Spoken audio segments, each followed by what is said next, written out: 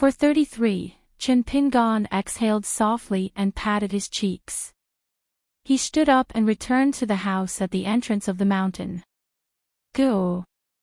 Looking from afar, the light from the lamp on the table shone through the window. Chen Pingon subconsciously wanted to quicken his pace, but he suddenly slowed down and laughed involuntarily. After the age of 4, there was never a time when he went home. There was always a lamp waiting for him at the ancestral house in Mud Bottle Alley. After he became a teenager, he violated his oath and became an apprentice of the dragon kiln to earn some copper coins. However, how could he not turn off the lamp every time he went out? Today, it was time to go out. He had already forgotten to turn off the lamp. What could he do if he hurried to the house?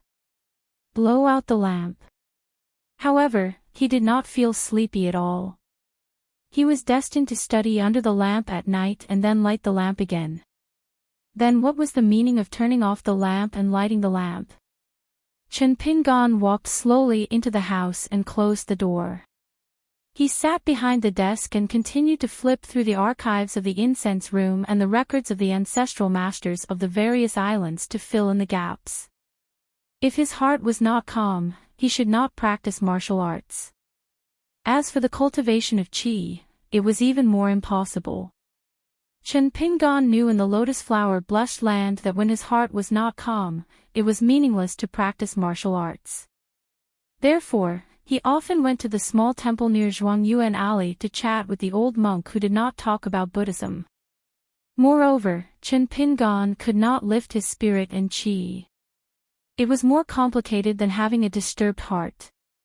His spirit and qi felt like they had fallen to the bottom of a well and were tied up by a huge rock. How could he lift them up? However, this state of mind could be considered as having a calm heart in another sense. Chen Pingon closed the badly preserved Pan-H files and picked up the small carving knife that the shopkeeper had given him when he bought a jade hairpin in the capital of the Great Sui Kingdom. He gently drew a dotted line on the table with the handle of the knife. After thinking for a while, Chen Pingon took out a piece of rice paper that he had cut to the size of a book cover. He drew a straight line with a pen and wrote "Gu Kan made a mistake" and "Gu Kan is kind" at the beginning and the end of the line. The letter T was bigger. Then, between mistake and kind, he wrote Book Slip Lake is a place of folklore, in small characters. Just as Chen Pingon was about to write the laws of a country, he erased the previous 7 words. Not only that, Chen Pingon also erased Gu Kan is kind. In the middle of the line, with a slight gap, he wrote Know your mistake and correct your mistake. Then, he quickly erased it for Chen Pingon. S3. In the end, Chen Pingon crumpled this piece of paper into a ball. However, he did not throw it into the bamboo basket but kept it in his fangsuan object. Chen Pingon folded his hands in his sleeves and leaned back on the chair. He turned off the light and closed his eyes. He seemed to be asleep. The next time he opened his eyes, it was already dawn. A general often sleeps for 1,000 years in the middle of the night. Chen Pingon stood up. He did not stretch his arms and legs. His muscles and bones loosened automatically, making a series of creaking sounds. Chen Pingon walked out of the house and planned to walk around the Verdant Canyon Island. The Verdant Canyon Island was the largest island in the Book Slip Lake. He estimated that it would take him half a day to walk around. Now, there was a young female cultivator on the Verdant Canyon Island who was responsible for his food, clothing, and shelter. Chen Pingon went to an old cultivator who lived nearby and guarded the mountain gate. When he met the young female cultivator, he told her that she did not need to send food boxes here today. The old man was a cultivator of the cave-dwelling realm. He quickly agreed. Chen Pingon suddenly smiled and said, I think she will still prepare. If I am not here, she will not dare to walk into the house without permission. So, let her send you 3 meals today. Let Senior Zhang enjoy the good food. Just eat to your heart's content. Senior Zhang has told me a lot of old stories about the verdant canyon island. Take it as a reward. The old cultivator said nervously, Mr. Chen, I won't lose my life because of gluttony, right? Chen Pingan shook his head and said, No, you won't. The old monk was still not very happy. Indeed, he had seen too many ups and downs in Verdant Canyon Island, so he could not help but be as timid as a mouse. Mr. Chen, please don't deceive me. I know Mr. Chen has good intentions. Seeing that an old man like me is living a poor life, you've helped me improve my food. However, those delicacies are exclusively provided by the mansion of Spring Court. If Mr. Chen leaves Verdant Canyon Island in 2 days, some bad guys hiding in the dark will make things difficult for me. Chen Pingan said, Then leave the food boxes here with Senior Zhang. I will come and get them later. The old cultivator smiled and said, That's safer. After Chen Pingan left, the old cultivator complained that this young man did not know how to be a good person. If he really pitied him, why didn't he say hello to the Spring Court mansion? At that time, who would dare to give him a hard time? This bookkeeper was a hypocrite. Every day, he would deliberately mystify things in that room. In the book Slip Lake, the old cultivator had seen many such tricks to fish for fame. He would not live for long. As soon as the old cultivator started to complain, it was like a flood bursting through a dam. He began to complain that after that guy stayed at the mountain gate, he caused him to lose a lot of money. He no longer dared to make things difficult for some of the cultivators of the lower 5 realms. He would spend money by seducing 1 or 2 snowflakes. When he met some of the younger female cultivators with graceful figures, he did not dare to indulge in his mouth and hands like he used to. After he finished his dirty talk, he would secretly pinch their PG balls. He thought that if he could get close to this bookkeeper and get familiar with him, he might be able to get a blessing in disguise. From then on, he could get a connection with the Spring Court mansion. Although he did not dare to say that he would make a name for himself, he could get a job in the government office of the Verdant Gorge Island. He did not expect that the bookkeeper was a stubborn person. No matter how he tried to please him, he was either a Jianghu newbie who did not understand the hidden meaning of words, or he was pretending to be stupid. His intention was to be punished. He reckoned that the bookkeeper only looked up to LV Kaisang and the other gods' favored sons who had a good relationship with Devil Gu. He looked down on a cave-dwelling realm cultivator with no future. Chen Pingan walked slowly. During this time, he took a detour and climbed up the mountain. He walked to the front of the immortal mansion of the Verdant Gorge Island's cultivators and went back the same way. When he arrived at the main mountain gate of the Verdant Gorge Island, it was already dusk. Chen Pingan looked from afar. The young female cultivator of the Spring Court mansion, who was said to be the personal maidservant of Gu Kan's mother, was standing at the door of the house with a delicate food box in her hands. The old cultivator who was guarding the door bowed and stood beside her as if he was apologizing with a smile. Chen Pingan walked quickly and took the food box from the young female cultivator's hands. He thanked her. The young female cultivator of the Spring Court mansion, who had fair skin and an oval-shaped face, bowed to Mr. Chen and left without saying anything. Chen Pingan returned to the house, opened the food box, and put all the dishes on the table. There were also 2 big bowls of rice. He picked up the chopsticks and chewed slowly. Finally, he cleaned up the bowls and chopsticks, put them back into the food box one by one, and closed the lid. Life and death matters, right and wrong, were not things that could be done without reasons or excuses. Gu Kan could say, F*ck me, in her heart, but it could be erased like the words on the paper. It was precisely because Gu Kan didn't admit her mistakes and didn't think it was wrong that it became a dead knot in Chen Pingan's heart.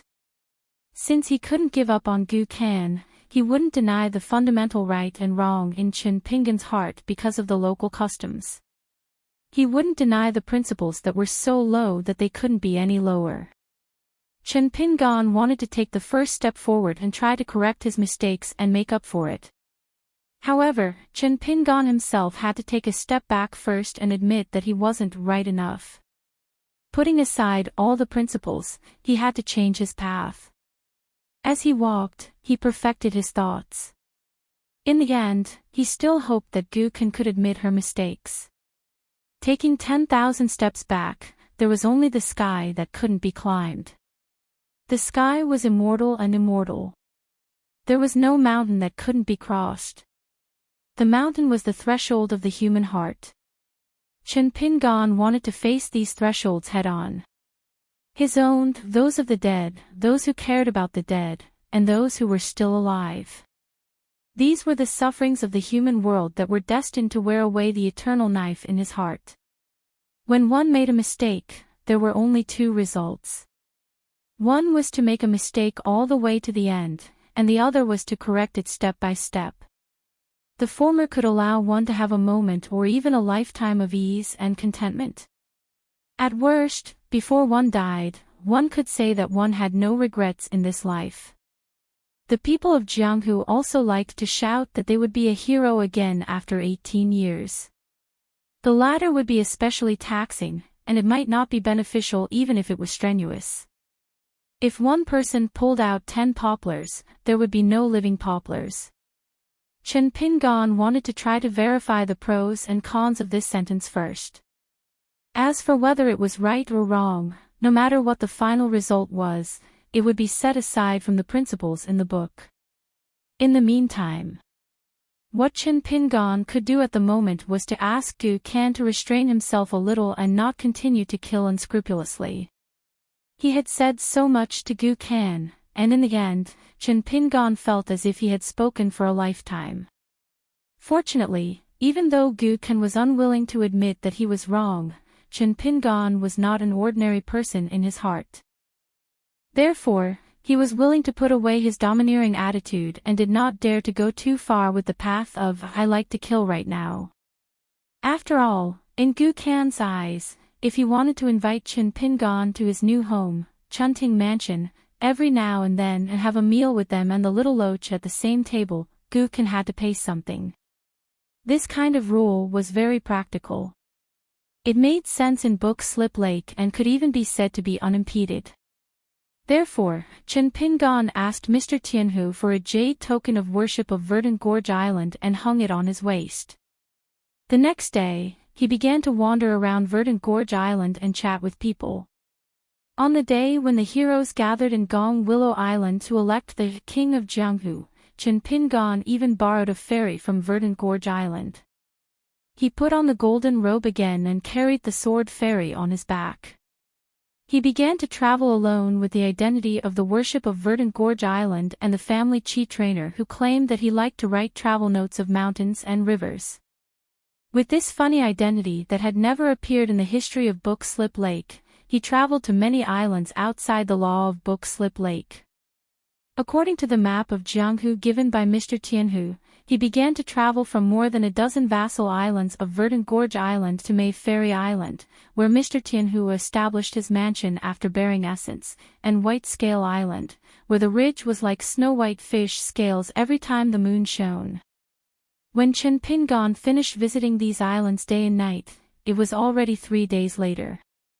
He also wrote down some names that were not in the archives of the incense room. On Gong Willow Island and Book Slip Lake, there were still endless quarrels. There were vaguely 3 camps. There were many island forces who supported Lu Jimao of Verdant Gorge Island as the new king of Jianghu, and there were a group of island owners who insisted that immortal Zhang Zhejiang was not worthy of the position. These island owners and vassal forces were very firm in their stand. Even if Lu Jimao became the king of Jianghu, they would not recognize him. If they had the ability, they would continue to fight them one by one. The last camp was the island owners who were watching the tigers fight. They might be the ones who changed the rudder according to the wind, or they might have secretly formed an alliance and it was temporarily inconvenient for them to show their position. Interestingly, Every time the island owners who opposed Lu Jimao opened their mouths, they would like to say that immortal Zhang Zhejiang was a person of virtue and prestige, and then so and so on, as if they had made an agreement in advance. In Book Slip Lake, the phrase, a person of virtue and prestige, seemed to be more harsh than any scolding words. On this day, Chen Pingan drove the ferry to an island called Pearl Hairpin Island, which was far away from Verdant Gorge Island. The island was not big, and there were few cultivators and disciples. Therefore, the island owner who did not know whether to go to Gong Willow Island or not was not like the other small island owners who wanted to go to Gong Willow Island to occupy a place. Instead, he chose to stay on the island and not get involved in the grand event of Book Slip Lake, which was very likely to determine the situation of Jianghu in the next 100 years. Chen Pingan stopped the ferry and docked. There was already a woman standing at the ferry. She had a bun on her head and was wearing revealing clothes. She had a voluptuous body and a square forehead. Chen Pingan had already guessed the identity of this Dragon Gate cultivator. It was said that this person, whose real name was Lu Zhongruan, was once a member of the royal family of a dynasty that had been destroyed in the central region of the Aquarius continent. The last emperor was carried to the imperial throne by this woman who called him Aunt. According to the unofficial history of Pondwater City, it was said that the young emperor was young and ignorant at the time. He even laughed and patted the huge imperial throne under the PG, asking his aunt to sit on it. Then, this person really did sit on the PG and carried the young emperor to her arms. She was as silent as cicadas in winter and no one dared to question her. Mr. Tian, who once casually mentioned the island owner of Pearl Hairpin Island and praised her as manly. Lu Zhongruan smiled and said, "Are you the accountant who lives at the mountain gate of Verdant Gorge Island?" Chen Pingan was stunned for a moment. In Verdant Gorge Island, no one would call him an accountant to his face. Chen Pingan said, "Sort of." Lu Zhongruan asked directly, "Is it that you people of Verdant Gorge Island find Pearl Hairpin Island an eyesore and take advantage of the time when the nearby island owners go to Gong Willow Island to do something?" Chen Pingan shook his head and said, "I'm the only one visiting Pearl Hairpin Island. Sorry to disturb you. I want to ask Mrs. Lu about the local customs of Book Slip Lake. If Mrs. Lu doesn't want me to go to the island, I'll go somewhere else." Lu Zhongruan narrowed her extremely narrow phoenix eyes and said, "What if I say that Pearl Hairpin Island doesn't welcome an accountant? There are only women on my island, and their cultivation is not high. If anyone catches your eye and is taken to Verdant Gorge Island to be a brothel keeper, should I let her go or not?" Chen Pingan looked as usual.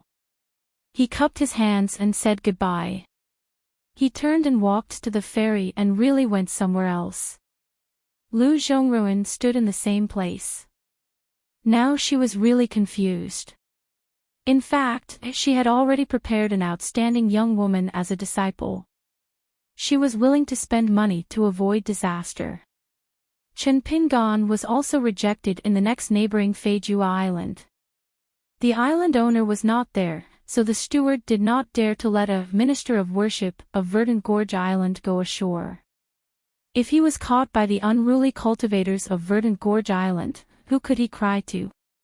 If he was alone, he would not dare to refuse.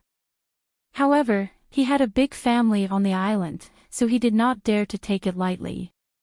But if he did not give the young minister of worship of Verdant Gorge Island any face, the old cultivator did not dare to embarrass him too much. He saw him off all the way and kept apologizing. He looked like he wanted to kneel down and kowtow to Chen Pingan. Chen Pingan did not persuade him what to do anything. He just left quickly and rowed the boat far away. On the third island, Flower Screen Island, the owner of Earth Immortal of Jindan Realm was not there. He went to Gong Lu Island to discuss important matters. He was also one of the most hard-working allies of Immortal Jie Jiang. A young island owner stayed on the island to guard the nest. When he heard that the guest of Devil Gu, the youngest minister of worship of Verdant Gorge Island, was coming, he quickly jumped up from the fragrant and gentle village, dressed neatly in a hurry and rushed to the ferry. He personally showed up and greeted the guest with a smile. Actually, the young island master was a little disappointed when he saw the young minister of offerings who was hiding in the Verdant Canyon Island. The young island master did not look like a master who was good at killing, but more like a teacher in a rural school. Now, all the islands around the Verdant Canyon Island were secretly discussing this matter. However, the Verdant Canyon Island was tight-lipped and no useful information was leaked. They only heard that the young man was a ruthless person who had slapped the great demon Gu twice in public in the Pool Water City. Gu did not fight back, but treated the young man with courtesy and took him to the Spring Court Mansion of the Verdant Canyon Island. Now, the young island master and his friends, including the young island master, were betting that the young man would live for a few days. The young island master of the Flower Screen Island bet that the young man would die within a month. Who did not know that the great demon Gu was known to be temperamental and kill people at will? The chi cultivators who were eaten by the big loach in Book Lake were not enemies. They were guests of honor on Verdant Gorge Island and many of them drank with each other. Chen Pingon drank a lot in Flower Screen Island. He drank very little, but the other party drank a lot. 1,000 cups of wine were not enough for a bosom friend. They chatted about many of the drunken mantras of the young island owner. Back on the ferry, Chen Pingon, who was rowing the boat, thought about the temperament of those words and knew that Book Lake was not easy to deal with.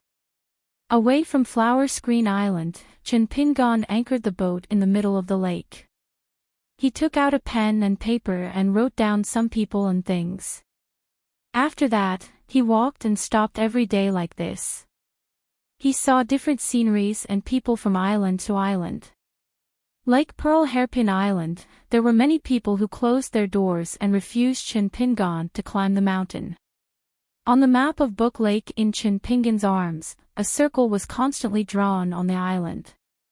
Every day, he would row the boat and leave Verdant Gorge Island before dawn and return to the house on Verdant Gorge Island late at night. Book Lake not only gathered the mountain and swamp cultivators from all over the Aquarius continent, it was also a place where witchcraft and demonic arts flourished. All kinds of unheard of evil arts emerged one after another. There was also the Flower Screen Island, where the cultivators liked to indulge in extravagance and immerse themselves in the happy days of drunken stupor. On the road, gold was chiseled into lotuses, and the flowers were stuck to the ground. There was also an island called Yi City, where the island owner opened a coliseum. Whoever dared to throw a stone at the ferocious beasts would be guilty of offending the beasts and would be punished with capital punishment. Every day, the cultivators from other islands would throw the disciples of their sects who committed crimes or their enemies who were captured into the cages of the most famous coliseum in Yi City.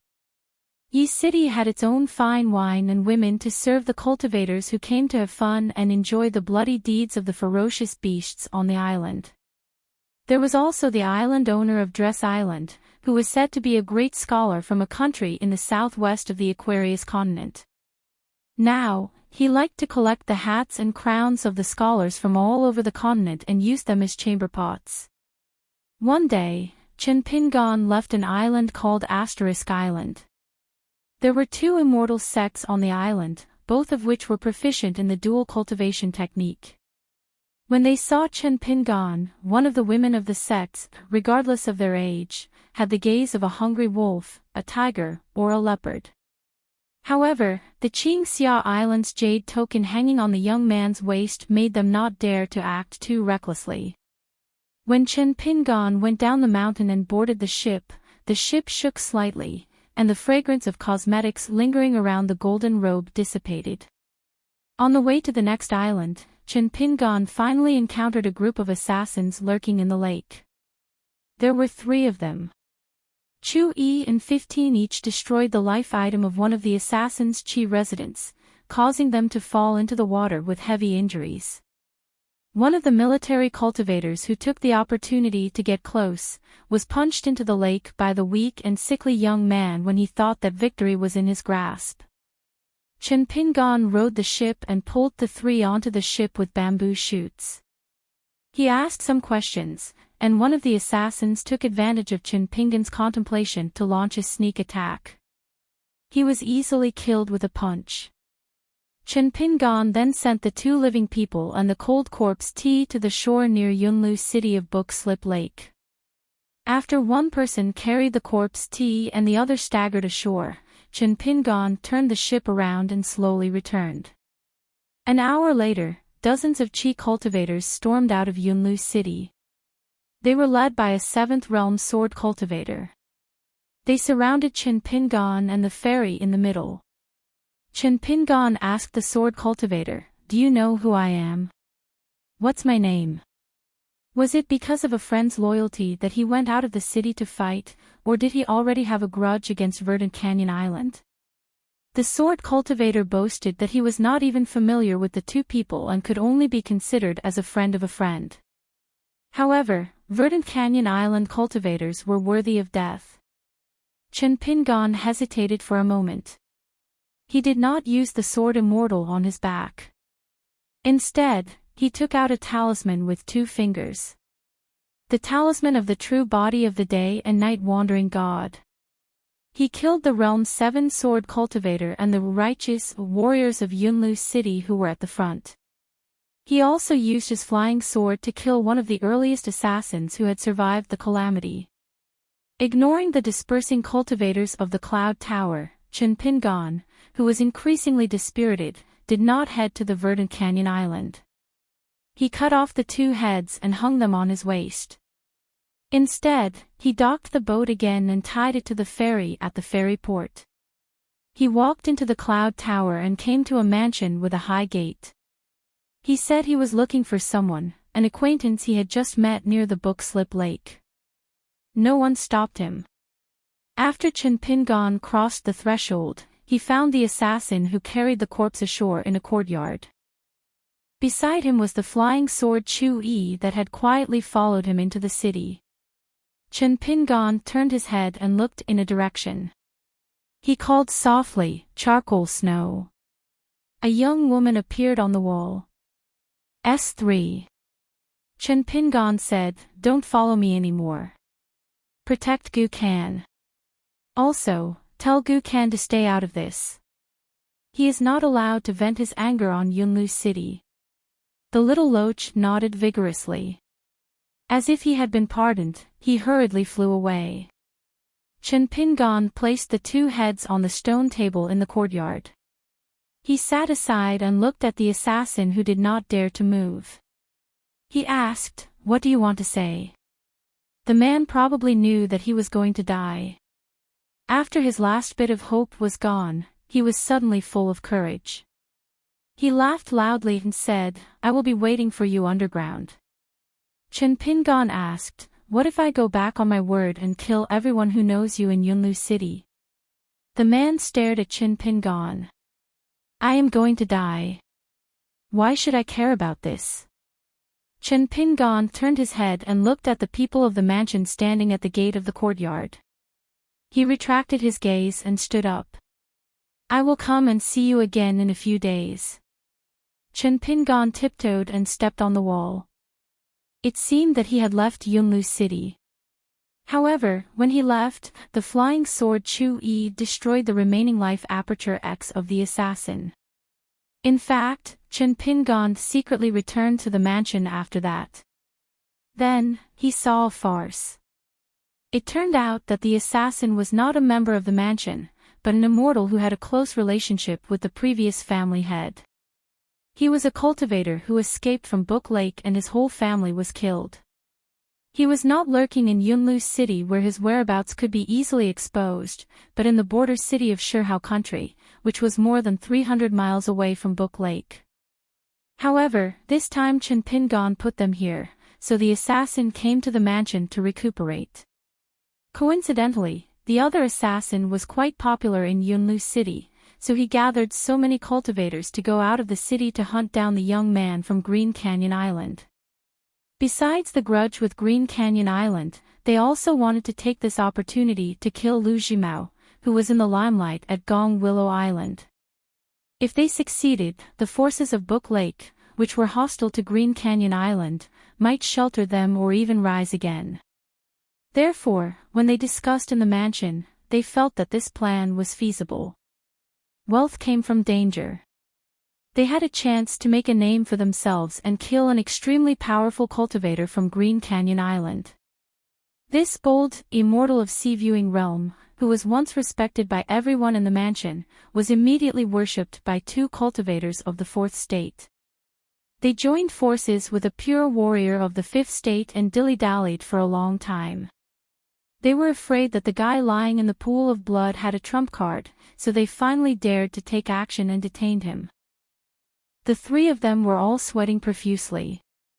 Only then did the current clan head begin to curse this person for being ungrateful, almost implicating more than 100 people in the clan to be buried with him. The clan head's face was ferocious, saying that even if he had to dig 3 feet into the ground, he would still find that beautiful woman who came to the clan as a guest in J. When the time came, he would let him admire that living erotic painting day and night in front of his face. The tied-up assassin finally began to struggle for his life. His entire body was covered in wounds, and his blood was a blur. The family head was unusually carefree. His eyes were red, and he said something that made things worse.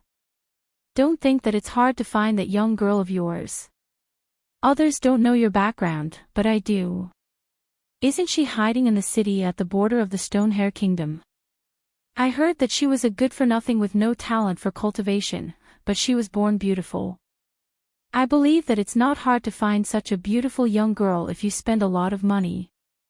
If you really can't find her, I'll spread the news at that place that you're about to die in the Cloud Tower City.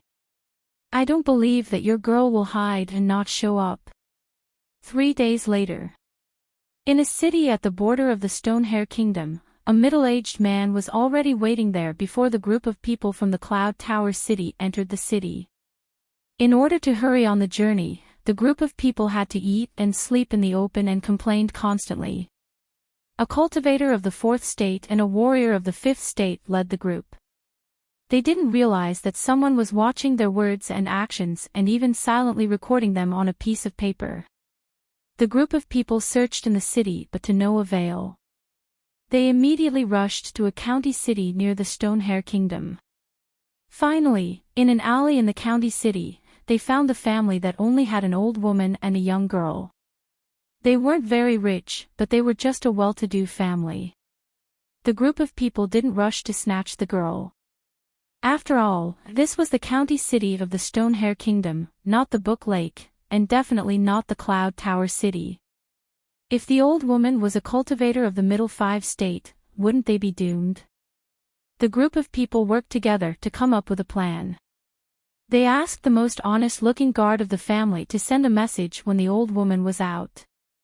He said that her father was severely injured by the cultivators of the Verdant Gorge Island in the Cloud Tower City.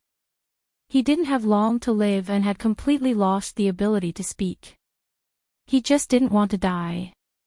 When the head of the family bent down to listen, he could only hear the guard repeatedly saying the name of the county city and the girl.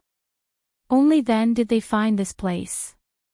If they didn't go to the Cloud Tower City now, it would be too late and she was destined not to see her father for the last time.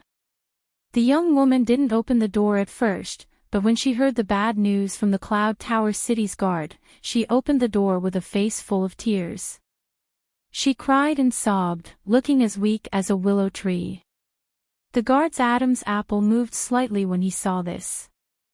After the young woman packed her bag, she suddenly thought of the old woman who had taken care of her daily life and the guard who was in a hurry to take her away from the county city. She said that she had to tell the old woman. The old woman's body was too weak. If she couldn't find her, she would definitely be worried and sad. Perhaps before she reached Yunlu City, the old woman would pass away again. Wouldn't she have no relatives left in this world? When the guard heard this, he thought in his heart, "Is it a useless wife?" He looked at the innocent and charming girl who was about 17 or 18 years old. Not to mention the abode on the mountain, she couldn't be considered a young girl in the streets. He felt that there was nothing wrong with letting her tell the old woman who was about to die. If he was too childish, it might arouse her suspicion. So he changed his original intention and accompanied the beautiful girl to wait for the old woman's arrival. As a result, when the old woman with a vegetable basket entered the door, his face stiffened just as he was about to smile. His back was pierced by a dagger. The man turned his head and saw that the girl had quickly covered his mouth and gently pushed him to the ground. After seeing this scene, the old woman was indifferent. The girl endured the sadness and worry in her heart and told the old woman what happened in the Cloud Tower city. The old woman nodded and only said that it was most likely that the family was adding insult to injury or showing their allegiance to the enemies of the Verdant Canyon Island. The girl begged the old woman to go to the Cloud Tower city. Even if she died, even if she couldn't see her father for the last time, she had to go to the Cloud Tower city. The old woman sighed. She said that her peaceful days had come to an end. Looking around, she flew up like a bird spreading its wings and went directly to the residence of a cultivator who had been watching them for a long time. After a bloody battle, she covered her fatal wound and returned to the courtyard. She told the girl that she had gotten rid of the hidden trouble here and that the old woman would definitely not be able to go to Cloud Tower City. She also told the girl to be more careful. She even gave her a pill why. If things came to a head, she would die with a single bite. The girl felt that there was an unexpected situation. She forced a smile and wiped away her tears. She packed her luggage and left the county city alone for the Cloud Tower city of the Book Slip Lake whose fate was unknown. The girl hired a carriage and drove out of the county city gate. She didn't know that on the other side of the courtyard, a middle-aged man with a long sword on his back knocked out all the remaining people in the Cloud Tower city in an inn and then went to the courtyard where the old woman was coughing up blood to cook why. When the old woman saw the man who appeared quietly, she was ready to die. She didn't expect that the ordinary-looking man with a sword on his back who looked like a Jianghu vagabond threw her a pill and then squatted down in the corner to help cook why. While watching the heat, he asked about the origin of the dead cultivator. The old woman looked at the fragrant green pill and answered the questions carefully. She said that the cultivator was a heretic from the Book Slip Lake who coveted her young lady's beauty. He was good at hiding. Her master had left for a long time and the heretic only revealed himself recently. It was very likely that he came from the Jade Island or the Golden Island. He probably wanted to kidnap her young lady and offer her to the great cultivator in the sect. She originally wanted to wait for her master to come back and then solve the problem. She didn't expect that her master, who was good at spells, had been killed in the Cloud Tower city. The old woman was getting more and more confused. It turned out that the middle-aged man took out a pen and paper to write down what he saw while he was cooking why. After the middle-aged man finished cooking why, he stood up, but before he left, he pointed at the corpse that he didn't have time to hide and asked, "Do you think this person deserves to die?" The old woman hesitated for a moment and chose to be honest. "If he doesn't die, my young lady will suffer. When she reaches the Cloud Tower city, she will suffer a fate worse than death. Maybe this person will be among the people who make my young lady suffer."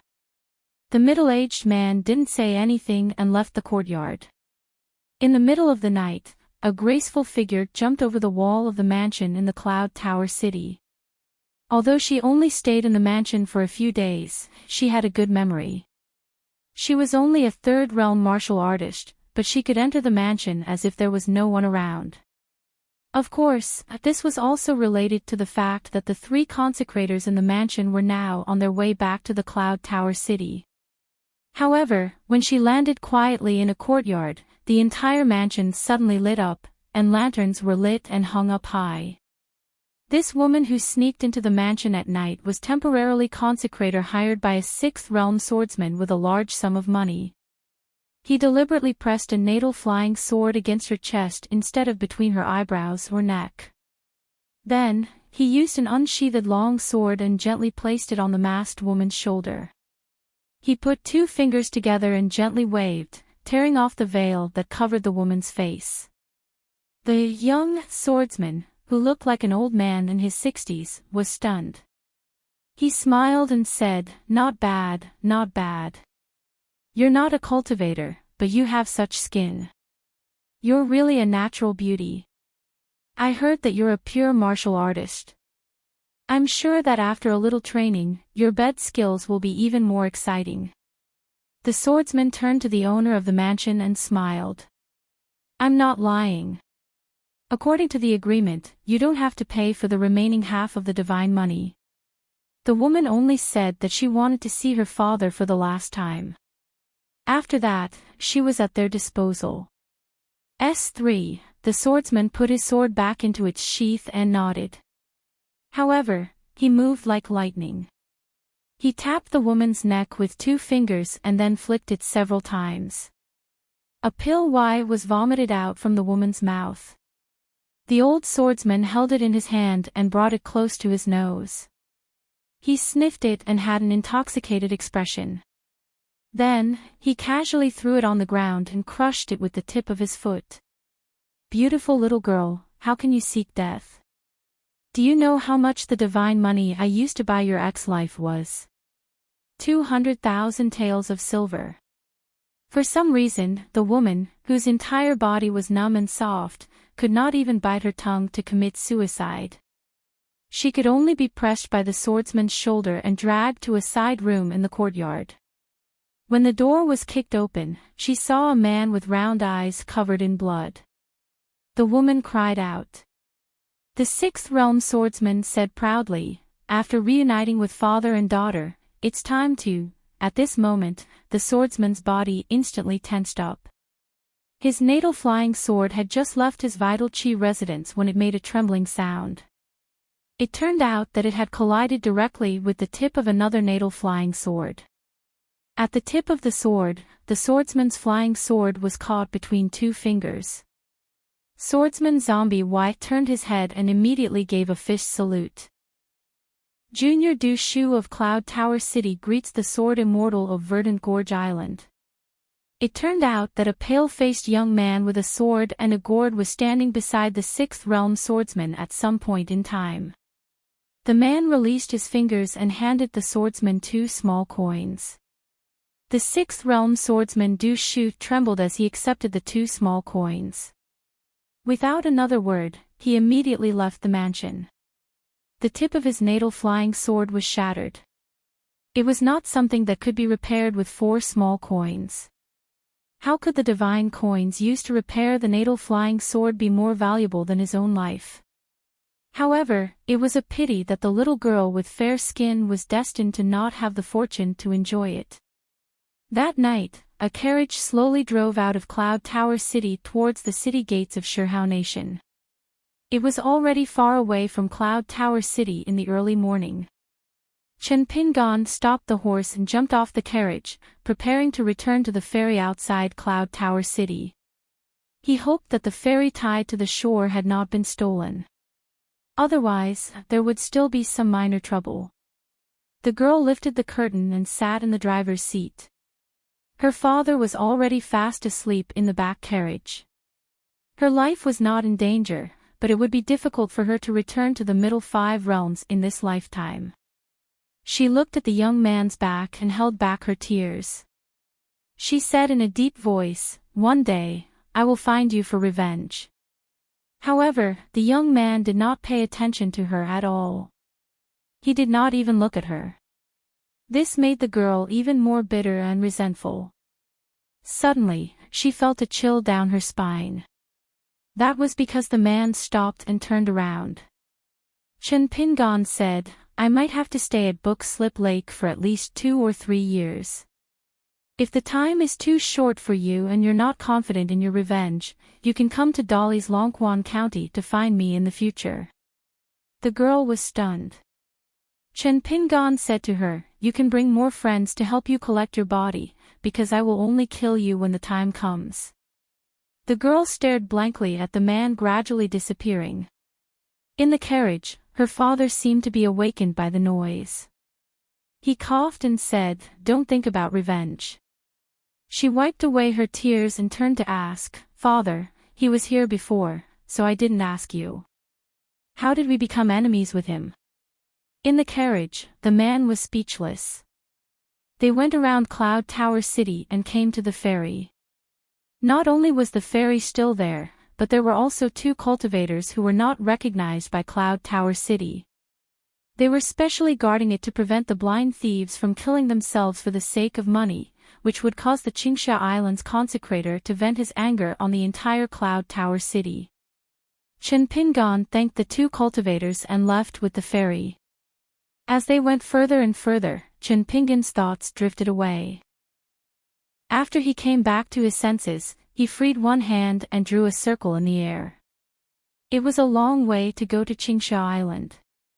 Chen Pingan did not plan to go to the nearby Book Lake Island for the time being. However, on the way, he met the huge ship that came to pick him up.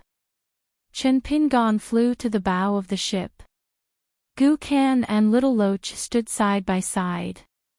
Gu Kan scratched her head and said, "Chen Pingan, I haven't seen you for a few days. You've lost weight again."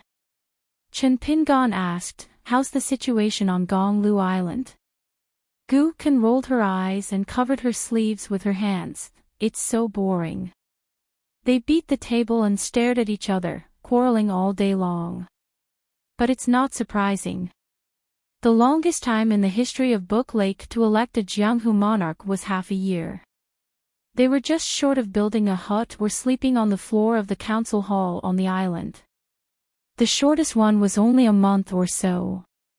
Because they quarreled and quarreled, it annoyed someone to death. That person killed more than 20 island masters at that time in one breath. Then, on the same day, there was a new sovereign of the Jianghu.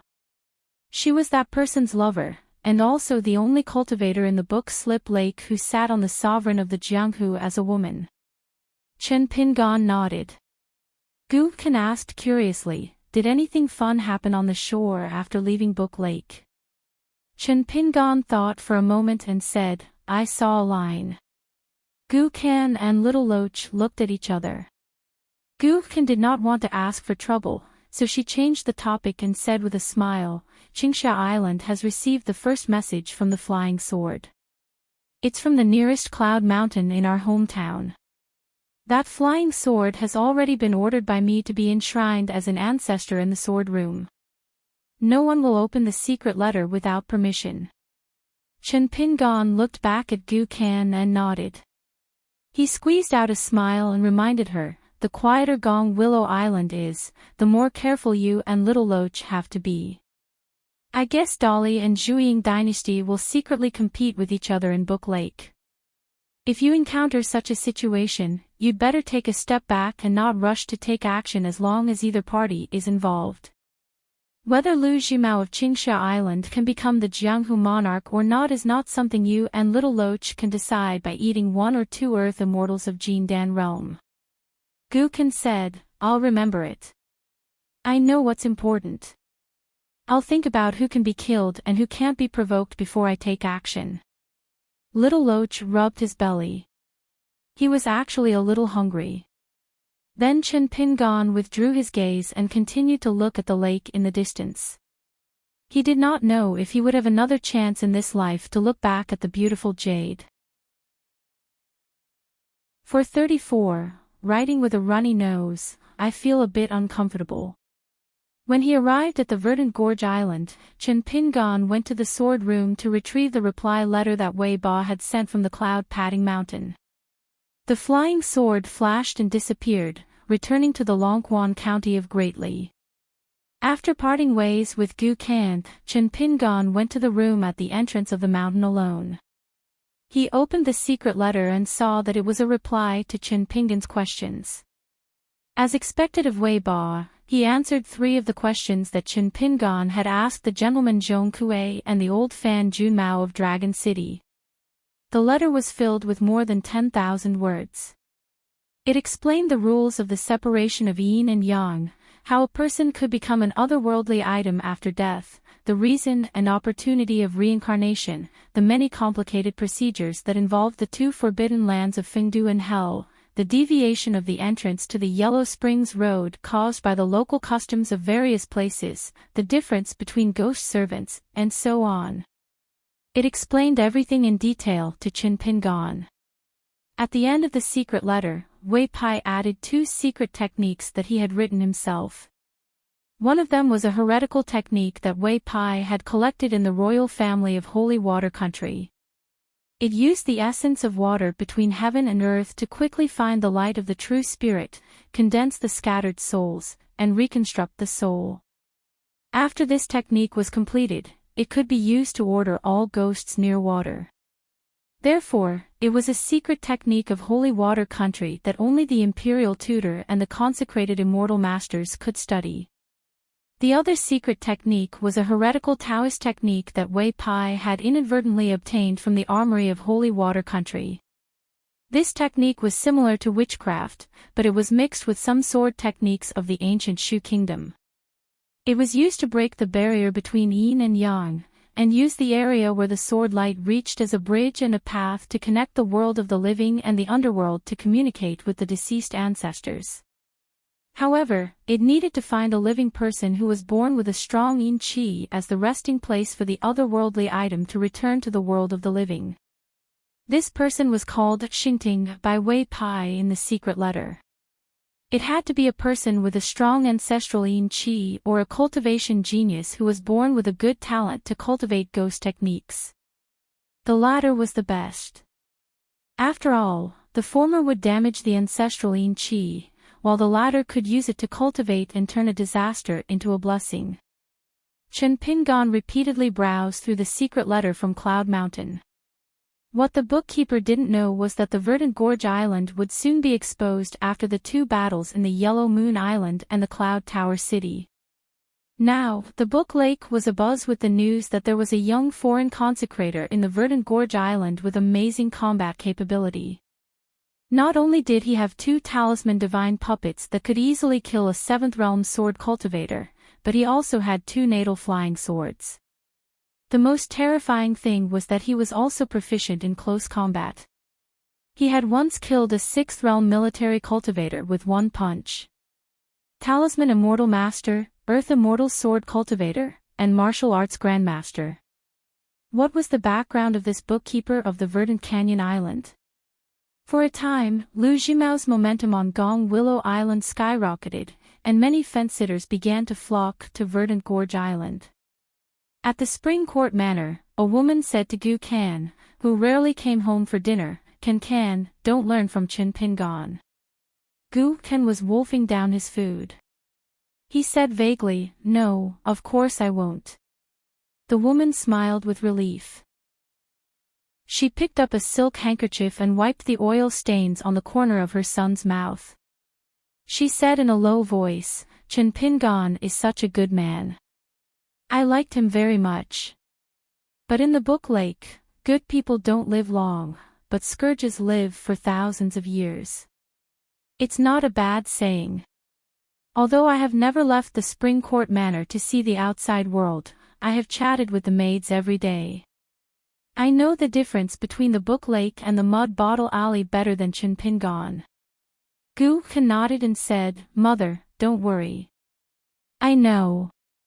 There is only one Chen Pingan in the world. I can't learn from him. I don't look like him. Finally, Gu Kan raised his head and said, what's more, there is only one Gu Kan in the world. The woman suddenly asked, previously, Mother only knew that Chen Pingan had a great future, but as for the details, Chen Pingan didn't say, so Mother didn't ask too much. Now, listening to the private conversations of the young ladies in the mansion, it seems that Chen Pingan can even occupy a large island in the calligraphy lake with more than enough to spare. I heard that even LV Kai Sang was almost killed by Chen Pingan that night. Gu-kan thought for a moment and said, I'm not sure. I only know that the half-immortal weapon is called Sword Immortal. According to Lu Jimao, it seems that Chen Pingan can't fully control it for the time being. Otherwise, none of the Earth Immortals of the Gold Core realm in the Book Lake could withstand more than 3 moves from Chen Pingan. Those below the Earth Immortal realm can certainly be killed with 1 move. However, compared to this half-refined Sword Immortal, Lu Jimao was obviously more afraid of that talisman of Chen Pingan. He asked me if I knew the origin of this talisman, and I said I didn't. It was most likely one of Chen Pingan's trump cards. In fact, Little Loach was arranged by me to follow Chen Pingan at that time, in case any accident happened and some blind people spoiled Chen Pingan's mood when he was traveling around the Scroll Lake. Therefore, Little Loach witnessed the divine abilities of the 2 heavenly soldiers and immortal generals.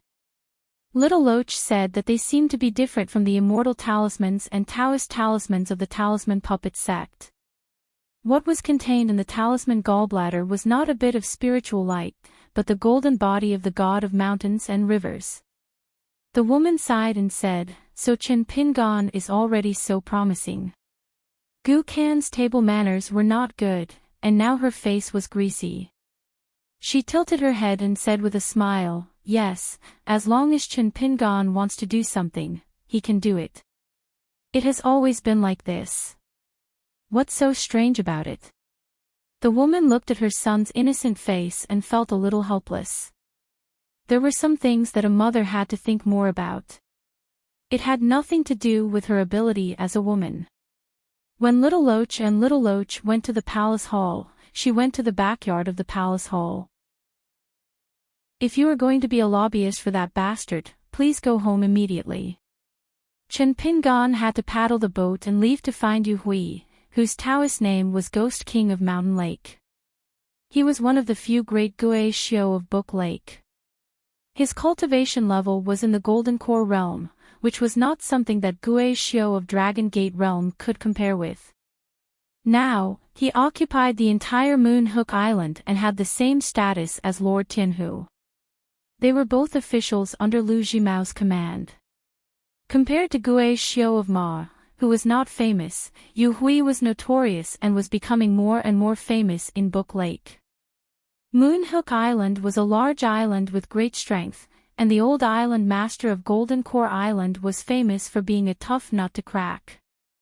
However, because of Yu Hui's betrayal, he destroyed the mountain lake formation of Moon Hook Island, which gave Lu Jimao and Gu Kan's Little Loach the opportunity to sneak in and attack more than 1,000 cultivators of Moon Hook Island. Yu Hui, who was extremely talented, became rich overnight. He collected a large number of souls of cultivators in the middle 5 realms and refined them one by one with a unique secret method. It was said that he was very likely to be the next nascent soul realm cultivator of Book Lake.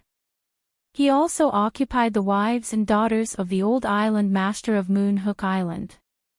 In the past year, he was as happy as an immortal. Even Lu Jimao once joked about Yu Hui during the celebration banquet on Green Gorge Island, saying that Yu Hui was the one who enjoyed the most in Book Lake. Gu Kan even gave him a thumbs up during the celebration party, which made Yu Hui feel proud. He quickly stood up and toasted Gu Kan with 3 cups of wine. It must be known that the insufferably arrogant little devil, Gu Kan, practically never showed a good face to any of the consecrators. When the ferry reached the shore, Chen Pingan took out the true body talisman of the day and night wandering god talisman and summoned 2 true god puppets. Just like that, he climbed the mountain. His style of doing things was very scholarly. He was no longer the bookkeeper of the Verdant Canyon Island who was polite to everyone. Yu Hui, who had originally wanted to put on airs, was so frightened that he immediately went out to greet the guests. When Yu Hui learned that Mr. Chin, who seemed to be going on a killing spree on Moon Hook Island, was only here to buy the souls of insignificant otherworldly items, he felt relieved. Then, he told the accountant about his difficulties. For example, he told the accountant about the deep hatred between him and the old island master of Moon Hook Island. He also told him about how he had to endure the humiliation to get back together with a concubine that the old pervert had bullied and humiliated. Chen Pingan quietly listened to the ghost king of the mountains and lakes' grievances for a while. When Yu Hui felt that he had nothing more to say, Chen Pingan began to trade Yin's souls with him. It was unknown whether it was because Yu Hui felt that he had a large business, or because he was more far-sighted and courageous than the ghost cultivator surnamed Ma from the Verdant Gorge Island. He was much easier to negotiate with. Many Yin's souls and ghosts that were almost depleted of their 3 souls and 7 spirits were directly given to the accountant. If Yu Hui was not a pitiful little cultivator who no longer needed to go to the rural graveyards and unmarked graves to refine his natal item, he would have long refined all of these Yin souls. After all, ghost generals and higher-ranked ghost kings all needed to feed on these scattered souls. Chen Pingan also asked about the talisman's soul-nourishing skills. Yu Hui had been carefully guarding against the 2 puppets behind the young man. He was afraid that they would kill him if he said anything wrong. In the face of these trivial questions, he naturally told him everything he knew. Outside the Cloud Tower, there were dozens of cultivators guarding the 7th Realm sword cultivators, but they were all killed by the 2 big guys on the spot. Regarding this matter, all the Earth Immortals of the Book Lake, including Yu Hui, had begun to prepare for a rainy day. They racked their brains to come up with a countermeasure. Perhaps there would be a group of island owners on the Gong Willow Island who would join forces to break the situation. Among the tens of thousands of cultivators in the Book Lake, there was always a rule that was regarded as a standard by the cultivators. That was, there was no such thing as an invincible magic weapon. If there was one today, there would be none tomorrow. At the latest, there would be one the day after tomorrow. The law of the sword. Chen Pingan did not let Yu Hui see him off.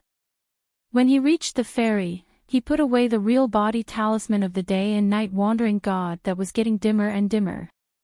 He hid it in his sleeve and rowed the boat away. The autumn scenery of the Book Lake was charming and gentle. There were more than 1,000 islands, each with 1,000 kinds of autumn scenery.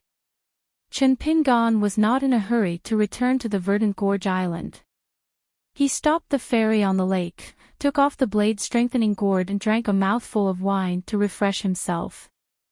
Chen Pingan put away the blade-strengthening gourd and looked around at the lake scenery.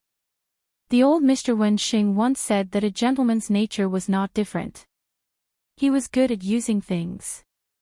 That was why Chen Pingan wrote those 3 letters and sent them in 3 directions with his flying sword. He did not hesitate to use the real body talisman of the day and night wandering god without hesitation. He also forced the half-immortal weapon out of its sheath. Chen Pingan now knew that there was a threshold in the world. If it was too high, he was unwilling to walk in. If it was too low, he did not like to take it seriously. Being neither too high nor too low, picking up and dropping, was never the real principle. In the end, it was still following one's inner view of the world, the vertical and horizontal ridges of one's heart, to conduct oneself in the world. For example, Gu Kan's mother never believed that evil would be repaid with evil. Chen Pingan always believed that this was the fundamental difference between the two's temperament, which led to a bigger difference in the two's calculation of gains and losses.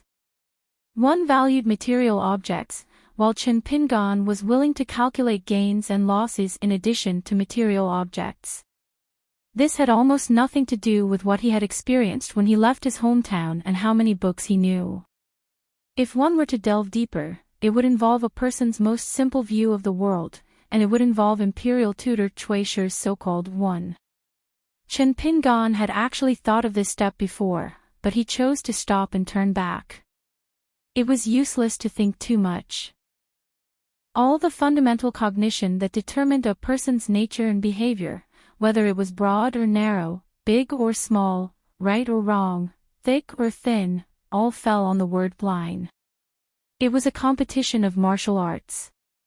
Chen Pingan now had no choice but to stop practicing his fists and put aside his sword. He did not even think about the important future of the promise of 10 years and the promise of 60 years. Naturally, he had a lot of time to calm down and think about things. When he looked at the scroll lake again, he thought more and saw further than when he stood on the railing of the Xiang prefecture in Huangting country. For example, Chen Pingan could be sure that the scroll lake was a place that military strategists would fight for.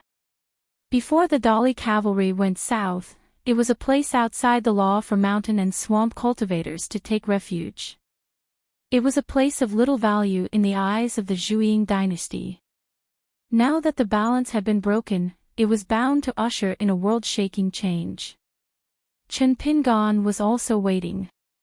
Whether it was the Zhuiying dynasty that occupied the Scroll Lake, or the Dali cavalry at the northernmost tip of the Aquarius continent that took over the Scroll Lake, or the Lakeview Academy that mediated between them, a new delicate balance would appear if they did not want to see one party dominate.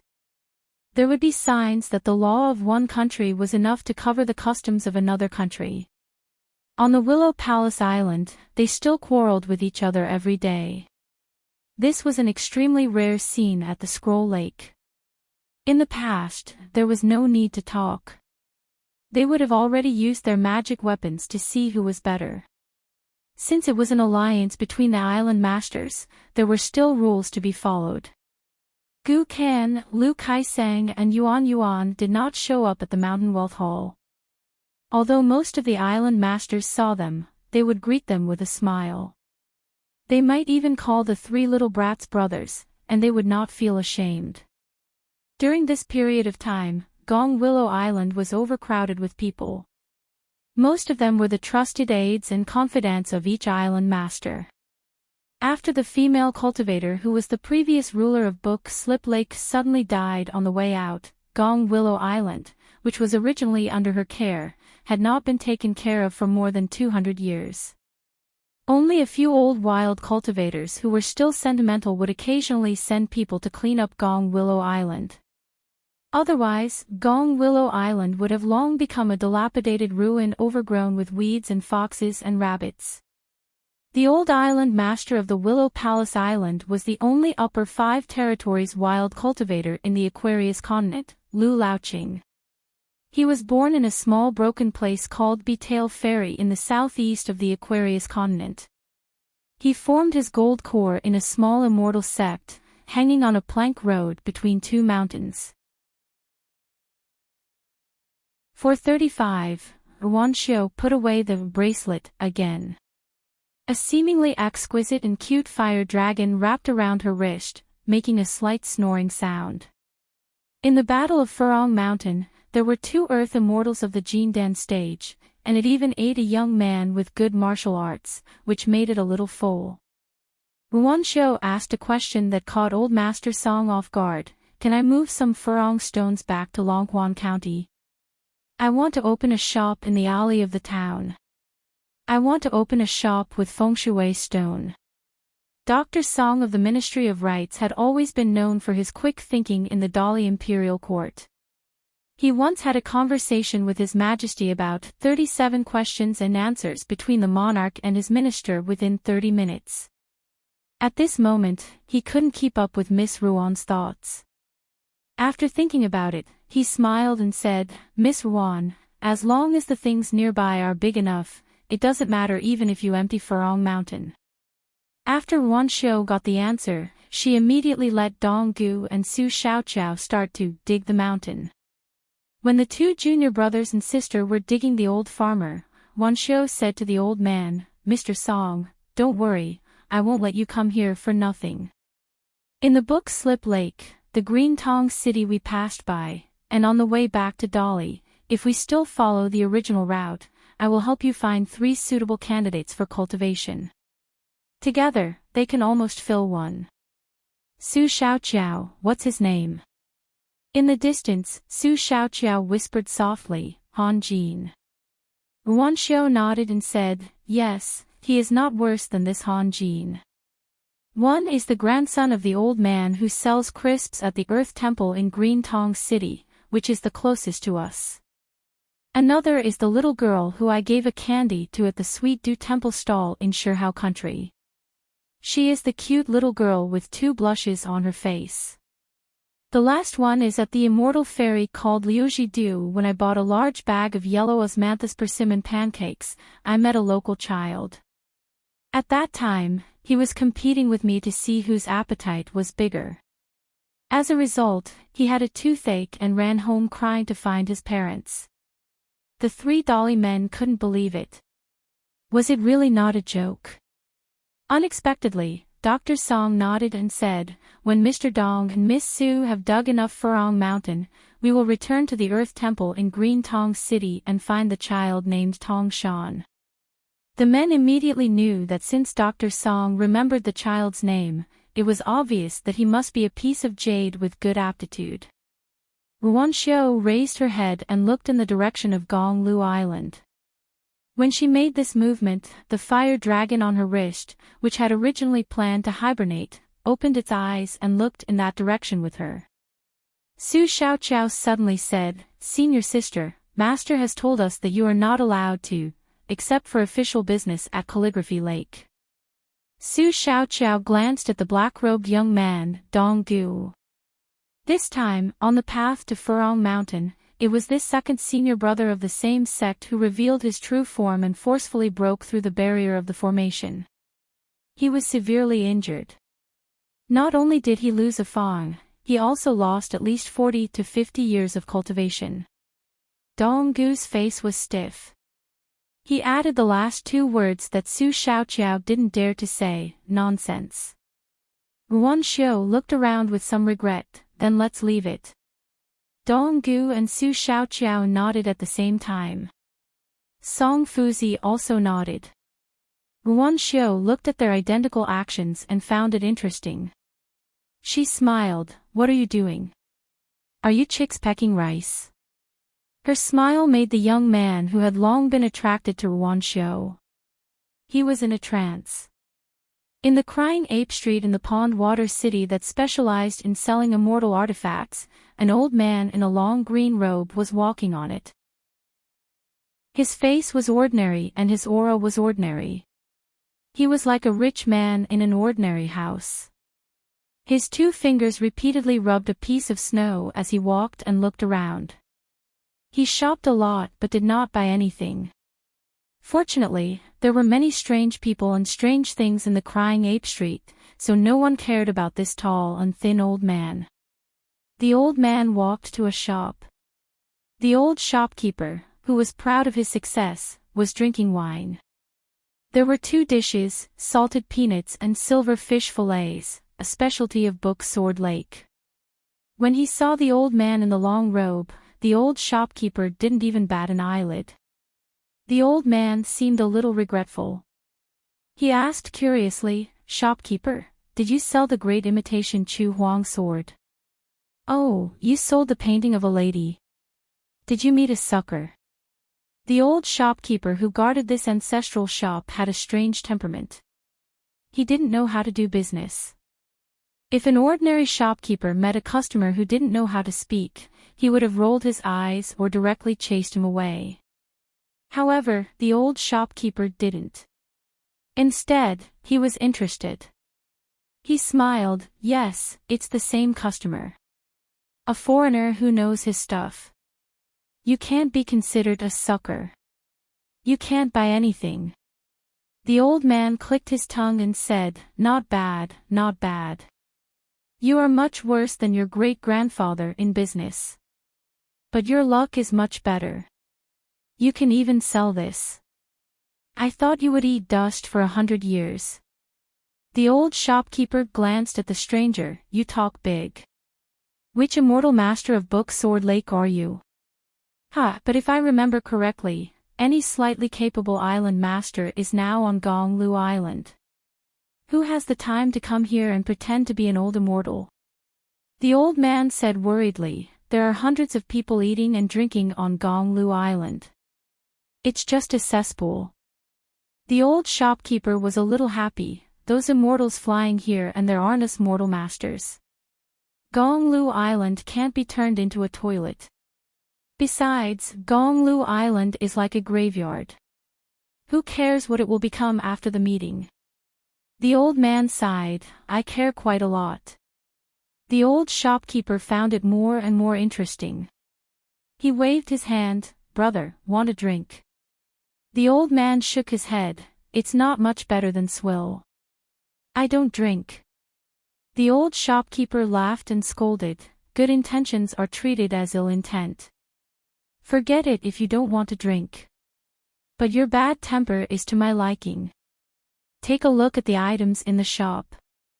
If you see something you like, I will give you a 10% discount. The old man waved his hand and walked out of the shop. He had walked through the entire Crying Ape Street. It had been too long since he returned to Book Lake.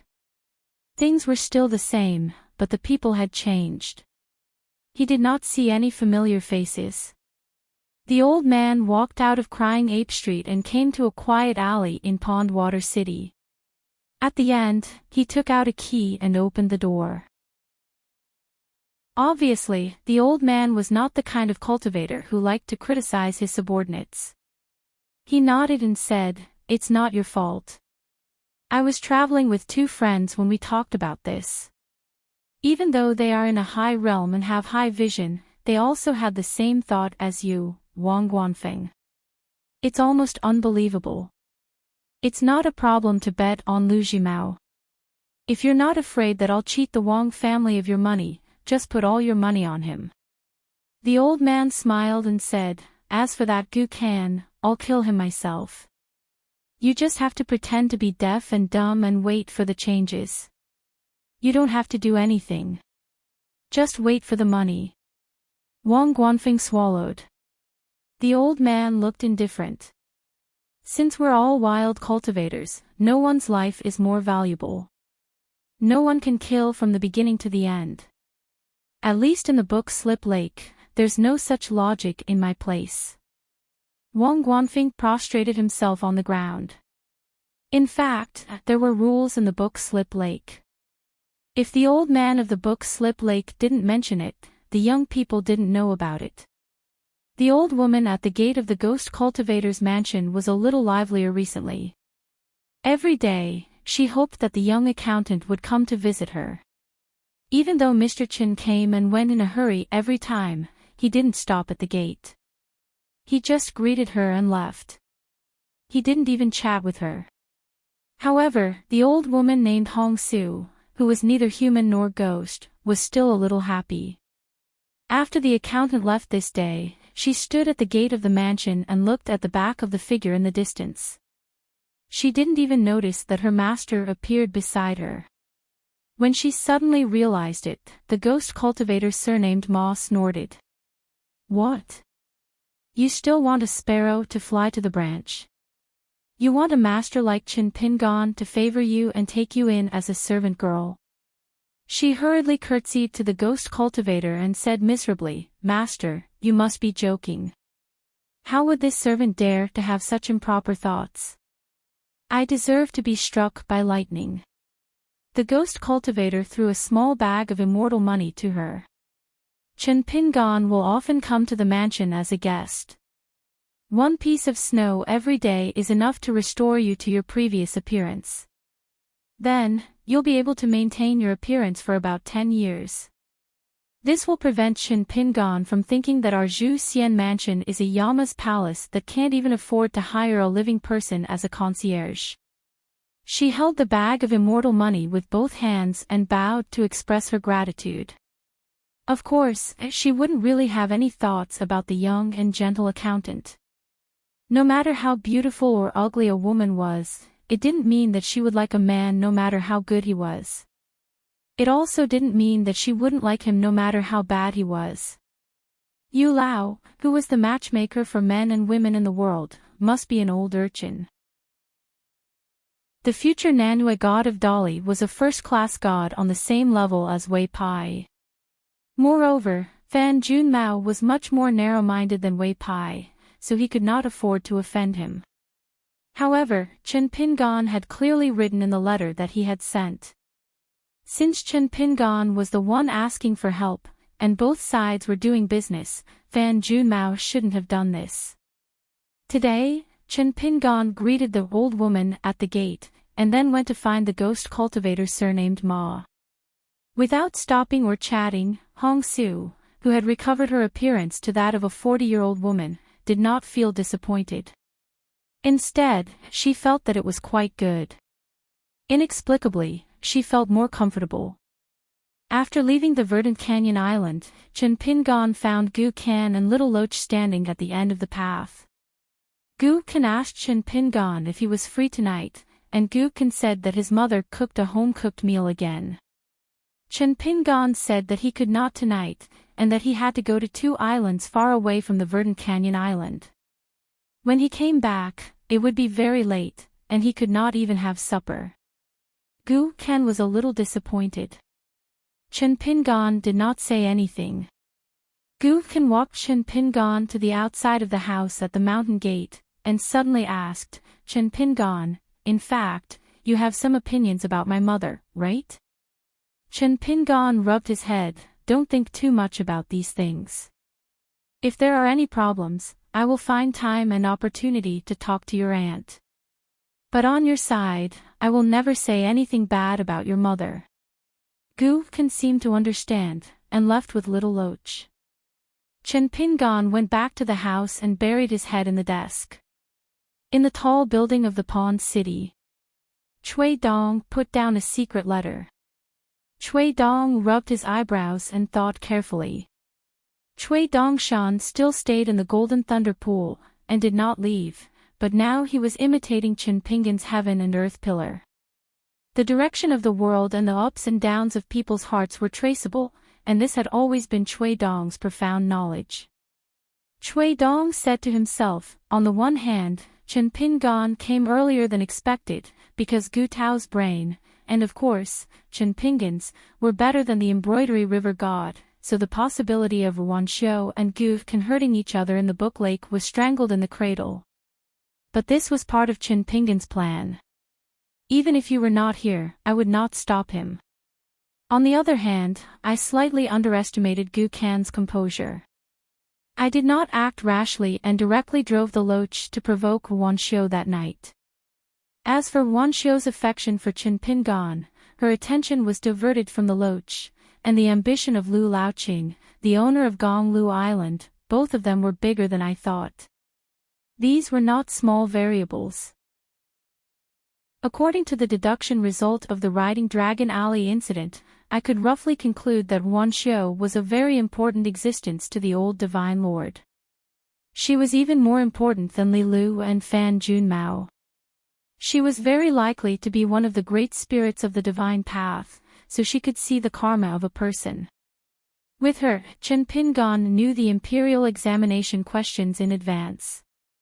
The fourth difficulty was countless difficulties, and almost half of the difficulty could be reduced.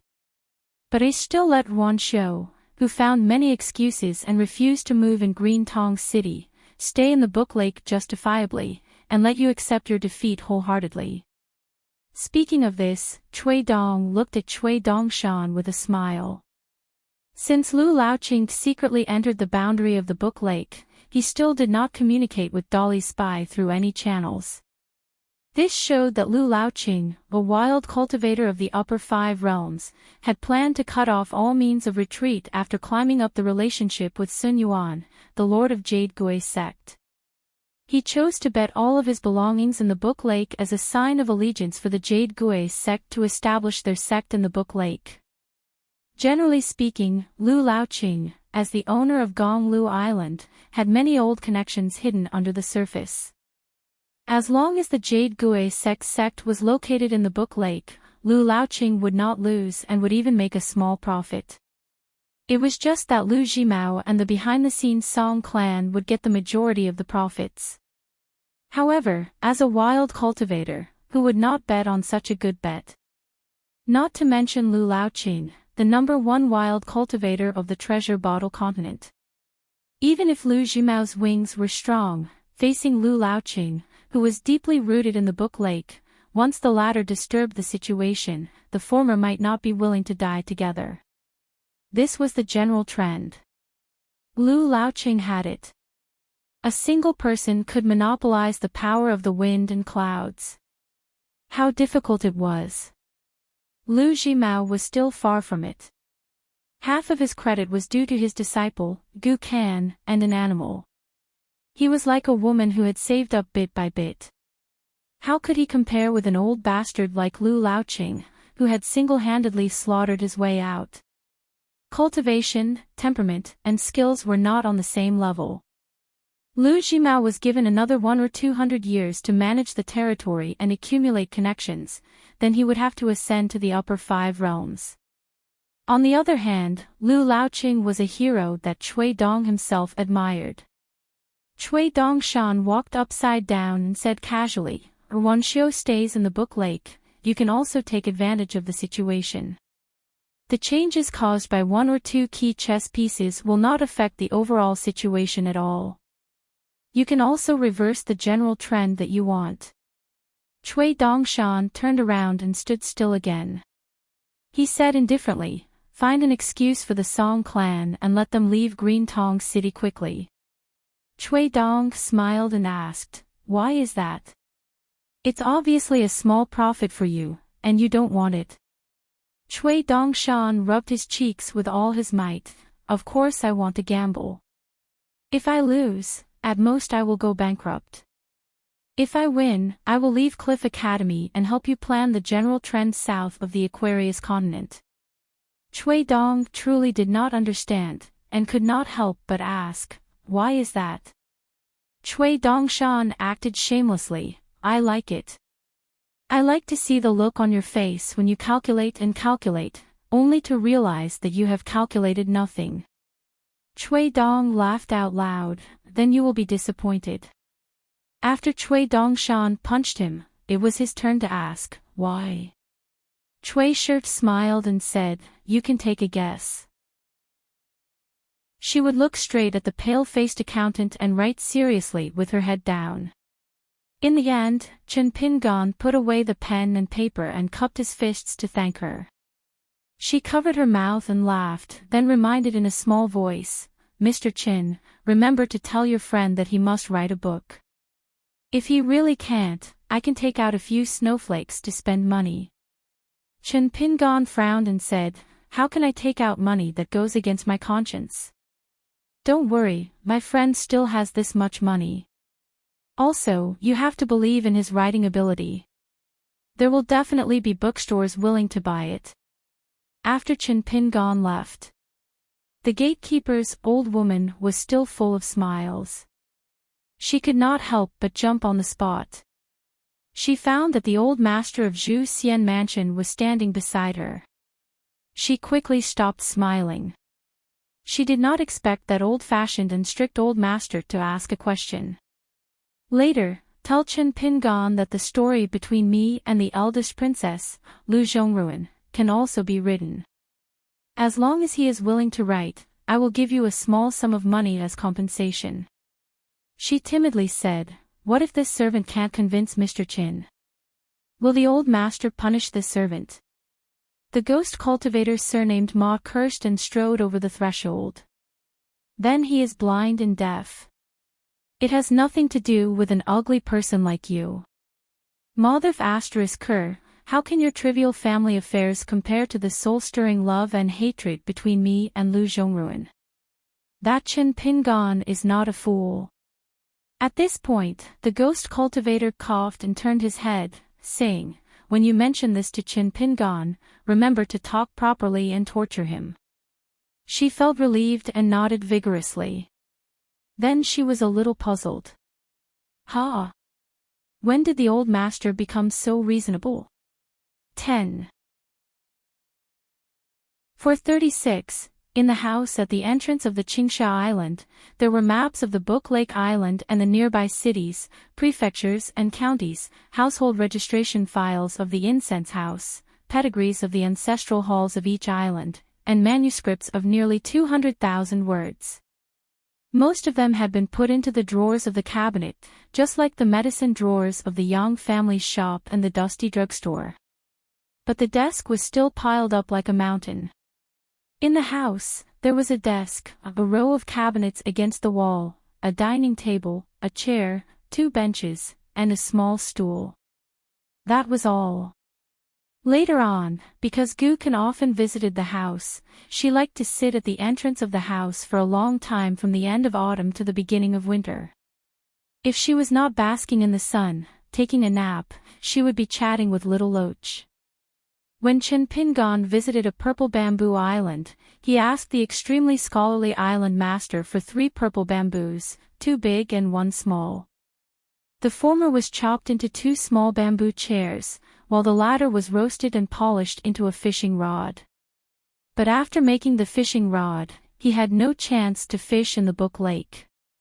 Tonight, Chen Pingon opened the food box and ate supper silently at the dining table.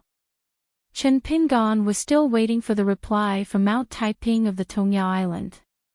Even though Wei Pai had given all the answers, it was not that Chen Pingon did not believe in the old deity of the Shishui country, but what Chen Pingon needed to do next, no matter how hard he tried, was not excessive. It was just a cross-continent flying sword message, and it was possible that it would disappear like a clay ox in the sea. Besides, the Book Lake was a place of trouble, and the flying sword message came from the Qingsha Island, which was the target of public criticism. Therefore, Chen Pingon had prepared for the worst. If it did not work, he would ask Wei Pai to help him write a letter to Zhong Kuei from Mount Taiping from Mount Taiyun. If it was the Chen Pingon who was traveling the Jianghu for the first time, perhaps even if he had these connections, he would only go around on his own and not bother others. He would feel uncomfortable in his heart, but it was different now. Chen Pingon did not want to be a loner like what the old Taoist from the East Sea Monastery said. It was not scary to owe someone a favor. He would return what he borrowed. When his friend met with difficulties in the future, he would be able to ask for it more easily. As long as it was not difficult to return what he borrowed. After Chen Pingon finished his supper, he packed up the food box and opened the court bulletin beside him. He began to read it. Written on it were some interesting news and anecdotes from Book Slip Lake. It was similar in nature to the official bulletins sent to the government offices by the feudal officials of the secular dynasties. Actually, during his travels, Chen Pingon had once seen the wonders of this kind of immortal bulletins when he was at the 100 Flowers Garden Inn in Azure Phoenix Country. After staying at Book Slip Lake for a long time, Chen Pingon also did as the Romans did. He asked Gu Kan to help him ask for a copy of the immortal bulletins. As long as there was a fresh one, he would ask someone to send it to the house. There were interesting things happening almost every day on Willow Palace Island. If it happened on the day, it would spread throughout Book Slip Lake the next day. This was all thanks to a place called Katkan Island. The cultivators on the island, from the island owner to the outer sect disciples, and even the handymen, did not cultivate on the island. They wandered outside all day long. All they did to earn money and make a living depended on what they saw and heard on various occasions and a little bit of groundless speculation. It's called yellow vine wine, brewed with glutinous rice and japonica rice. It's the official wine in my hometown and is most popular with women. It's also nicknamed extra table wine. Last time I talked a lot with Mr. Chen and forgot about it. I asked someone to buy some and just sent it to the island. If you like it, I'll bring it back and give it to you. She suddenly realized that her words were inappropriate and hurriedly said, "Just now I said that the woman likes to drink it. In fact, the men in my hometown also like to drink it." Chen Pingon took the pot of wine and nodded with a smile. "Okay, if I like it, I'll go to Zhu Xian Mansion and ask you for more." After Hong Su left, Chen Pingon not only did not drink the wine, but also put the pot of wine close to him. He did not dare to drink it. It was not that he did not trust Hong Su, but he did not trust Verdant Canyon Island and Book Slip Lake. Even if there was no problem with the pot of wine, once he asked for more, there was no way to know which pot of wine would be the problem. So in the end, Chen Pingon could only tell her at the door of Zhu Xian Mansion that the wine was too soft and not suitable for him. Chen Pingan did not think that he was similar to Gu Ken in this regard. Gu Ken could kill 10,000 people without hesitation just in case. Chen Pingan was also afraid of that, what if, so he could only put aside Hong Su's kindness for the time being. It was just that the two seemed similar, but in the end, it was a similar one that led to a big difference. As long as Gu Ken still cling to her, Chen Pingan and Gu Kan's mental tug-of-war was destined to be unable to pull Gu Kan to his side.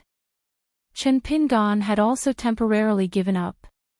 Even the two people's fundamental way of looking at the world was already different. It was useless no matter what you said. So Gu Kan did not see the time Chen Pingan spent with the four people in the painting of the lotus flower blessed land. She also did not see the undercurrents, the murderous intent, and the final parting with good intentions and the reunion in the end. It might not be suitable for Book Slip Lake and Gu Kan, but Gu Kan missed out on one possibility after all. After gradually getting familiar with some of the high and low and the complicated intertwining network of Book Slip Lake, Chen Pingan believed that if Gu Kan put part of her mind aside from killing people, even if she learned from Lu Jimao's methods of winning people's hearts and cultivating forces, Gu Kan and his mother could live better and longer in Book Slip Lake. It was just that Chen Pingan had seen more and thought more now, but he was no longer in the mood to talk about this nonsense. Not talking about it did not mean not doing it. On the contrary, Chen Pingan needed to do more things. After all the reasons, Gu Kan still did not admit her mistakes. Chen Pingan could only take a step back and stop her from making mistakes. As long as he stayed in Book Slip Lake and lived at the mountain gate of Verdant Canyon Island as an accountant, at least he could strive to prevent Gu Kan from continuing to make big mistakes. Since Gu Kan did not admit her mistakes and firmly believed that she was the most right, she naturally would not change her mistakes. Chen Pingan responded to both the kindness of a meal and the boxing manual. Once, because of the past, he had to break his golden courage to stay in Book Slip Lake with the lowest peace of mind. What he did next was to make up for Gu Kan's mistakes. This was a very simple order. But it was not easy to do, especially in the first step. How could Chen Pingan convince himself that breaking his golden courage and bidding farewell to the little man in the golden Confucian robe that night was the price he had to pay? In life, it might seem easy to reason things out, but in reality, it was the hardest. The hardest part was whether one would still want to talk about the reasons that required a price. After interrogating and answering one's own conscience, if one still decided to talk about it, the price one would have to pay would often be unknown to others. One would have to bear the hardships, and would not be able to tell others. In addition to these two things, Chen Pingan needed to mend his state of mind. If he could not mend it halfway, he would collapse first. Chen Pingan walked out of the house. This time, he did not forget to blow out the two lights on the desk and the dining table. After passing through the mountain gate of Verdant Canyon Island, he came to the ferry where Chen Pingan's ferry was. Standing by the lake, Chen Pingan did not carry the sword immortal on his back. He also only wore a long green robe. Heaven and earth were quiet and there was no one around. The lake seemed to be covered with broken silver. The night wind after winter was slightly cold. This allowed Chen Pingan, who had reached the 5th level in his boxing practice, to finally feel the warmth and coldness of the human world that he had not felt for a long time, especially after wearing the golden wine robe. As he went further and further in Jianghu, especially after seeing more and more of the official atmosphere and the scenes on the mountain, Chen Pingan increasingly admired Master Ruan's view on the relationship between master and disciple. He also admired Cui Dongshan's teaching of chess outside the game. Ruan Ting did not take in disciples so that one day when his master argued with others, the disciples would kick up a fuss and attack the opponent wantonly. Or they would resolutely throw themselves into the battlefield without asking for right or wrong. Ruan Ting once said that he only took in disciples who were on the same path as him, not some disciples who only knew how to sell their lives for him. The difficulties in life were difficult to care about and difficult to settle. The more difficult was that the most important person would also make you feel difficult to settle. But this was only the difficulties of good people. After all, there were more people who never thought about these things. If the world punches me, why can't I return a kick? Since the people of this world dared to punch me until my face was covered in blood and dirt and made me unhappy, I will definitely smash them into pieces. As for whether or not they will harm the innocent, whether or not they deserve to die, I will not even think about it. This was not right. Cultivating strength was the foundation of standing. Cultivating the heart was the path to the top. On the great path, whether it was walking straight with a sword or traveling with books to study, occasionally one would have to make way for others. Chen Pingan's expression was bitter. He only felt that the world was big, and these words could only be suppressed in his stomach. No one would listen. Chen Pingan's thoughts moved slightly. He thought for a while. If that's the case, then I understand. It's not like what I thought before. It's not that there's a threshold for the principles of the world and there's a difference between high and low. Instead, it's walking around this circle and constantly looking. It's that there's a difference in one's nature. Similarly, it's not that there's a difference in one's heart and there's a difference between heaven and earth. Therefore, what the saints of the three sects do is to move mountains and overturn seas and guide the hearts of people from different territories to the areas they want.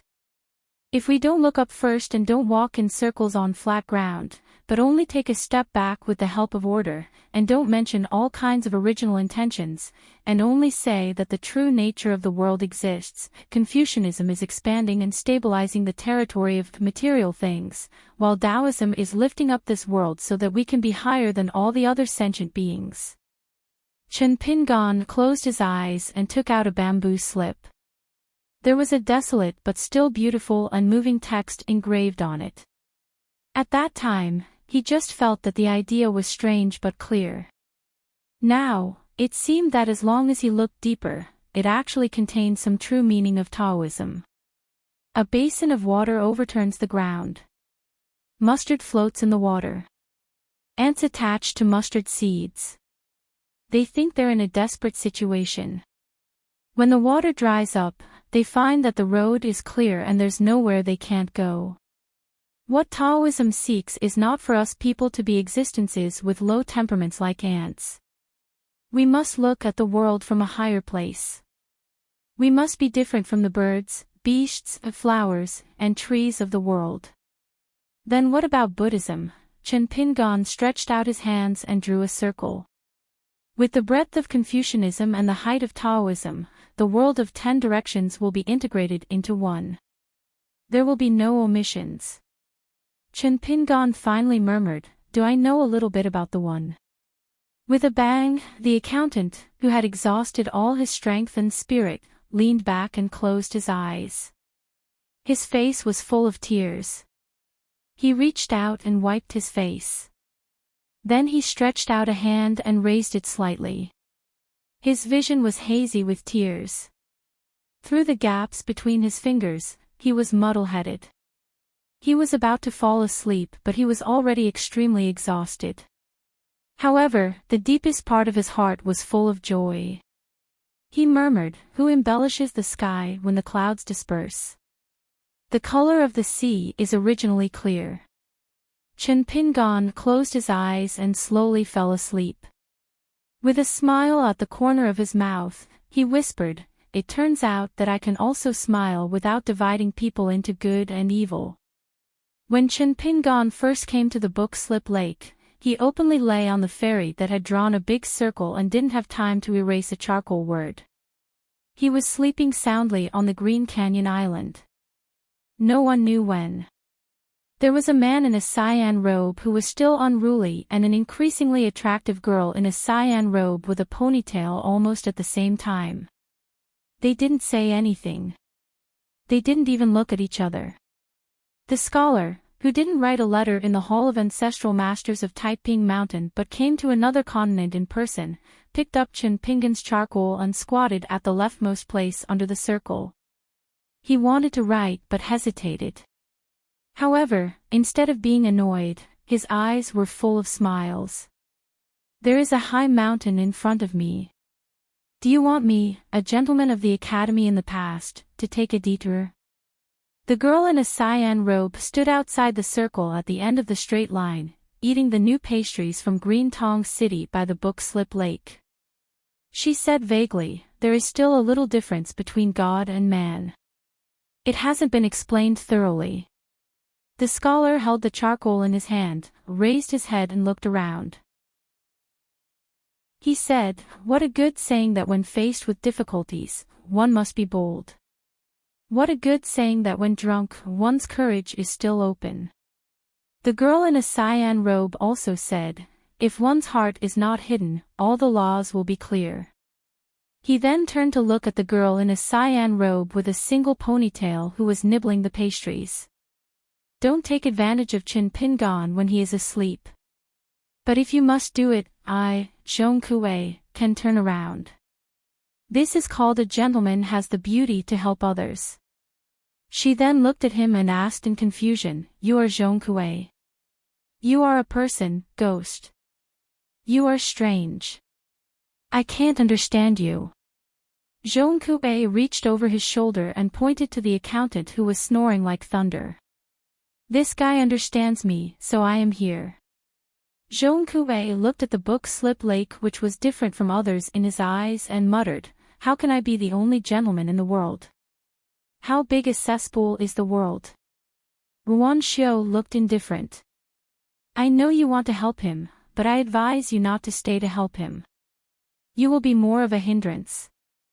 Zhong Kuei asked, really? Ruan Xiu asked back, do you believe me? Zhong Kuei nodded. Ruan Xiu finished eating the pastries, clapped her hands and left.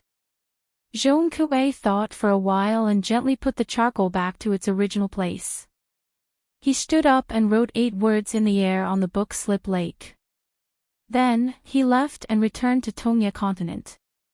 Zhong Kuei, who was no longer the gentleman of the academy, came in high spirits and returned in high spirits.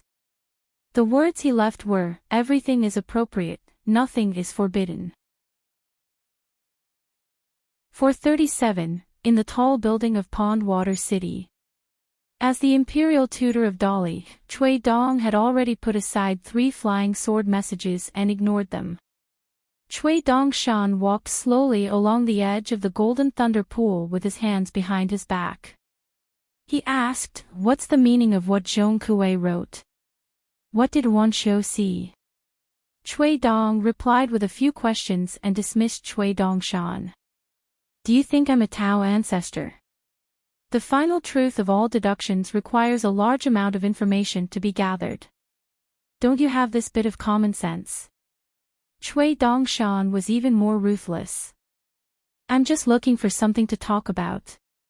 Do you really take it seriously? Cui Dong received another extremely hidden flying sword message. Like all the previous flying swords, it did not fly from the sky above the Book Lake. Instead, a spring appeared in the tall building. Then, the spring water gurgled and the flying sword broke through the air. Then, the spring water disappeared.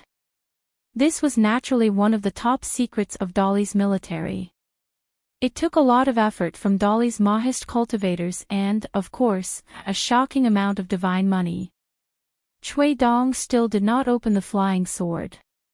He said slowly, humans are the foundation. Let's not talk about ghosts and demons first. As the saint of the academy who oversees a continent, he must have a certain height. Then, he must think about the world and think about things outside of humans. This is higher than the knowledge of a gentleman. A gentleman only needs to benefit the land of a country and then scheme for a continent. Therefore, a gentleman's foundation lies in humans. Cui Dong said again, Chen Pinggan wanted to go beyond the scope of this circle. Let's not talk about knowledge and only talk about size. The rest is similar to the Qinghuan country's governor Wei Liang, who proposed that the world's laws must be based on humans. This means that the world's laws are not applicable to all ghosts and demons. Cui Dongshan asked, so you see legalism's disciple Wei Liang as half of your kindred spirit? Cui Dong nodded and said, before reaching the end of the road, different roads lead to the same destination. Moreover, it complements the Great Way. Cui Dong turned around and smiled, oh right, why didn't you ask me to help you hide the fairy's weather? Aren't you afraid of attracting unnecessary attention? Cui Dongshan continued to walk around the Golden Thunder Pool and casually said, no need. After all, this is something that we can all understand, not to mention the old scholar who participated in 2 debates between the 3 religions. Chen Pinggan's knowledge wouldn't scare anyone to death. What could really scare people to death is the old scholar's words that directly scared the Buddha's golden body of the spiritual altar and the pure heart of Taoism. Cui Dong seemed to agree with this statement. Chen Pinggan was halfway up the mountain. He held a lantern in his hand, and the light from the lantern swayed, illuminating the path beneath his feet. You and I don't count, so the benefit is not great. It's a pity that only Zhong Kuei and Ruanxiu will be able to see it. Cui Dongshan stopped and glanced at the landscape painting on the ground in front of Cui Dong. He sneered and said, the rest of the people saw it and felt it was an eyesore. They couldn't understand it at all. Fortunately, they understood half of it. But the leftmost hand in the upper semicircle made them feel more guilty. Chen Pinggan could see through the world's affairs and people's hearts. Gu Kan, what do you think about the gatekeeper of the Verdant Gorge Island? They will only be more irritated. So, it is at least half right to say that the joys and sorrows of life are predestined. They should be like ants rolling in the mud for their whole life. They should be able to climb out of the dung pit when they see a little light. They will naturally climb out and shake off the dung. Cui Dongshan flew into a rage out of humiliation and said, that old Yang is even more of an old bastard than you. He must have purposely hidden all of old Yang's tracks and deceived everyone. Our previous little bit of careless deduction was simply leading old Yang into a smelly ditch. Maldif *Ker, this was definitely a deal between old man Yang and Yao Yao. Cui Dong, you and I can't make wedding clothes for others. I, Cui Dong, can be forced to death by the Confucian lineage and crushed to death by the power of the world, but absolutely cannot be killed by stupidity. In a moment of desperation, Cui Dongshan didn't even care about his mistake in calling himself Cui Dong. The more Cui Dongshan thought about it, the crazier he became. He directly began to curse, is Qi Jingchen blind? Isn't his chess skills so high that even the city lord of White Emperor City regarded him as a rival? In the first 59 years of Lizhu Grotto Heaven, Qi Jingchen was only disappointed in him. But after he decided to entrust the most important part of his disappointment to Chen Pinggan, why didn't he do anything about it? Let it go and turn a blind eye to it. I knew that the Buddhist school, as the one who collected the rent of Lizhu Grotto Heaven for 3,000 years, would definitely not be so simple. Maybe that ascetic monk was just a trick. Compared to Cui Dong, who was flustered and exasperated, Cui Dong was much calmer. He asked, what are the real names of the 2 flying swords on Chen Pinggan's body before the names Chu Yi and 15? Cui Dongshan frowned and said, I only know that the sword Chen Pinggan named Chu Yi was given to Chen Pinggan after the old scholar walked out of the painting of mountains and rivers in the old scholar's painting in Huangting country. The second flying sword, 15, was given to old Yang, a 10,000-year-old bastard who was almost as old as the stinky cow's nose in Donghai. He asked Chen Pinggan for some worthless junk and gave it to Chen Pinggan in exchange.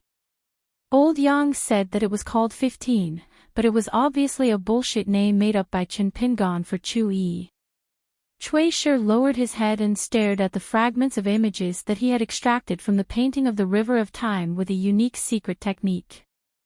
Cui Dongshan pointed outside the building and scolded, "Qi Jingchun is blind, and the old scholar is also crazy." Cui Dong said indifferently, "Who was the one who tried so hard to make Chen Pingon study Buddhist scriptures?" Cui Dongshan spat outside the golden thunder pool and flew towards Cui Dong's head. F*ck off, if you didn't set up this trap to trap me and my disciple, I wouldn't have let Chen Pingon study the serious scriptures of the 3 religions and 100 schools. Cui Dong didn't raise his head.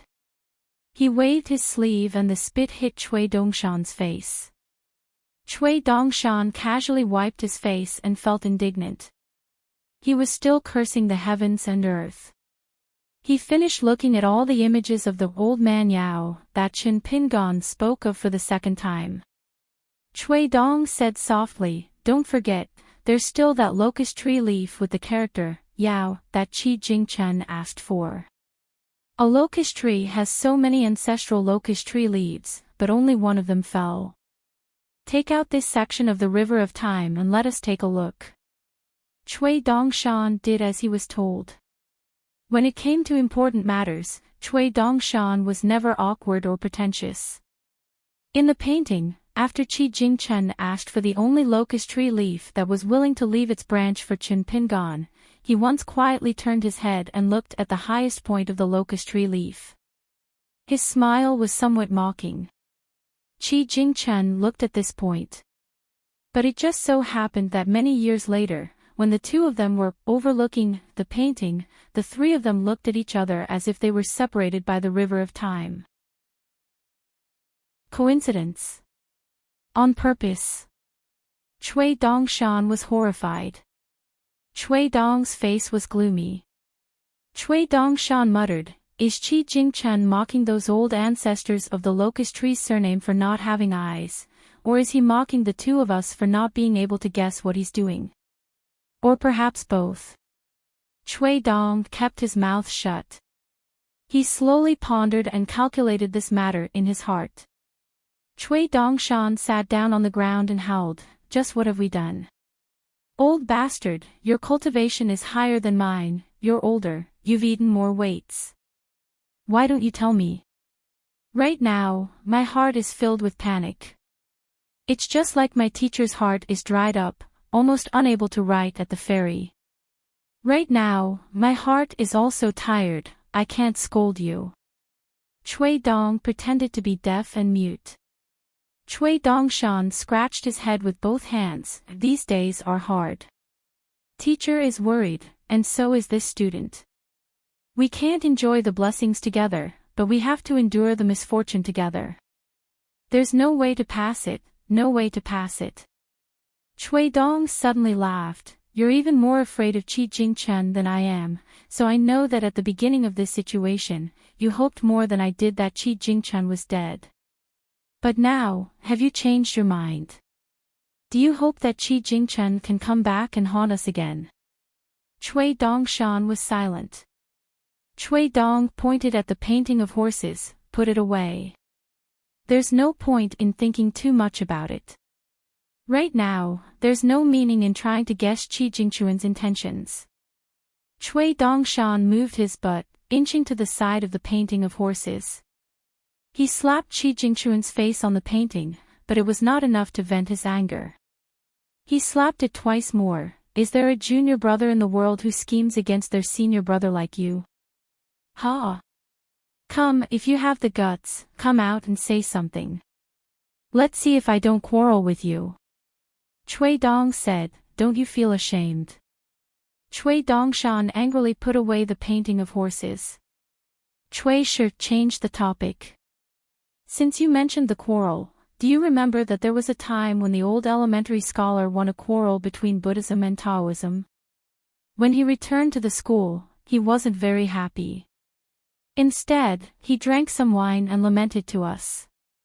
He said that in the distant past, those unknown people in the history books met the sage master and the sage of rights on the road.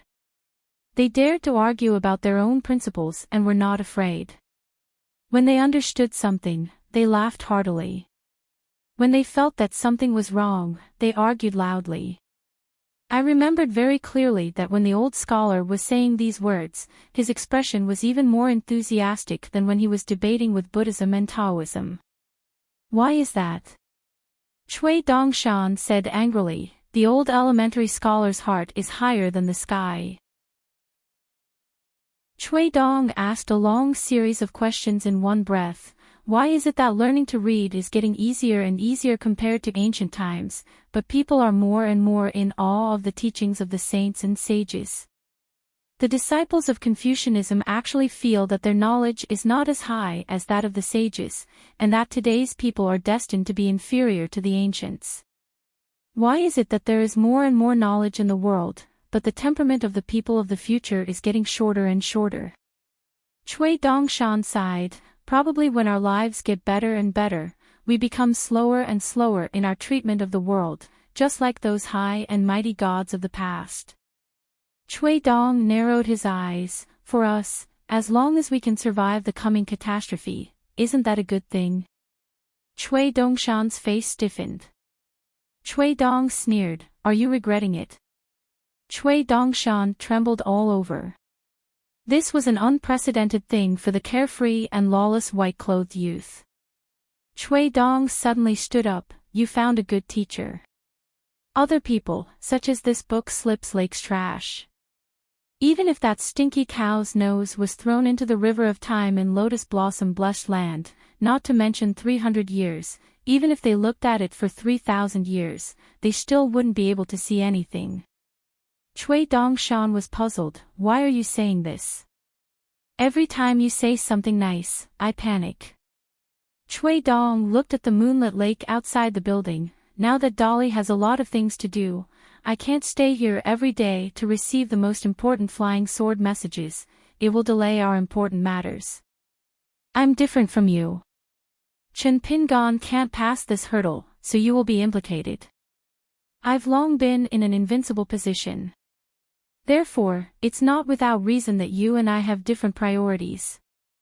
Cui Dongshan did not seem to be surprised by Cui Dong's departure and did not say anything. Cui Dongshan's eyes quietly turned.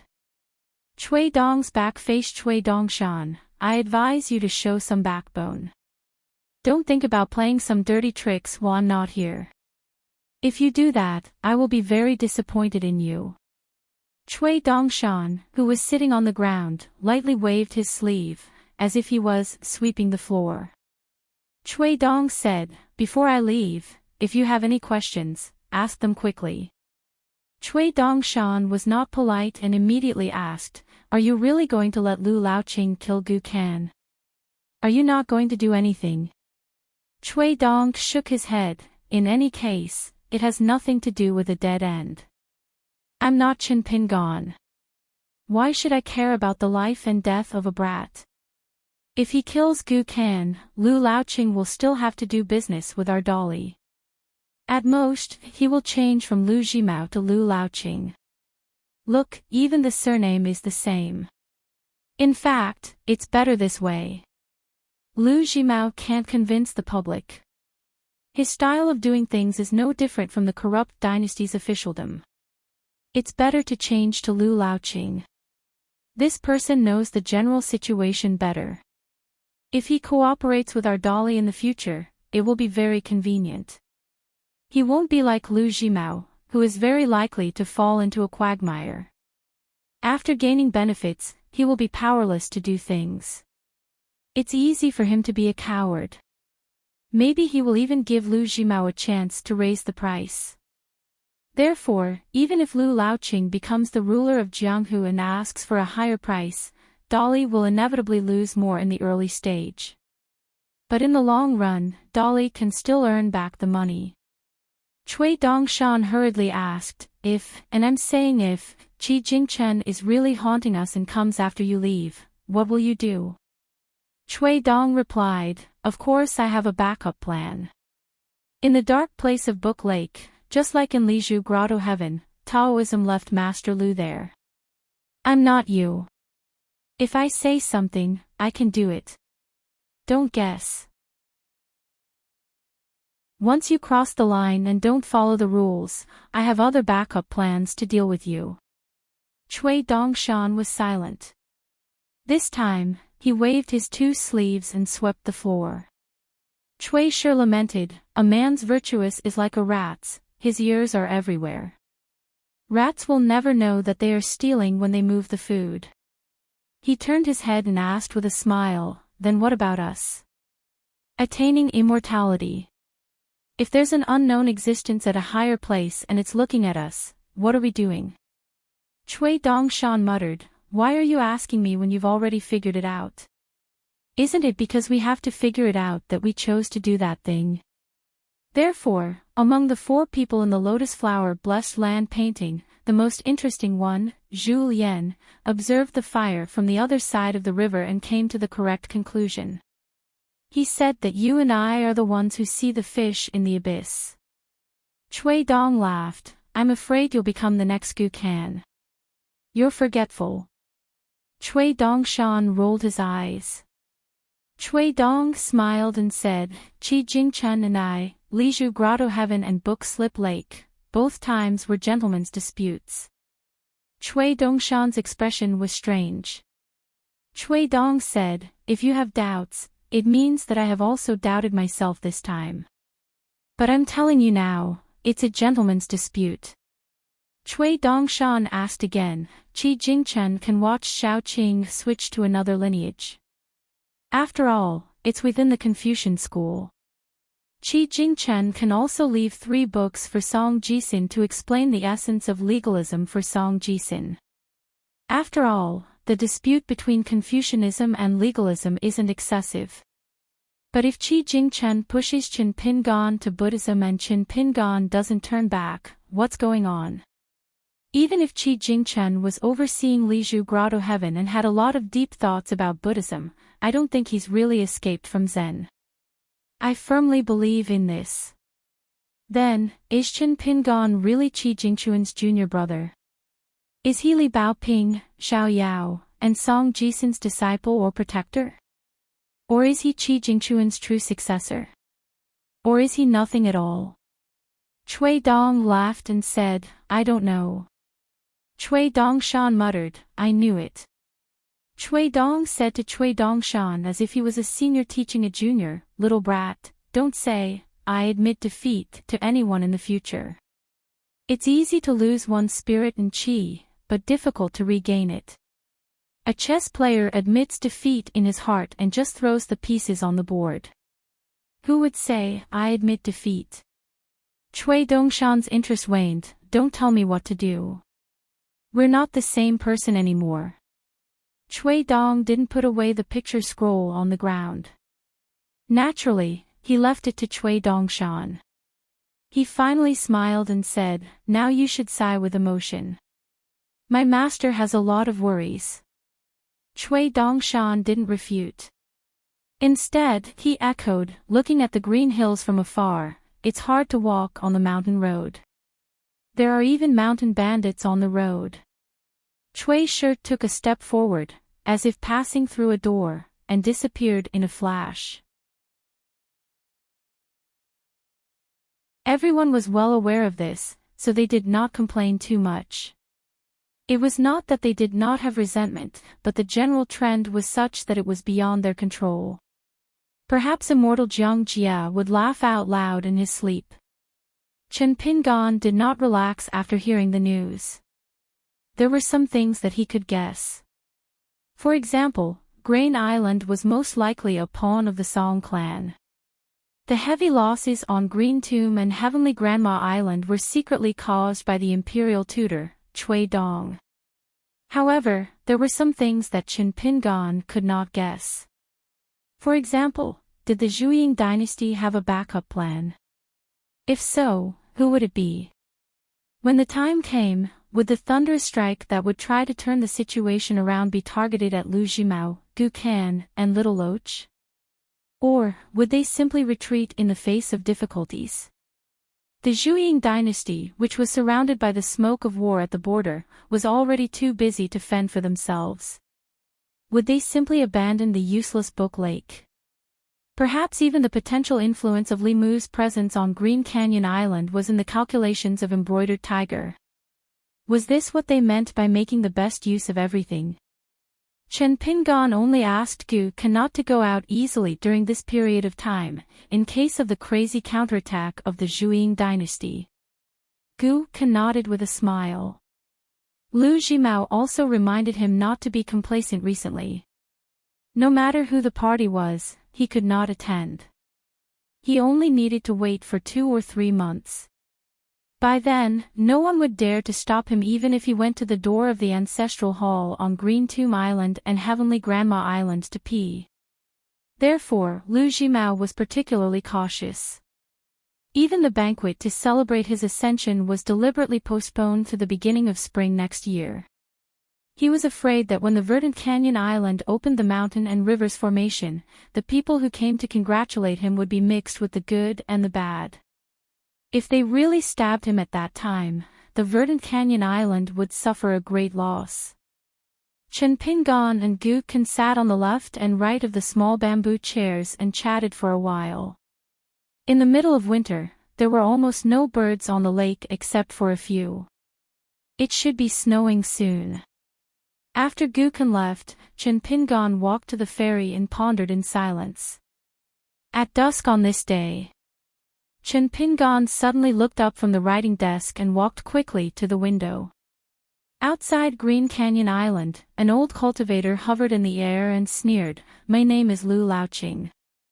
I am here to meet Gu Kan. Those who have nothing to do with it, get out. Otherwise, whoever helps you to collect your corpses will have to die until no one can collect your corpses." Before he finished his words, the old cultivator had already waved his sleeves. Pieces of yellow paper talismans glowing with golden light flew out in a continuous arc and finally formed a big circle, as if the whole verdant gorge island was strangled by its neck. Beside the old cultivator, a golden body with a height of 100 feet appeared. It was wearing a strange black flame armor, holding a giant axe in one hand and a square head in the other. This square head was called the Guilt Fire Spirit Divine Seal. It was one of the most important natal items of Lu Laoqing, a cultivator of the upper 5 realms. In the Book Lake where water was prosperous, Lu Laoqing used this natal item of fire to kill many islands, and the bodies of cultivators floated all over the lake. Those high-quality barrier-breaking talismans kept shrinking the encirclement and embedded into the verdant Canyon Island's landscape tactical array. After the talismans shattered one by one, the mountain-guarding tactical array had a huge hole in it. If it were not for the divine coins that were piled up in the center of the tactical array and the efforts of Lord Tianhu and several trusted subordinates to maintain and repair the tactical array would have been shattered in an instant. Even so, the entire island began to shake and the spiritual qi was in chaos. This old cultivator, who had disappeared from the Book Lake for many years, did not say anything.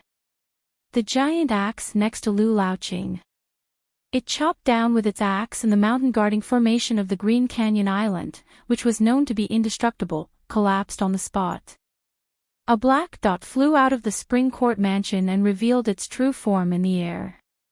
It turned into a giant dragon more than 300 feet long and crashed into the golden body of a Jade Realm cultivator. The flood dragon instantly wrapped around the golden body and smashed into the Book Slip Lake together, causing a huge wave to rise. The golden body did not fall to the ground after the crash. Its feet took root at the bottom of the lake and slid out. Because it was close to the Green Canyon Island, the lake was not too deep. The golden body of the golden body stood at the bottom of the lake and the lake water was only around its waist. A yank. It smashed into the dragon's head. It did not pull out the axe. This golden body smashed the dragon, whose body was much bigger than it, directly into the lake. It stepped on the dragon's head and chopped down with its axe. Lu Laoqing sneered.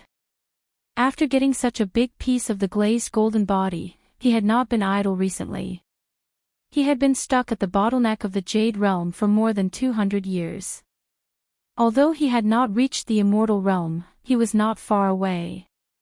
Other than that, in order to deal with this nascent soul realm dragon, he had spent a lot of money, taking out a total of 90 grains of grain rain money to do something that was not cost-effective. That was to ask a great cultivator of the upper 5 realms to engrave a Taoist mantra on the axe. If you can't shoot a tiger, you have to practice your arrow. If you slay a dragon, you have to keep sharpening your sword. As for the word sharpening, it was very funny to use it on a giant axe. But these harmless things were not important to the cultivators of the mountains and lakes. As long as it worked.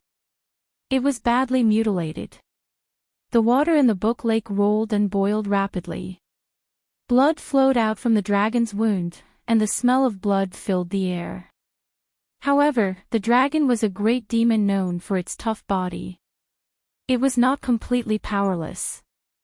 After struggling desperately, it had thrown the golden body of the golden body into the water several times. Lu Laoqing reached out and grabbed somewhere in the Green Canyon Island. Countless cracks began to appear on the ground connecting the Spring Court Manor to the mountain. It was as if the old cultivator was going to pull it up from the ground with a single grab. Lu Laoqing looked over and sneered, "Still want to hide? I found you." Lu Laoqing raised the palm of his other hand and then flicked his finger. A young man in a dark green robe was pulled into the sky above the mansion. He crashed into the mountain of the Green Canyon Island behind him as if he had been hit by a heavy hammer. Lu Laoqing did not need to look at the battle at the Book Lake. He looked away. "Lu Jimao, what do you say? Your disciple is about to be killed by me. Why are you still so polite?" There was no response. Lu Laoqing twitched the corner of his mouth. "Since the Green Canyon Island is so polite, then I won't be polite." He stretched out 2 fingers and waved them forward gently. The seal that was slapped into the dragon's head by the golden body of the golden body flew out like a firefly and hit Gu Kan, who was already deep in the mountain wall. Lu Laoqing smiled. "Oh, there's finally a man among the cultivators of the Green Canyon Island." In the field of vision, a young man in a golden robe was standing on 2 flying swords in the air in front of Gu Kan. He stretched out his hand and a long golden line swept across the Spring Court Mansion. He stretched out his hand and the sword fairy just hovered in his hand, but he did not really hold it tightly. In the face of the guilt fire spirit Dharma seal that scared all the older cultivators of the Slip Lake, the young man held the sword fairy. Above the Green Canyon Island, the wind and clouds were surging. Lu Laoqing frowned as a thought flashed through his mind. He didn't control his natal Dharma seal to collide directly with the young man and the tip of the quasi-immortal artifact. Instead, he made the fire spirit divine seal draw an arc and stop over 1,000 feet away from the young man. The cultivators of the mountains and lakes were decisive and ruthless. They calculated the gains and losses and haggled over the smallest details. Lu Laoqing soon relaxed his brows. If the famous accountant of the Green Gorge Island had completely refined the half-immortal weapon, it would be a little tricky. But since he had not completely refined it, it was not a big deal. On the top of a vassal island of the Green Canyon Island stood an elegant old man in a green robe and a short old man.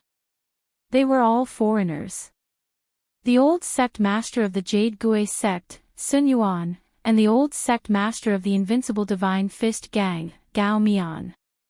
Gao Mian noticed the slight difference in Sun Yuan and asked, "Sun Yuan, is he someone you know?" Sun Yuan smiled and nodded. "Quite familiar. Besides you, he's one of the first people I met in the Aquarius continent. I met him in the old Dragon City. He's a very good young man." Du Mao suffered a big loss in his hands. So, Lu Laoqing has to thank him for getting such a big piece of the glazed golden body. Gao Mian asked, "Do you want me to remind old Lu?" Not only that, as if there were immortals drawing water from the Book Slip Lake, water pillars as thick as wells rushed out of the water and shot toward Chen Pingan. Chen Pingan held the sword immortal and swung it again and again. The pillars of water mixed with the golden sword qi and turned into fine powder in the air. Lu Laoqing was calm and unruffled. It was just a little bit of spirit qi. But the other party had to risk his life to break the water pillars that were as powerful as the largest archiballista of the mortal dynasty. He also had to carefully divide his attention to guard against the sneak attack of his natal Dharma seal. Chen Pingan's hand that held the half-immortal weapon had been ground to the point where the bones of his fingers and palm could be seen. Lu Laoqing was like a cat teasing a mouse. From time to time, he would give the young man some unexpected surprises. For example, he would inexplicably knock out a rock from the cliff of Verdant Canyon Island. It could be as big as a pavilion or as small as a fist, and it could be as quiet as a rock. The more Lu Laoqing looked, the more interested he felt. The young man's expression was too calm. It was obvious that his body was withered and his heart was dry. All his essence energy was at the end of the road. He had died before he gave up. It was empty. Should he just kill him in one breath, or? It was rare for Lu Laoqing to have such hesitation. Lu Laoqing calculated the gains and losses in his heart, but he did not slack off at all.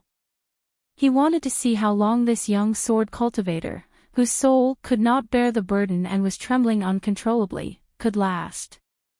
Inside the scroll lake, the golden body Dharma form was holding a giant axe that could defeat a flood dragon. It was fighting with the big loach that was covered in wounds, causing the lake water to be filled with blood. The golden light of the 2-day and night wandering god true body talismans dimmed. The gilded fire spirit Dharma seal continuously dripped fire spirit golden liquid. There was no suspense about the outcome of these two battles. It was just that Chen Pingan, who kept attacking with his sword, was almost surrounded by the golden threads of fireflies that did not disperse for a long time. Lu Laoqing looked at the young man who had not said a word from the beginning to the end. His killing intent gradually became stronger than his desire to kill. Chen Pingan, who was holding the semi-immortal weapon with his skeletal hand, finally showed a dangerous flaw of stagnation of his qi. Lu Laoqing did not hesitate to slightly mobilize the spiritual qi in his almost bottomless sea of qi. Around Green Gorge Island, there was a loud rumbling sound, like thunder exploding on the lake's surface. In an instant, hundreds of water columns rushed out of the water at the same time. Chen Pingan took a deep breath. He said 2 words in his heart. Just holding the sword fairy. The water columns that left the book slip lake continued to gather, besieging the man and the sword from all directions. It was like a green water ball as big as a mountain, trapping Chen Pingan in it. After a while, the lake water froze and was still suspended in the air. The small figure of the young accountant had long disappeared. Including Green Gorge Island, thousands of cultivators, handymen and maidservants on dozens of vassal islands all thought that the young man was doomed. Further away, there were also countless people watching this soul-stirring battle. Some were relieved, some were gloating, but there were also a few cultivators and ordinary people. Even if these people did not know the accountant for too long, they still felt some regret. For example, Lu Zhongruan of Pearl Hairpin Island and some maidservants who had dealt with the accountant felt that Mr. Qin was not the same as ordinary immortals. Some people had mixed feelings, such as the ghost cultivator of Zhu Xian Mansion, and some even felt sad, such as the gatekeeper Hong Su. In the air, on the surface of the huge green water ball, there was a slight cracking sound that could not be heard. A trace of golden threads was revealed. The sound became more and more intense, more and more shocking, like the sound of firecrackers in the marketplace on the first day of the first lunar month. Suddenly, on Green Gorge Island, it was like a winter rain. Lu Laoqing looked calm and asked the young man with ripples in his heart. After getting the answer, Lu Laoqing nodded. In the eyes of the trembling cultivators of Green Gorge Island, the accountant was still hanging in the same place and made a strange movement. He twisted his wrist and held the long sword upside down. He still did not speak, but faced Lu Laoqing and cupped his fists, as if to thank him. Lu Laoqing nodded. He put away the golden body Dharma form in the book Slip Lake, as well as the natal Yin. Shang. Then he swept away. In the night, the three old men traveled together with the wind to Gong Willow Island. After the big battle, Lu Laoqing was calm and composed. This was the foundation of a cultivator of the upper five realms. Moreover, Lu Laoqing did not even use his real killing move. Once the golden body Dharma form revealed its recently refined half-azure glazed true body, it would be the time to kill. Gao Mian asked curiously, "Why didn't you kill the young man?" "It's not your style to cut the grass without removing the roots." Lu Laoqing said helplessly, "Your voice is so loud. You deliberately said it to me." "I'm not deaf." Sun Yuan smiled but did not say anything. Lu Laoqing brought the two of them to the entrance of Gong Willow Island, and the three of them slowly walked forward. Lu Laoqing said, "Since it has something to do with the azure glazed golden body, I have to take this into account. Moreover, I have no direct conflict with a young man who can survive under Du Mao's hands, so I'll leave him some leeway.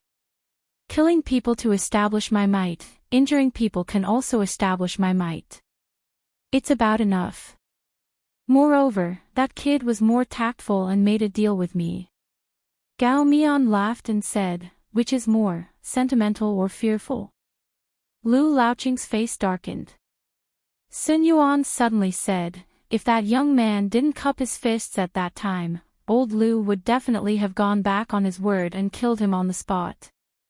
Lu Laoqing nodded. "I still have this bit of eyesight. I won't raise a tiger and invite calamity. I can tell whether that guy is sincere or not." Sun Yuan suddenly laughed and said, "Do you believe that even in Book Slip Lake, Chen Pingan can live longer than Gu can?" Gao Mian shook his head and said disapprovingly, "Not necessarily. It's one thing for me to acknowledge this person's character, but it's another thing to be in the martial world." Lu Laoqing nodded and said, "That's the truth. A dog that bites doesn't show its teeth. There's a very important reason why I didn't kill him." Lu Laoqing looked around. He was invincible among the cultivators of the five realms, and beat Gu Kan and the flood dragon to the brink of death. As the new ruler of Jianghu, Lu Jimao, the owner of Verdant Gorge Island, did not appear from the beginning to the end. Instead, it was the bookkeeper who stopped Lu Laoqing. Finally, Lu Laoqing, who once had a famous saying that spread throughout Book Slip Lake, the island master of Willow Gong Island, who personally said, "Kill until your heart softens, and you can't be lenient," actually showed mercy. For a time, the tens of thousands of wild cultivators in Book Slip Lake felt like they were looking at flowers in a fog. The more they looked, the more confused they became. On the mountain road, as little mud fish entered its nest and began to enter a dormant state, Gu Kan's injuries slightly improved. He hugged Chen Pingan's neck and whispered, "Chen Pingan, are you going to take little mud fish back? Charcoal Snow is actually quite afraid of you. After all, you are little mud fish's real master. If she follows you, I don't worry about her being wronged. If it were someone else, I would rather Charcoal Snow die if I can't protect her. But if you take her away, I can accept it, and I definitely won't regret it in the future. You know my character. I mean what I say. You can keep it. Charcoal Snow is now by your side, so I can do my own things with peace of mind." "Why? Aren't you afraid that Charcoal Snow will be an accomplice to a villain if she follows me? I used to get an immortal magic treasure in Tongya continent. It's a sword called Infatuation, also known as Eating Heart. It's called Eating Heart. It can be upgraded by stabbing it into the heart. At first, I was particularly disgusted. Not to mention using it to fight, I felt disgusted just by looking at it. Later, I finally understood that things are dead, but people are alive. A gentleman is not a tool, only then can he control all things. Forget it. You don't like to hear these reasons anyway. I won't say it. Say it. I don't know why, but I used to feel upset. Now that I listen to your nagging, I don't really take it in. It still goes in one ear and out the other, but it's quite pleasing to the ear. Chen Pingan, don't you think it's strange? Chen Pingan changed the topic. This is the second time. Gu Kan replied, I know. The first time, you didn't leave Verdant Gorge Island. This time, you saved me. If it happens again, you won't care about me anymore and will only treat me as a stranger. Chen Pingan said indifferently, at least you know what's good for you. You have some conscience. Gu Kan laughed, ha. Not much, only to my mother and to you, the two of you. I don't have much of an impression of that damn father of mine. I really can't get close to him. As for whether he will change his mind when we reunite and meet him, I don't want to think about it. Chen Pingan's voice became hoarser, take it slow. Chen Pingan, I still want to know why you saved me this time. I know that you've always been disappointed in me. I know that. That's why I often bring little Loach to the door of the house. Even if there's nothing, I have to sit there for a while. Don't talk. I won't die for a while. Little Loach is already lying in its nest at the bottom of the water. I already feel better. Chen Pingan, tell me about it. I still want to hear your reason. Chen Pingan's Adam's apple moved slightly as he forcibly swallowed the blood. As long as Gu Kan was willing to listen to him, he was willing to tell her. Chen Pingan, whose face was even paler than Gu Kan's, was breathing rapidly. He gently inhaled and exhaled a few times. After he calmed down a little, he said in a hoarse voice, I've made a cut and a circle with you. This is a saying derived from chess and can also be used to practice swordsmanship. To put it simply, the former is like me moving out of Chunting Mansion and living in the house at the mountain gate. He moved a chair and sat beside her, asking back, why can't this be? The woman raised her head with tears in her eyes. She looked at the young man with a much thinner face. At this moment, she suddenly felt that he was so unfamiliar. Chen Pingan asked again, do you still want to ask me if I deliberately watched Gu Kan get seriously injured? The woman's gaze wandered. Chen Pingan answered his own question, it's not like that. That's all I can do right now. The woman sighed. Her eyebrows were lowered and her face was full of tears. She nodded, I believe you, Chen Pingan. At this moment, Chen Pingan was a little sad. It had something to do with Gu Kan and his aunt, but not much. That night at the ferry, he had actually figured out the crux of the problem. It was not difficult for Chen Pingan to prove this point. He only needed to show one or two details in front of Gu Kan without leaving a trace. For example, he valued a certain external object more than Gu Kan's heart. The part of her heart that was related to Chen Pingan would also be wasted. Very soon, it would become overgrown with weeds.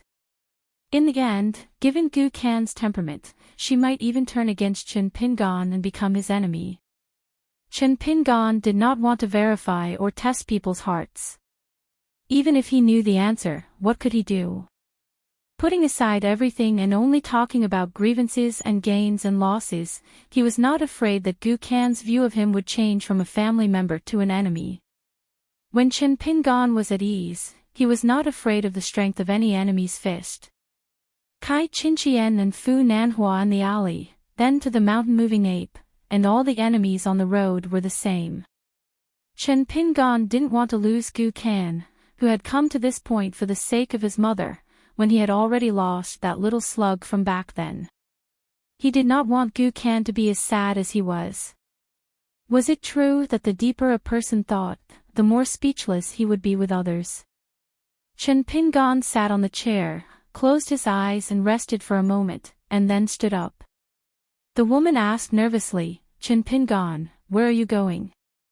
Chen Pingan said, "As long as I'm in Qingsha Island, anywhere is the same. Aunt, don't worry." The woman wanted to say something but hesitated. In the end, she did not dare to force him to stay. As soon as Chen Pingan walked out of Chunting Mansion, he immediately covered his heart with one hand and his mouth with the other. Taking a deep breath, he slowly walked to the house at the mountain gate. When he reached the house, he opened the door, closed the door, and lit the lamp on the table. Chen Pingan sat on the bench with his back to the window. Trembling, he took out the ointment he bought from the Yang family pharmacy and swallowed it. He sat alone. On the table, there was the blade strengthening gourd. The flying swords number 1 and number 15 were at the door and the window respectively. It was hard to get close, hard to be intimate. Then there was disappointment. Sitting at home in the middle of the night, he should say that he was a traveler. There seemed to be hope.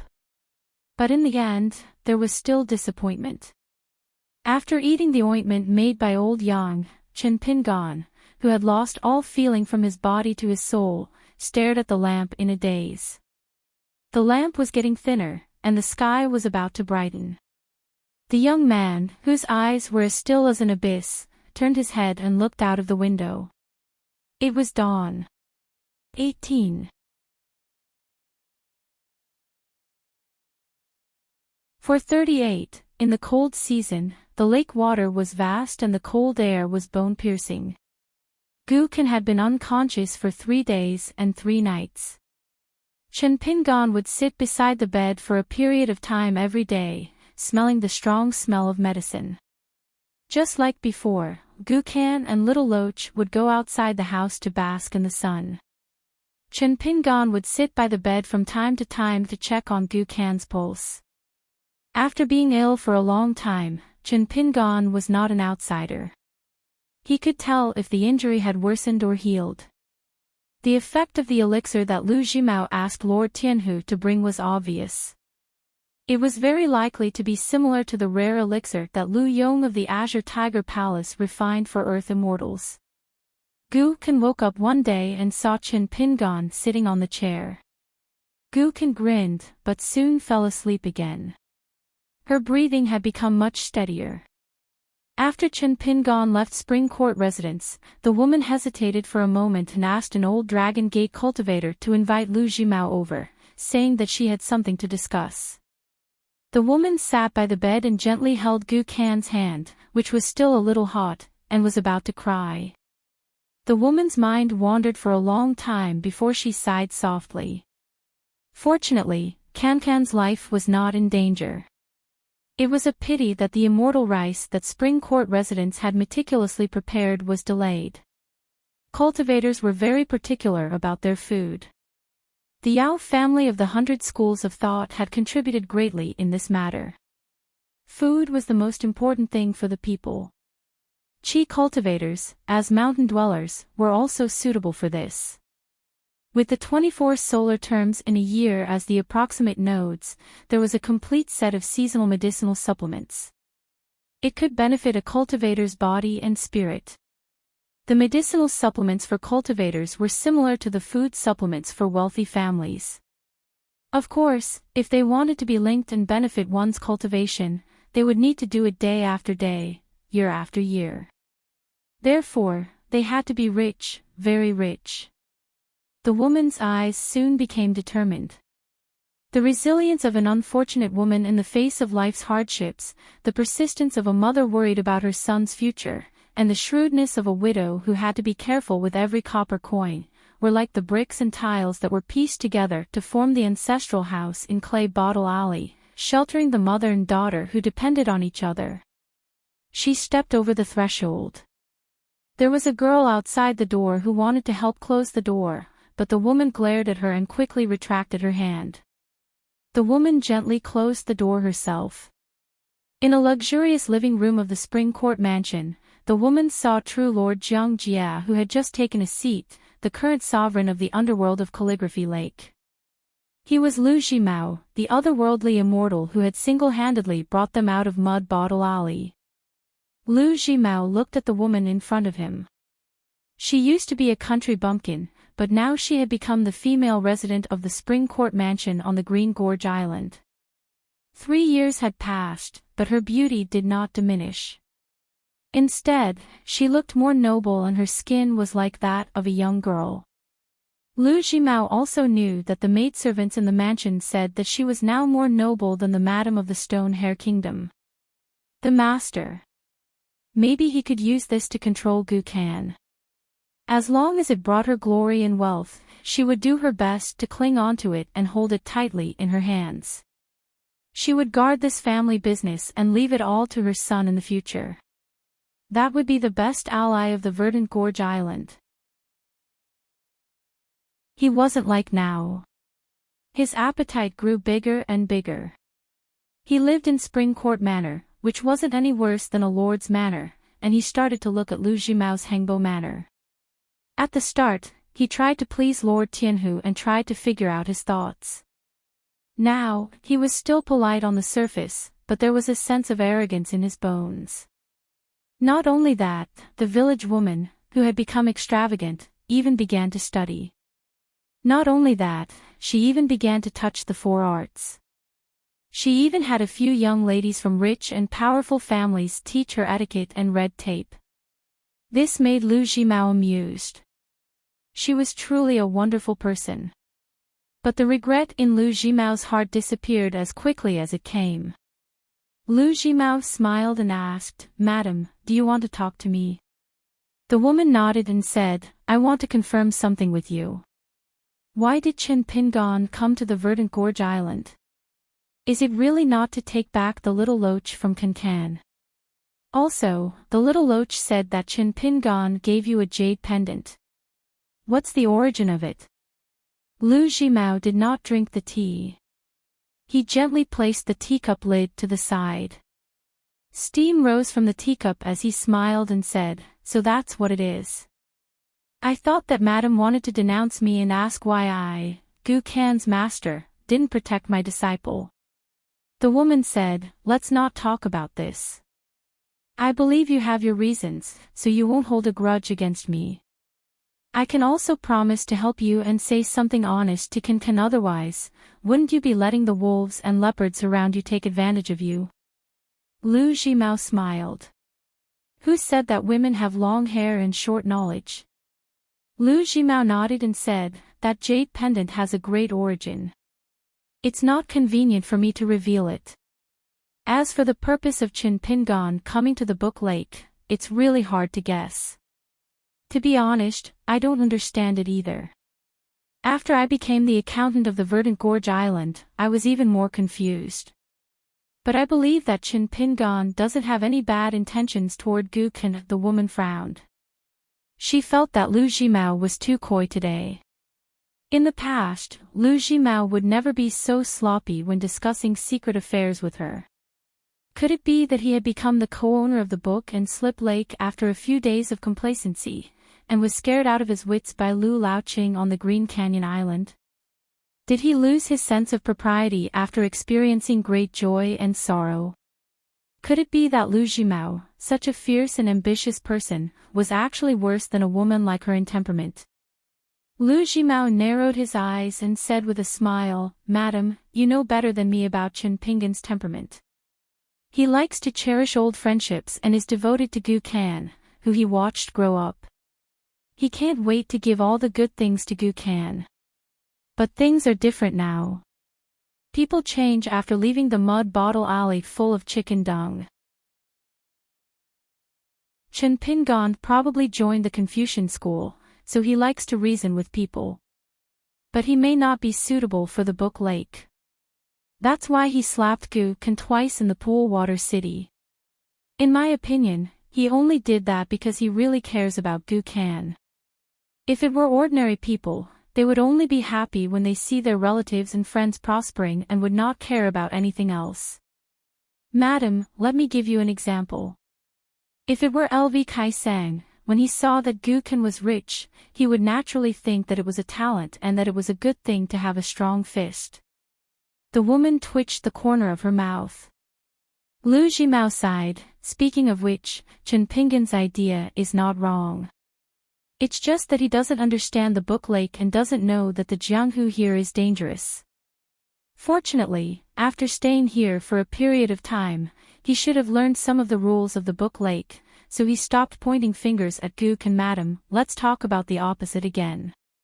It's obvious that for people like Chen Pinggan, talking about feelings is more useful than anything else. It varies from person to person, and it's appropriate for the place. The woman was deep in thought. She felt that Lu Jimao's words were quite sincere. Before this, they were all polite and nonsense. She was indeed the woman who never lost in an argument in the small town. She understood it immediately. The woman was a little annoyed.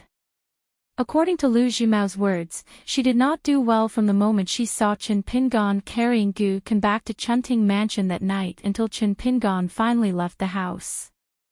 If she had listened to Lu Jimao's words and the incident that night, she would not have done or said anything wrong.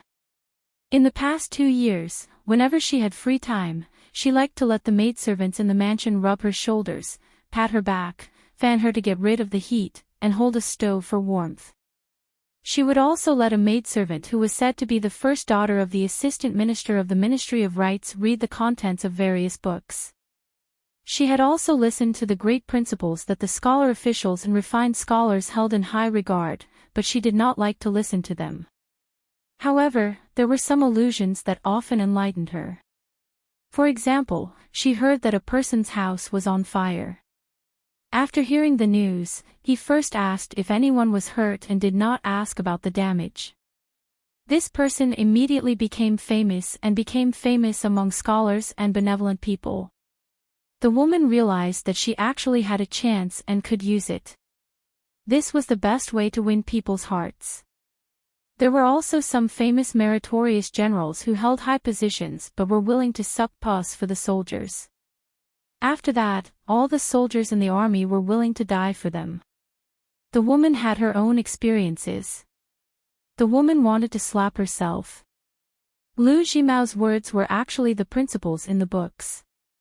She clearly knew it and remembered it in her heart. Why didn't she do it at the last moment? Lu Jimao noticed the woman's strange behavior and asked, "Madam, what's wrong?" The woman forced a smile. "Nothing. May I ask Senior Immortal, what should we do from now on? Will Lu Laoqing of Gonglu Island still be fierce toward Qingxia Island?" Lu Jimao comforted her. Lu Laoqing is a great hero in the history of our book lake. Even his enemies have to admire him. When he came to Azure Gorge Island, no one could stop him if he wanted to kill Gu Kan. However, now that he has already let Gu Kan go, no one can stop him. He can't change Lu Laoqing's decision, so there is no need for him to make another trip to Azure Gorge Island. Thus, Gu Kan and Spring Court Mansion are no longer in danger. In fact, I can even tell Madam that Gu Kan was truly out of danger after that night of killing. Now, in Book Lake, no one dares to kill a person that Lu Laoqing did not kill. The woman was still skeptical. Lu Jimao did not say anything. The woman in front of him did not say anything. He just let her think about it.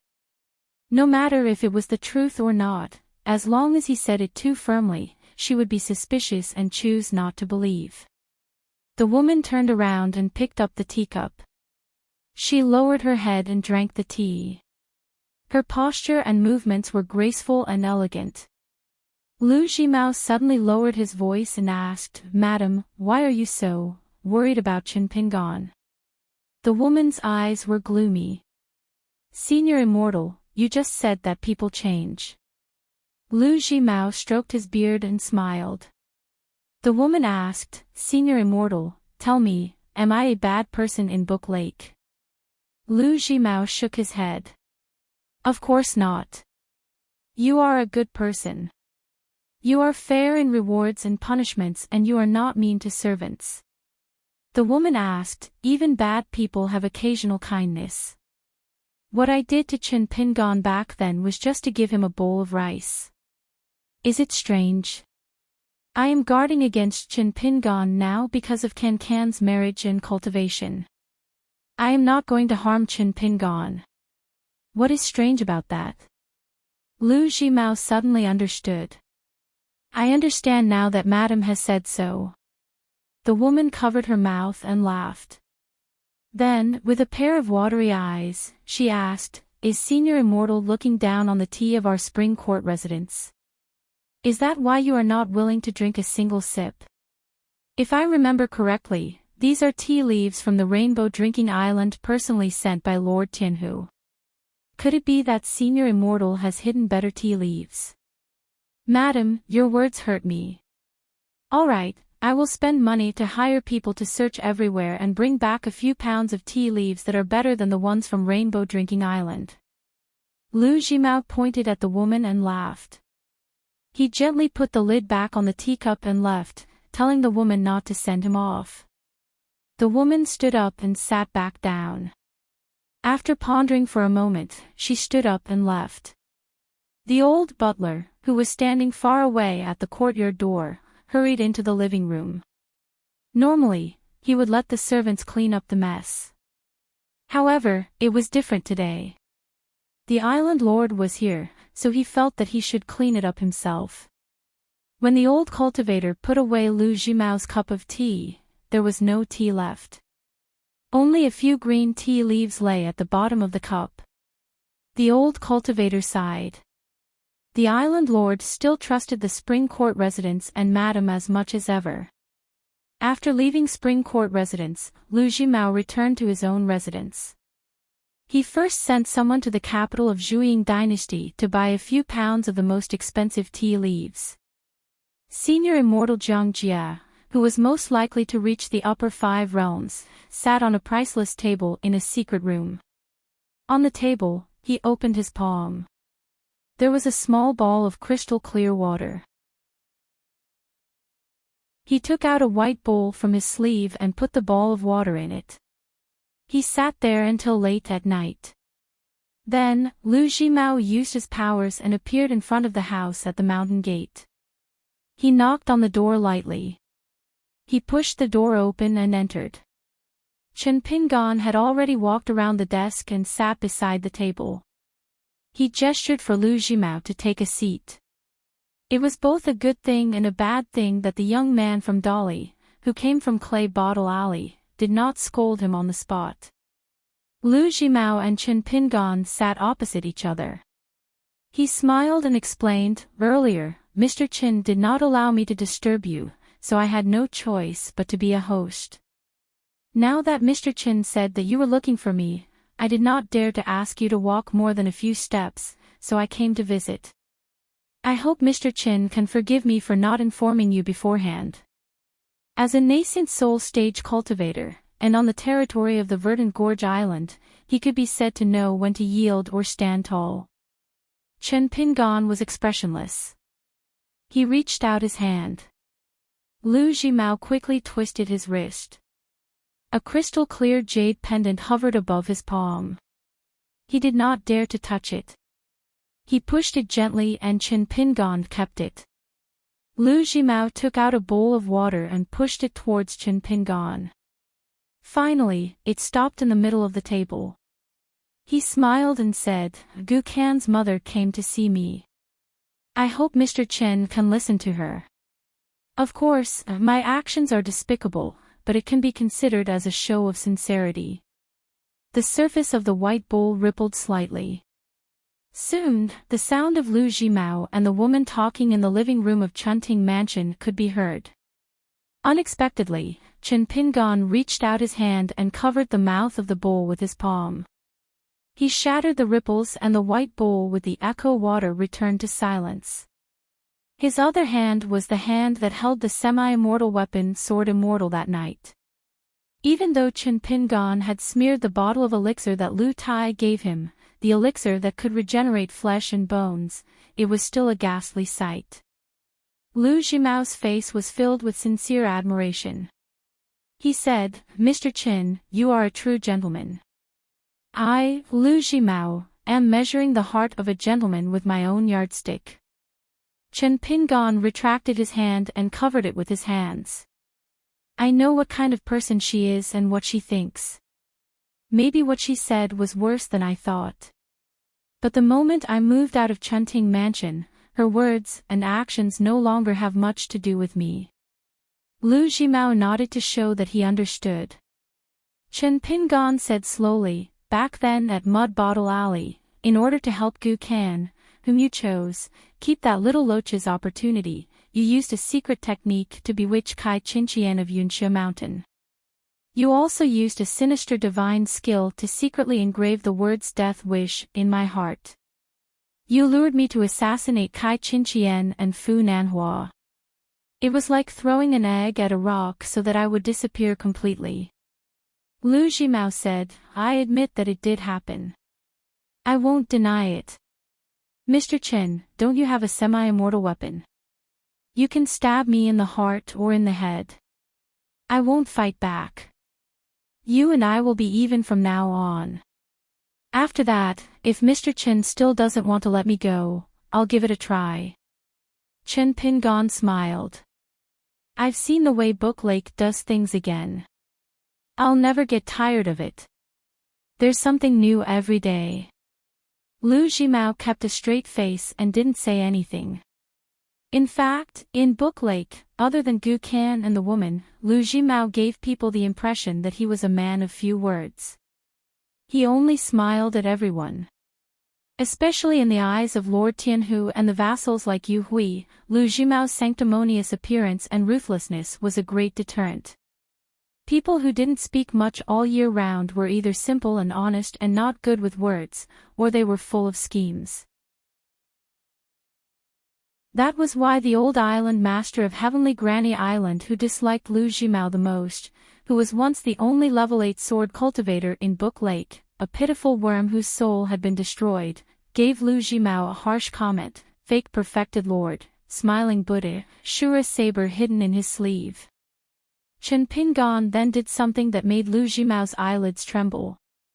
He lifted his hand that was wrapped in cotton from his sleeve and took off the blade-strengthening gourd from his waist. He poured half a bowl of woody wine into the white bowl in the middle of the table and pushed it back to Lu Jimao. Chen Pingan placed the blade-strengthening gourd on the table and smiled. "So what if I stabbed you? Let's not talk about whether it could hurt a perfected lord. Even if it could, a cunning rabbit has 3 burrows. I know that there's more than one death substitution method in the mountain." Lu Jimao took the white bowl and drank the wine in it. "Mr. Chen, you are talented and have great fortune. I, Lu Jimao, was blind back then. I accept my punishment. Mr. Chen, please state your conditions."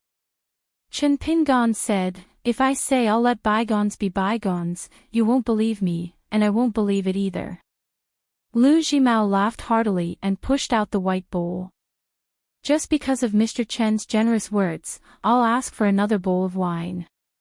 Chen Pingan poured another bowl of wine for Lu Jimao.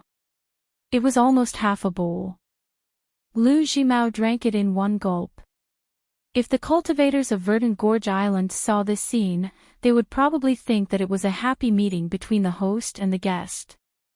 Chen Pingan said, "Before I state my conditions, I have something to ask you, perfected lord." Lu Jimao nodded. "I'll tell you everything I know." Chen Pingan asked, "Perfected lord, why do you cultivate your heart?" Lu Jimao said without hesitation, "A Taoist cultivator seeks the truth." Chen Pingan asked, "Can you tell me more about it? About your family's martial arts?" Lu Jimao hesitated for a while but still answered, "The 7 emotions and 6 desires are a mess. Then I'll take a closer look at it and categorize it." Lu Jimao pointed at the row of cabinets behind the desk. Just like Mr. Chin, I'll store the different secret files. Lu Zhimao continued. After that, the cultivators who chose to walk this unorthodox path of mine all had their own choices and paths to take. They can shrink to the size of a mustard seed and put it aside, or grow to the size of a mountain and stabilize it. These are all cultivation methods. As for how many mustard seeds can be condensed and how many mountains can be formed, that depends on each cultivator's talent and aptitude. There are many obstacles and obstacles. To deal with those mustard seeds, for example, you can derive the ancient art of killing 3 corpses and the art of internal alchemy. As for how to form a mountain, there's also the art of drinking dew and the art of external alchemy. The speed of cultivation and the level of the bottleneck depends on the quality of the ancestral cultivation methods. Lu Zhimao stopped here. I can only go into detail up to this point. It involves the fundamental Great Tao. If I continue, that would be truly seeking death. I might as well let Mr. Chin stab me one more time.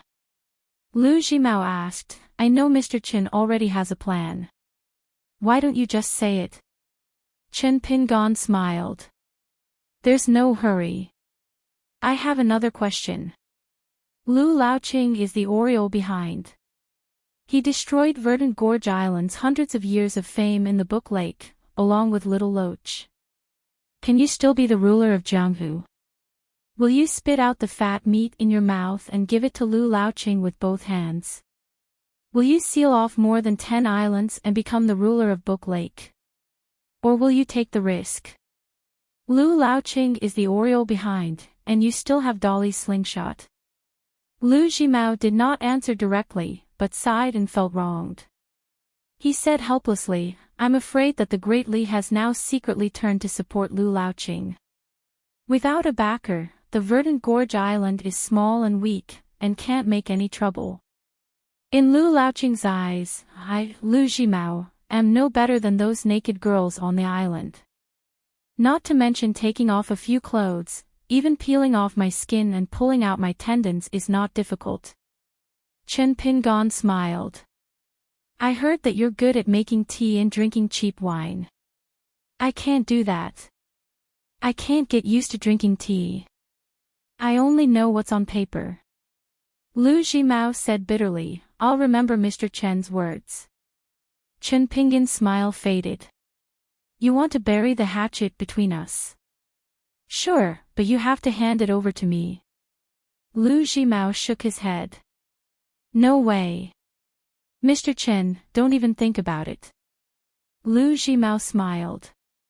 To be honest, she's just a half-human half-ghost girl from Zhu Xian Mansion. Lu Laoqing took her away by force that night. Or like you, he asked me for it. Would I dare to refuse? But why didn't Lu Laoqing do that? Have you thought about it? Chen Pingan covered his sleeves with both hands. Opposite Lu Zhimao, in a place where spiritual energy was thin, there was a dilapidated statue of a deity whose paint had peeled off. Lu Zhimao asked curiously, even Ma Yuanji, the ghost cultivator of Zhu Xian Mansion, doesn't know about this secret. How did you figure it out? Chen Pingan did not hide. First, the origin of the name Zhu Xian Mansion, then the name of a pot of wine. Lu Zhimao was even more puzzled. He addressed Chen Pingan as Mr. Chen again. Mr. Chen, please enlighten me. Chen Pingan said slowly, Ma Yuanji, the ghost cultivator of Zhu Xian Mansion, had a special liking for Lu Zhongruan of Pearl Island. I heard him talk about his past. When he talked about Zhu Xian Mansion, he was very proud. But he was unwilling to give me an answer. So I went to Pearl Island and used the name Zhu Xian Mansion to test Lu Zhongruan. The female cultivator was immediately enraged. Although she did not reveal the truth, she called Ma Yuanji a shameless person. So I made a special trip to Qishui City. In the name of buying ancient books on 8 Wailing Street, I asked a few old shopkeepers. Only then did I know that in Lu Zhongruan and Ma Ziyuan's homeland, there was a relatively rare poem called Zhongruan Sound Shu Xian. That solved the mystery. Ma Yuanji was so proud of himself that he named his mansion Zhu Xian, and the word sound was homophonic to think. Lu Zhimao clapped his hands and laughed. Wonderful. If Mr. Chen didn't reveal the mystery, I wouldn't have known that Ma Ziyuan, a lowly packman, had such an elegant mind. Chen Pingan said, Yellow Vine Wine, Palace Wall Willow. The official wine of Hong Su's hometown, Book Slip Lake, Palace Willow Island, and the lingering evil spirit on Hong Su's body. Under closer inspection, it's full of stubborn resentment and hatred.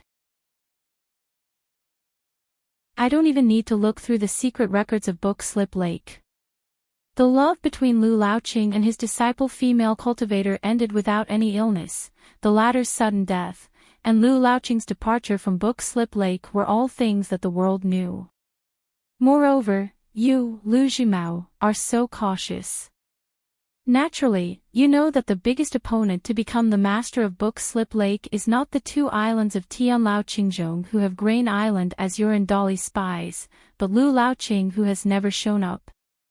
You dare to compete for the throne of Jianghu. In addition to Dolly's backing to help you gather the general trend, you must have some shady tricks that you can use to protect yourself and leave a way out. Once Lu Laoqing, a cultivator of the upper 5 states, returns to Book Slip Lake, he won't kill you at least. Lu Zhimao laughed heartily. What a bosom friend. He really couldn't imagine that in such a big Book Slip Lake, in the end, it turned out that such a young outsider was Lu Zhimao's bosom friend. Chen Pingan looked a little tired. I'll make half a request first. You must have done something to Gu Kan's Nyang. Remove it. Now Gu Kan is no longer a threat to you, and your immediate emergency is how Lu Laoqing of Gong Willow Island can keep the throne of Jianghu. On Dolly's side, I'll try to help you secretly. At least, I won't let you be an abandoned pawn and become Lu Laoqing's road to the top. Lu Zhimao frowned and said, Hong Su's life and death are still in my control. The young accountant with slightly sunken cheeks picked up the blade-strengthening gourd and drank a mouthful of wine. After coughing a few times, he said, What if?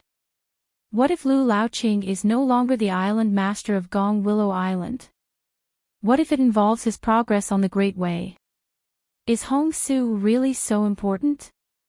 You couldn't let it go in the past. Are you sure you still can't let it go now? Maybe when the what if really comes, he will directly end Hong Su's life and then kill you who dared to touch Lu Laoqing's reverse scale with a punch. So, Lu Zhimao, you make your own choice. I'm just giving you a way to prevent the worst outcome from happening. Lu Zhimao asked a key question. Mr. Chen, do you really have the ability to influence the decision-making of Dolly's higher-ups? Chen Pingan nodded and said, Yes, but it's limited. However, I can tell you clearly that the Song clan still owes me something. Lu Zhimao looked at the young man. All sorts of feelings welled up in his heart. Lu Zhimao put away the white bowl and stood up. Give Mr. Chen a clear answer within 3 days. Chen Pingan did not get up. I hope that perfected Lord can seek the truth when it comes to the direction of the Great Way and your own life and death. The corner of Lu Zhimao's mouth twitched. I will. After Lu Zhimao left, Chen Pingan coughed non-stop. That night, he had forcefully controlled that sword immortal. There were endless hidden dangers. One of his natal acupuncture points was damaged, and it was undoubtedly one disaster after another. But this was nothing. Chen Pingan was never afraid that one day he would become poor again and have nothing at home. But there were many subtle things that others did not care about, that little bit of loss. It would even make Chen Pingan want to drink but not dare to. Chen Pingan walked out of the house and passed through the mountain gate. He picked up some stones, squatted on the shore of the ferry, and threw them into the lake one by one. Gu Kan, what I want is not that loach. It wasn't like this from the beginning. Otherwise, after you said those words in Mud Bottle Alley, I wouldn't have cared about Aunt's kindness of a meal. But I know that you know this, which is why you said those words. Because you have to get a definite answer from me so that you can be completely at ease when you are at your weakest. This was where Gu Kan was smart, but also where Gu Kan was not smart enough. This did not mean that Gu Kan would do anything to Chen Pingan. In fact, Chen Pingan was still very important to Gu Kan. It was under the premise that it did not involve her fundamental interests. Gu Kan could be slapped twice or 20 times, and Gu Kan would not fight back.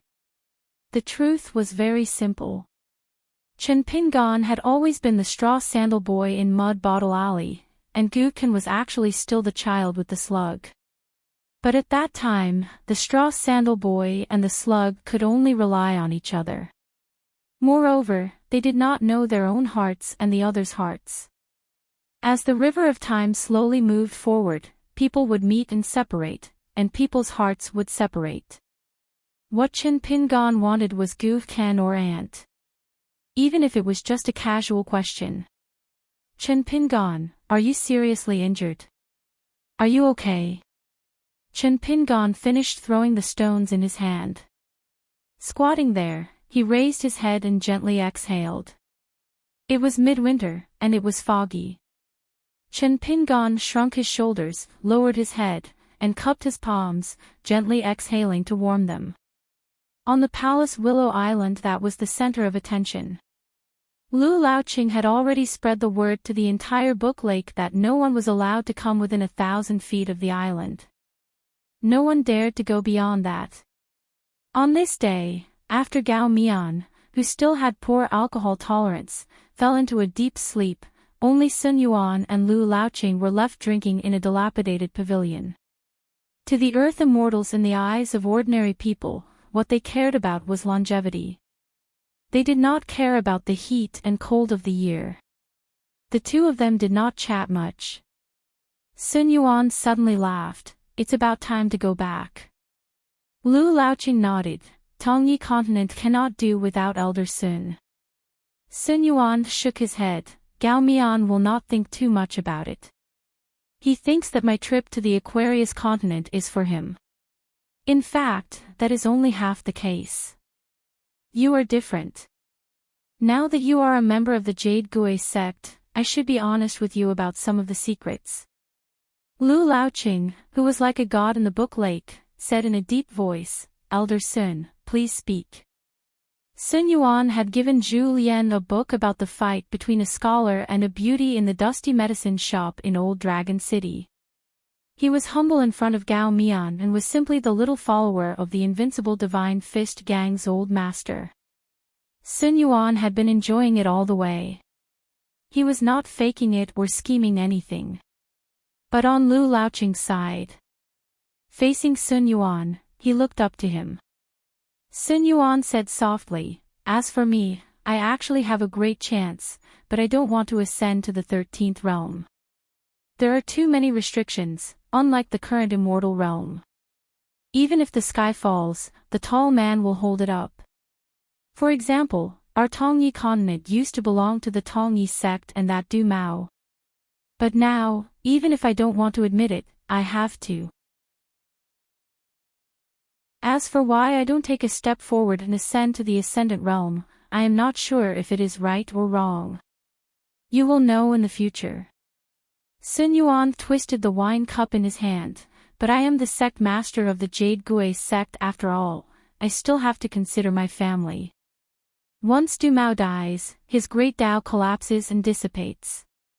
It is not just the glazed golden body fragment that you, Lu Laoqing, snatched.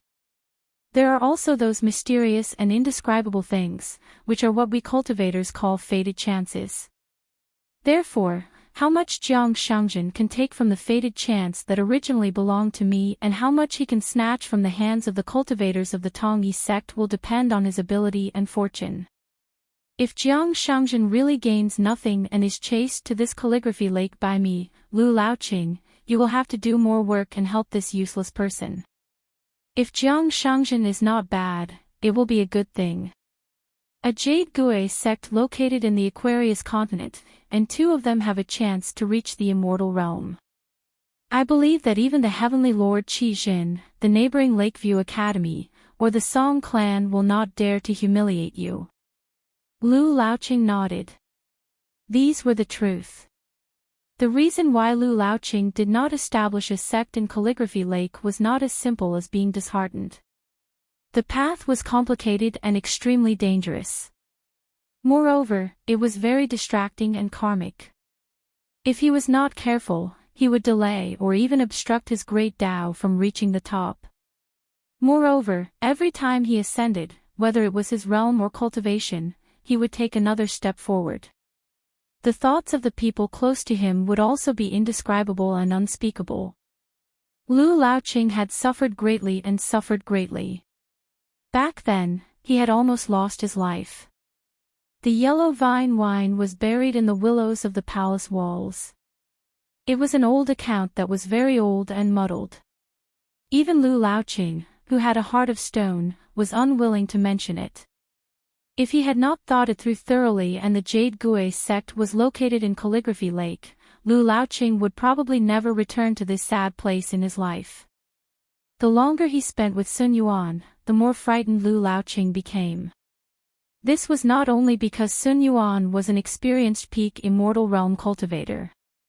This was the intuition that allowed Lu Laoqing to survive danger after danger. Why didn't he kill Lu Jimao, who was a smart person, and the young accountant? There was another reason that Lu Laoqing did not tell Gao Mian and Sun Yuan. This was because it would make him very passive. If Lu Jimao had something on him, it would not hurt him. However, if it was in Sun Yuan and Jiang Shangjin's hands, Lu Laoqing would be skinned and dripping with blood. He would have to obediently endure it. Otherwise, they would completely fall out and both sides would suffer. After Lu Laoqing ascended to the upper 5 realms, he became quieter and quieter. It was only after a larger and more magnificent picture was spread out in front of him that he discovered a cruel truth that made him ponder deeply every time. The Battle of the Great Tao. It sounded very general. However, when a mountain and swamp cultivator with a high enough realm and vision lowered his head to look at the width of the road under his feet and then looked at the upper 5 realms at the same height, he would look at the road under his feet.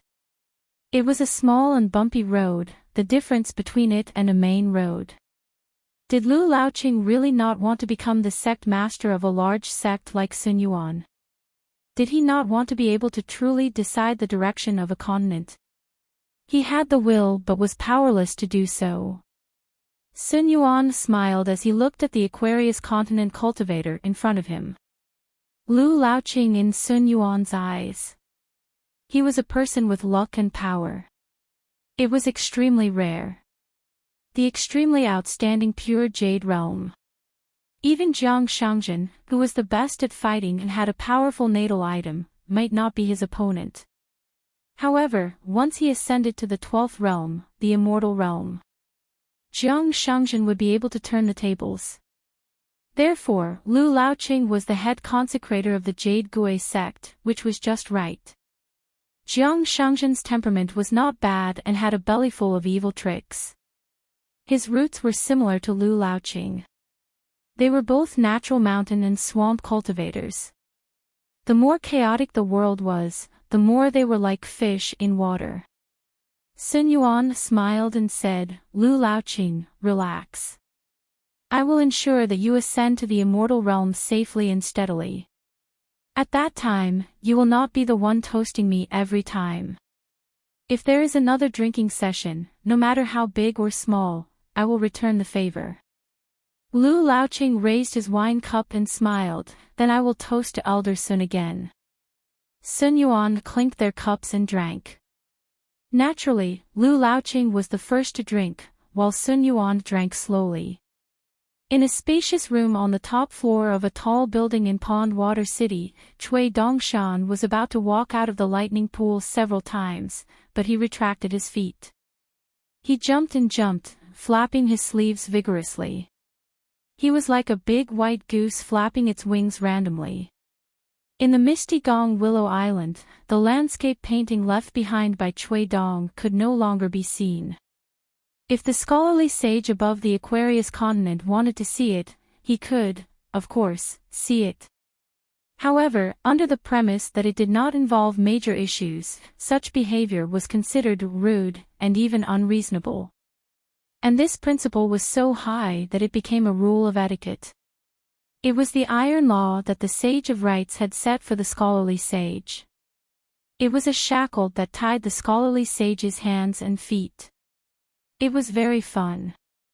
In fact, during the long years when the Confucian school oversaw the vast world, they had made many shocking secret plans. There were plans by the 100 schools of thought, by cultivators in the 12th and 13th realms, and even by demons, devils, ghosts, and spirits. Some of these plans died in the womb, but most of them caused great destruction and far-reaching consequences. However, this rule was unshakable and still firmly bound the people of the scholarly faction on the divine throne. Was it not inconceivable? The Sage of Rites was not the only one who was so unreasonable. The Beko Keikyung building and the Lotus Buddhist kingdom also had a similar rule.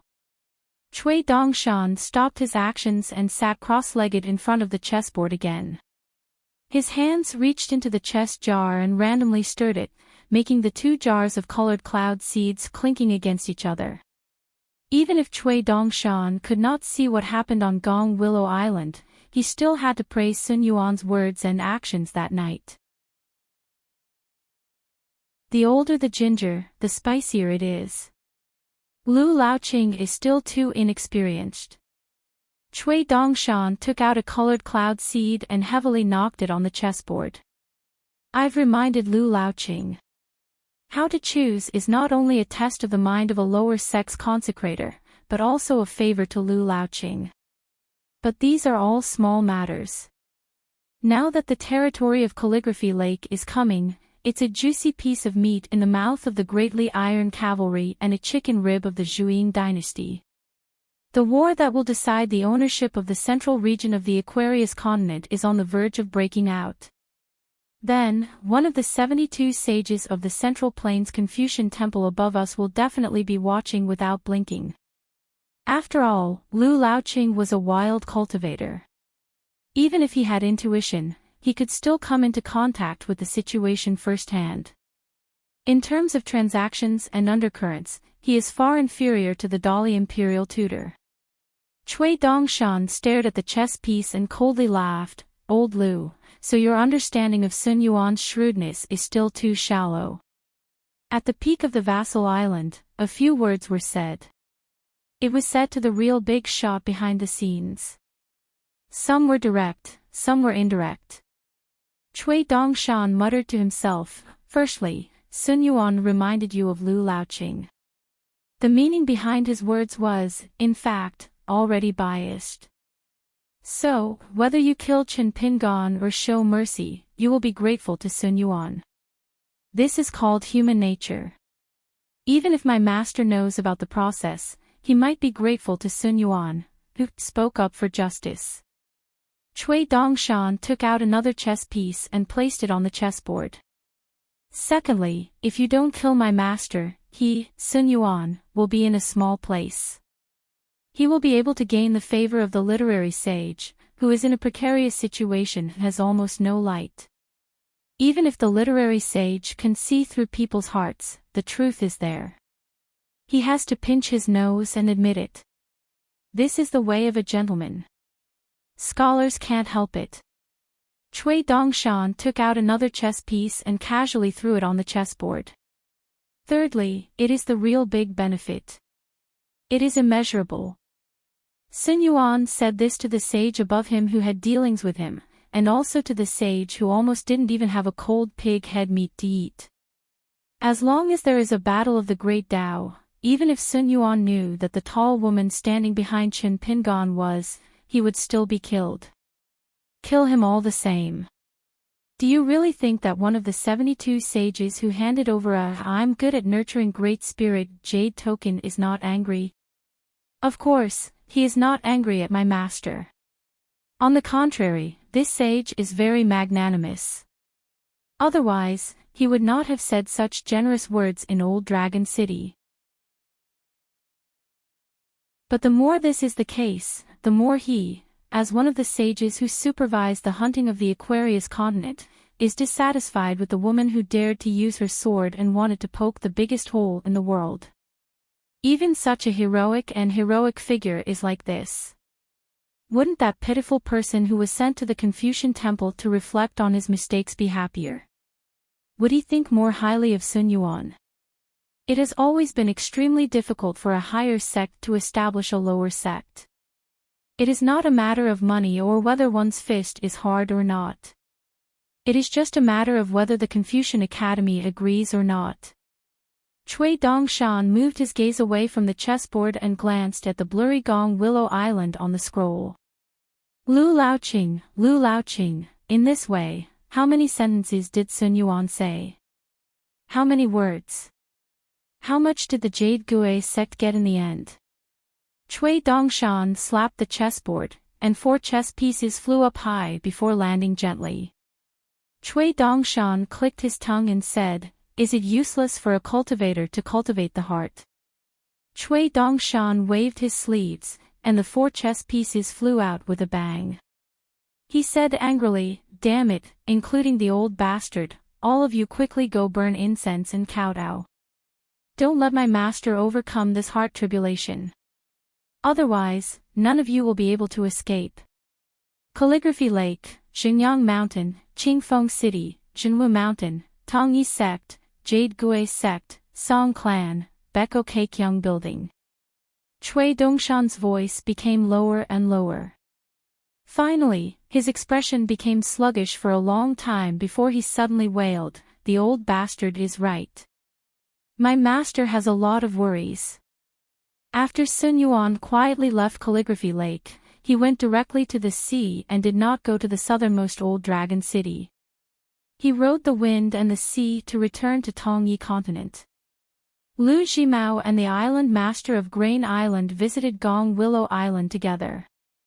Both of them stopped on the lake 3,000 feet away from the island. Lu Laoqing only saw the latter and told the former to get lost. In the tall building of Pond Water City, Cui Dongshan laughed loudly and rolled on the ground. After being happy, Cui Dongshan frowned again. He lay on the ground and crawled to the edge of the Golden Thunder Pool with the posture of a duck. He sighed. He was really caught in a trap of his own making. He had to find some entertainment to relieve his boredom. Cui Dongshan sat up and threw a chess piece on the chessboard to make a conclusion. He wanted to calculate how many people his master met had a good impression of him at first. Qi Jingchen. Cui Dongshan threw 10 chess pieces on the chessboard and then rolled his eyes. "You have good taste, okay?" Then, he waved his sleeves and pushed the chess pieces out of the chessboard. Sword Spirit. Cui Dongshan did not throw a single chess piece. He rolled his eyes again and muttered, "Qi Jingchen is still the best, okay?" He only threw 6 chess pieces. Then, he pushed the chess pieces out of the chessboard. Old Yang. 1 chess piece. Alliance. 5 chess pieces. Cui Dongshan thought for a moment. When we reach Red Candle Town. He added another 4 chess pieces. Left and right. 3 chess pieces. For Qi Jingchuan's face, he added 3 more chess pieces. Wei Jin. No. Ruan Cheng. 2 chess pieces. Cui Dongshan counted almost all the people Chen Pingan knew on the chessboard. Finally, Cui Dongshan suddenly flew into a rage, remembering that he had missed the most annoying guy. "The most heartless old scholar, you're the one who likes to side with others." He picked up a whole chess jar with both hands and poured it on the chessboard. Cui Dongshan frowned, put away the landscape painting, and put all the chess pieces back into the jar. He said in a low voice, "Come in." The owners of this tall building, the Lord of Pondwater City fan couple, and the silly son Fan Yen, walked into the house one after another. Fan Yen bowed and followed behind his parents with fear and trepidation. There were no chairs or stools in the house. Cui Dongshan was sitting, and the three of them could not stand and talk. They could only follow Cui Dongshan and sit in the distance, of course in a kneeling posture. Cui Dongshan yawned.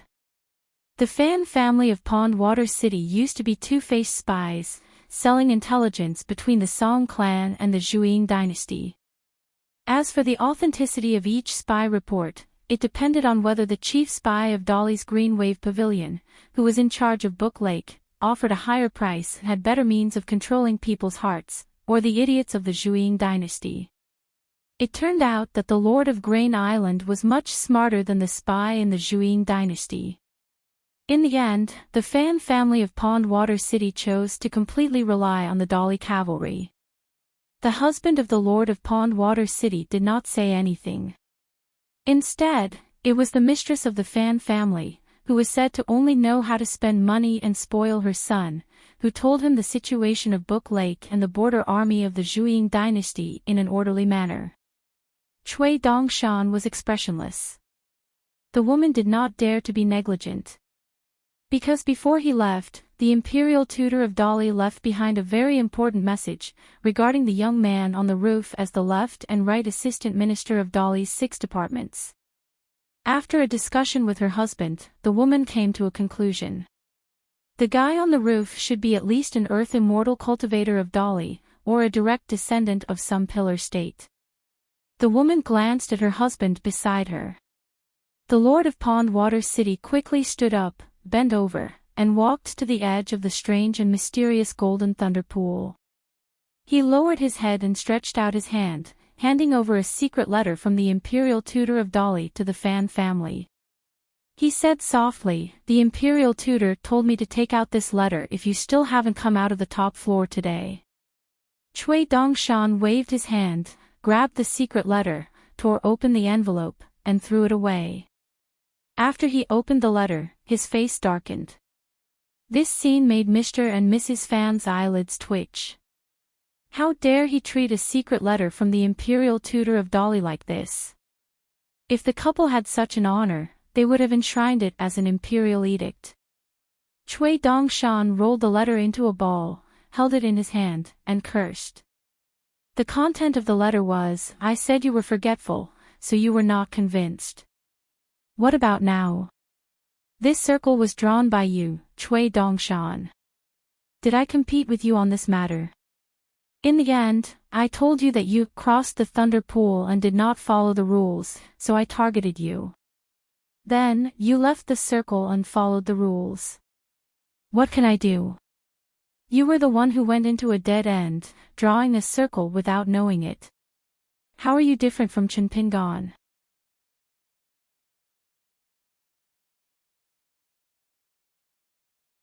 This Mr. Chen, really, poured so little wine for her.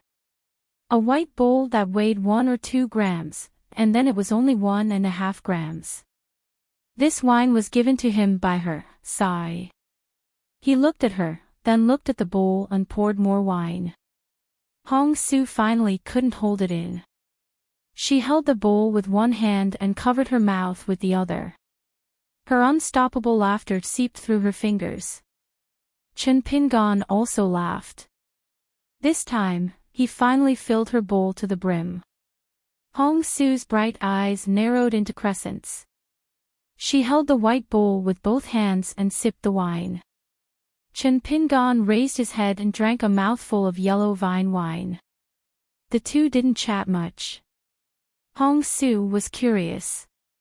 Such a good Mr. Chen. Last time when she jokingly asked, he nodded shyly.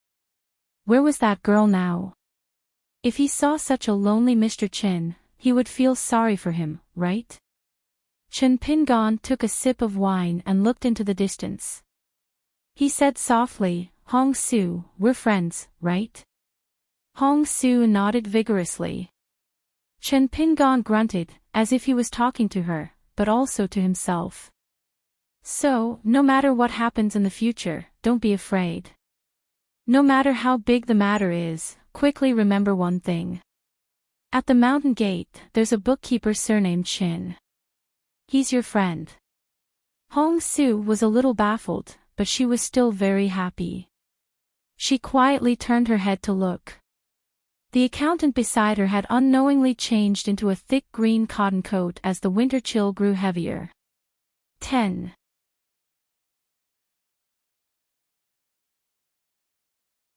For 39, that day, someone from the sword room came to inform Chen Pingon that a foreign flying sword had arrived at Verdant Canyon Island. Chen Pingon hurriedly left the room. Ge. Unsurprisingly, it would be Zhong Kuei's reply. Sure enough, when he arrived at the sword room that collected flying swords from all over the place, Chen Pingon received a secret letter from Taiping Mountain. Unfortunately, Zhong Kuei said in the letter that he had urgent matters to attend to. There were still demons everywhere at the foot of Tongya Island. Although it was not as dangerous as before, it was more disgusting. It could be said that there were endless demons and monsters. He could not get away for the time being, but he would come as soon as he was free. However, he hoped that Chen Pingon would not get his hopes up. Zhong Kuei was destined not to leave Tongya Island in the near future. Chen Pingon was a little worried. After all, Zhong Kuei had not only been stripped of his title as a gentleman by the academy, but also turned into a ghost. Once he met a nascent soul stage demon, he would lose his identity as an academy student, which meant that he would lose his greatest protection. After worrying, Chen Pingon put away the secret letter and walked out of the sword room. He began to murmur in his heart, scolding Zhong Kuei for not being loyal. The letter talked about a lot of news similar to the book Slips Lake Palace Bulletin. Yao Jingji was selected to enter the palace. The three princes of the Great Spring had a wonderful life. The goddess of the buried river was blessed. The aquamarine mansion was successfully promoted to the aquamarine holy palace, and so on. A lot of things were mentioned in the letter, but there was no mention of the art of summoning ghosts or the art of summoning spirits. Not long after Chen Pingon left the sword room, the island owner Lu Jimao came here without warning. The cultivators of the sword room were all silent. This was something that they could not imagine. Immortal Zhejiang had never entered the sword room. First, this nascent soul stage island owner had his own small sword tomb that could send and receive flying swords, which was more hidden and convenient. Second, Lu Jimao lived in seclusion on Verdant Canyon Island. Except for occasionally going to Chunting Mansion where Gu Kan lived, only his direct disciple Lord Tianhu and the island owners of the vassal islands had the opportunity to meet Lu Jimao. Lu Jimao, with his hands behind his back, bent down and looked carefully at the flying sword of Taiping Mountain that was still absorbing spiritual qi in a manger on the sword room shelf. He should be confirming the authenticity of the three words. In the Aquarius continent, every messenger flying sword that came from a big immortal family would be engraved with the name of the family using a secret technique. This was a huge deterrent. In the Aquarius continent, for example, the Divine Grandeur sect, the Wind Snow Temple, and the Martial Mountain all did the same. In addition, the Wind Thunder Garden that produced the genius Li Tuanjing also did the same. Half of the messenger flying swords in the Wind Thunder Garden were even engraved with the words, Wind Thunder, by the Aquarius continent's #1 nascent soul stage cultivator, Li Tuanjing, personally engraved the words, Wind Thunder, on the tip of his natal flying sword. However, it was said that Li Tuanjing had died. The Wind Thunder Garden was guarded by two young men, H. River and Lu Baqiao. Coupled with the unstoppable rapid rise of their mortal enemy on Mount Y, even though H. River was extremely eye-catching and Lu Baqiao had a bright future, without Li Tuanjing, was the Wind Thunder Garden still Wind Thunder Garden? Its reputation was not as great as it used to be. Now, the cultivators on the Aquarius continent were all guessing when the new garden master, H. River, who had amazed the world on the immortal platform of the Wind Snow Temple, would really be able to take on the heavy responsibility. As long as they encountered a flying sword engraved with the name, a small group of cultivators who dared to intercept the flying sword would usually take the initiative to return the flying sword as soon as they got the name. They would never dare to break the restriction without permission and bring about the disaster of being killed. The other immortals on the mountain were very tacit. They were not shameless enough to do such a thing. On the Dragon Spring Sword sect side, the Earth Immortal Dong Gu once suggested to Ruanting that since they were now a sect with the word sect, should they engrave words on the flying sword that could be used to send messages. Ruanting, who had always been serious and rarely showed any respect to the disciples in the sect, was livid at that time. Dong Gu was so scared that he hurriedly retracted his words. Ruanting then mocked himself, a sect that doesn't even have a nascent soul stage cultivator. What kind of sect is it? The owner of the sword room mustered up his courage and whispered, "Island Master, this flying sword is not only engraved with the words, Taiping Mountain, but also engraved with words on the other side of the sword." Lu Jimao grunted and stretched out a finger. With a light shake, the flying sword suspended in the sword slot gently flipped over, revealing the words, Ancestral Hall. Lu Jimao narrowed his eyes and sighed in his heart. It seemed that the bookkeeper had met a very impressive person in the Tongyi continent. Previously, Lu Jimao took the initiative to throw away his pride and took the initiative to apologize to Qin Pingan. Originally, Lu Jimao was a little skeptical about Qin Pingan's words that Dolly still owed him something. Now, he still did not completely believe it. However, the more he believed, the less he doubted. The third largest immortal in the Tongyi continent, the Ancestral Hall of Taiping Mountain's Ancestral Hall. In the Aquarius continent, which had the smallest territory among the 9 continents, it was roughly equivalent to the Lotus Hall's flying sword that came from the Heavenly Lord Qi Jin of the Divine Decree sect. Still, it was very intimidating. Lu Laoqing of the Gong Willow Island, who did not care much about the calligraphy lake, might not care. However, as the owner of the calligraphy lake, Lu Jimao, who had been through so much, still had to think carefully. The cross-continent flying sword consumed a lot of spiritual qi and was very expensive.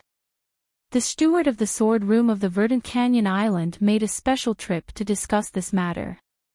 Apart from the fact that the flying sword came from Taiping Mountain, which must be reported to Mr. Tianhu, should they also mention the matter of the J small heat coins, conveniently.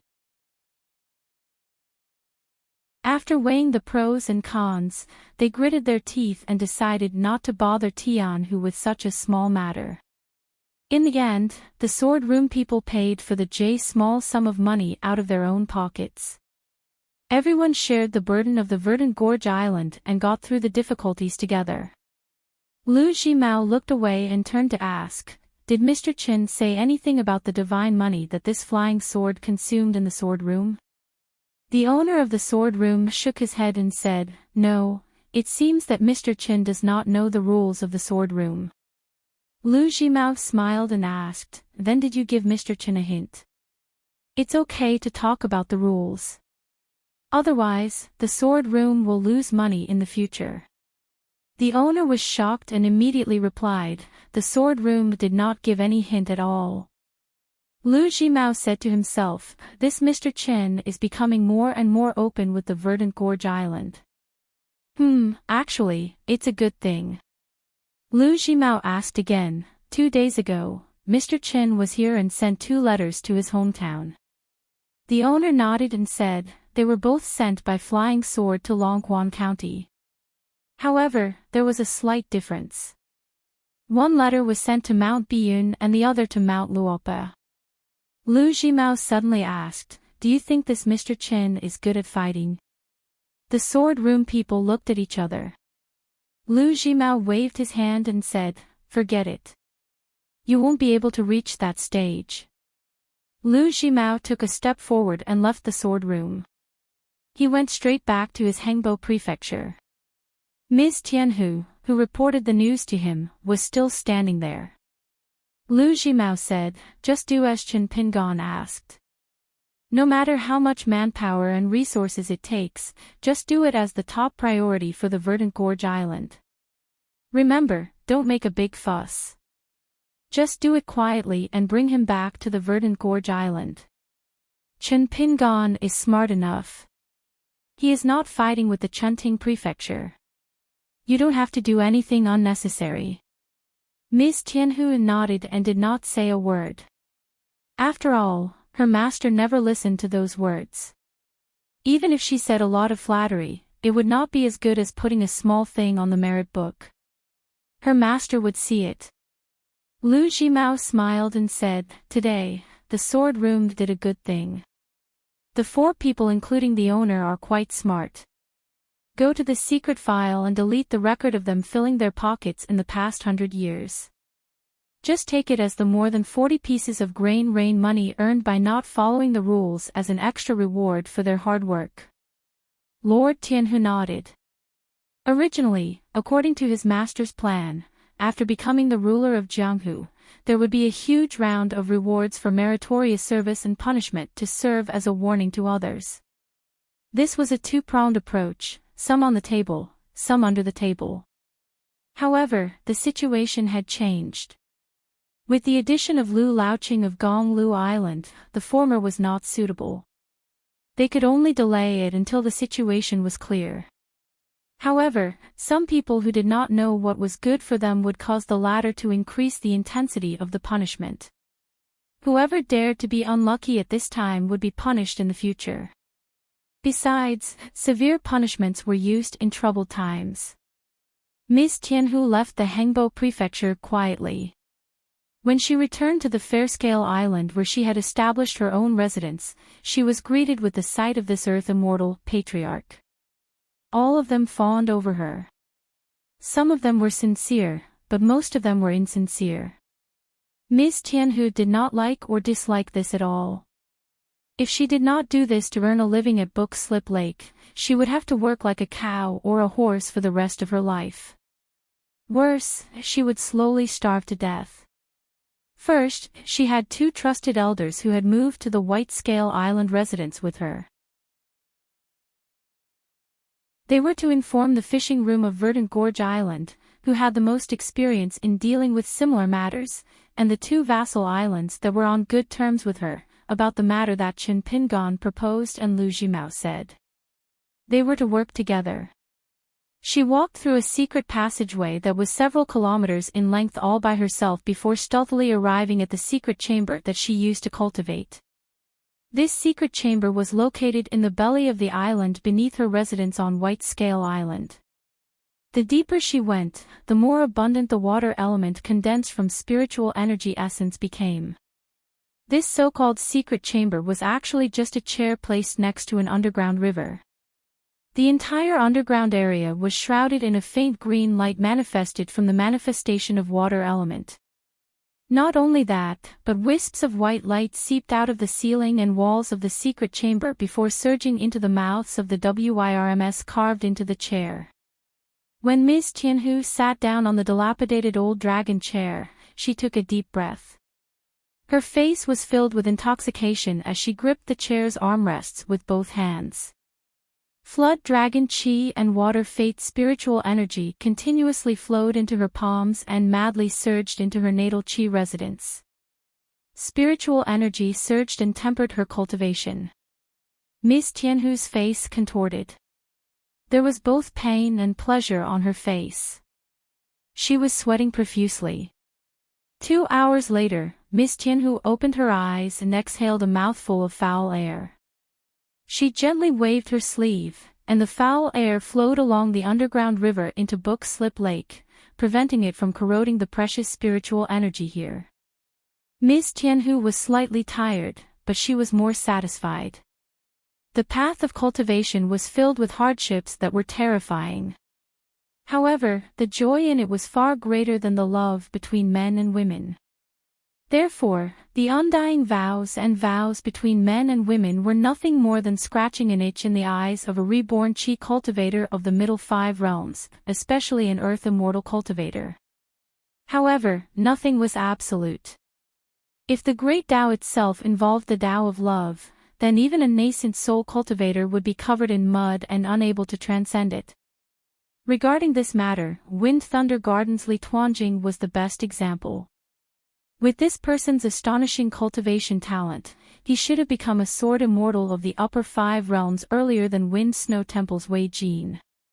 Once he entered the pure Jade realm and crossed that natural chasm, even the immortal realm might be in Li Tuanjing's bag. At that time, who would be the true number 1 cultivator of the Aquarius continent? Would a 12th realm sword immortal be qualified? One had to know that the current leader of the Aquarius continent's cultivators, the Daoist Heavenly Lord Qi Jin, had just entered the immortal realm. However, Li Tuanjing, a great figure who occupied a continent sword Dao fate, just happened to be unable to cross that barrier that Miss Tianhu and the others did not care too much about. The great Dao was unpredictable, nothing more than this. Miss Tianhu collected her thoughts and began to carefully think about her future. On the great Dao, the scenery was infinitely good. However, she could not just look at the magnificent scenery of others. She should also become the scenery that others envied. That was the right path.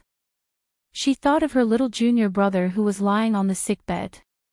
Miss Tianhu had mixed feelings. After standing up, she instantly shook off the sweat and stains on her clothes. She took a step forward and stood by the underground river, lost in thought. Between Lu Jimao and Gu Kan, Lord Tianhu's inner feelings were actually more inclined towards his little junior brother, Gu Kan, and not that shrewd master who would kill anyone for the sake of the great Tao.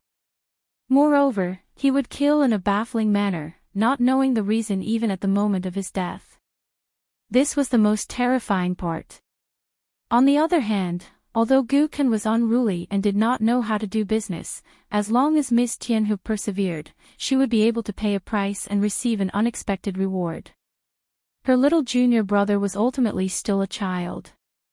He was able to deal with the seemingly intertwined forces that were actually floating on the surface, but he had yet to truly understand the underlying network hidden at the bottom of the Book Slip Lake. That was the true rule of the Book Slip Lake. Gu Kan did not know how to use people, she only knew how to kill. She did not know how to maintain her position, she only knew how to forge ahead. Ultimately, it was not a long-term plan. So logic told Miss Tianhu that she could bet heavily on Gu Kan, but she definitely could not support Gu Kan with everything she had. He liked to take the unconventional path too much. She, Miss Tianhu, was far from being able to arm wrestle with her master, Lu Jimao, and most likely, she would never be able to see that day.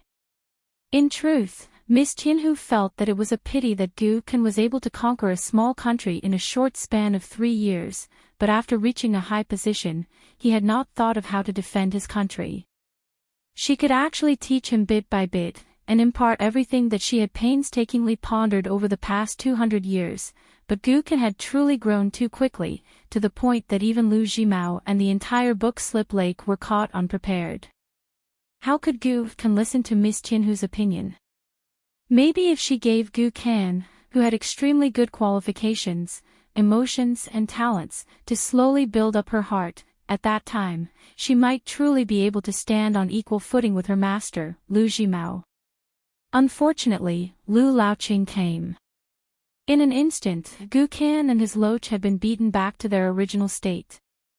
In the history books, it was said that the prestige of the vassal towns, the land, the weapons, and life and death.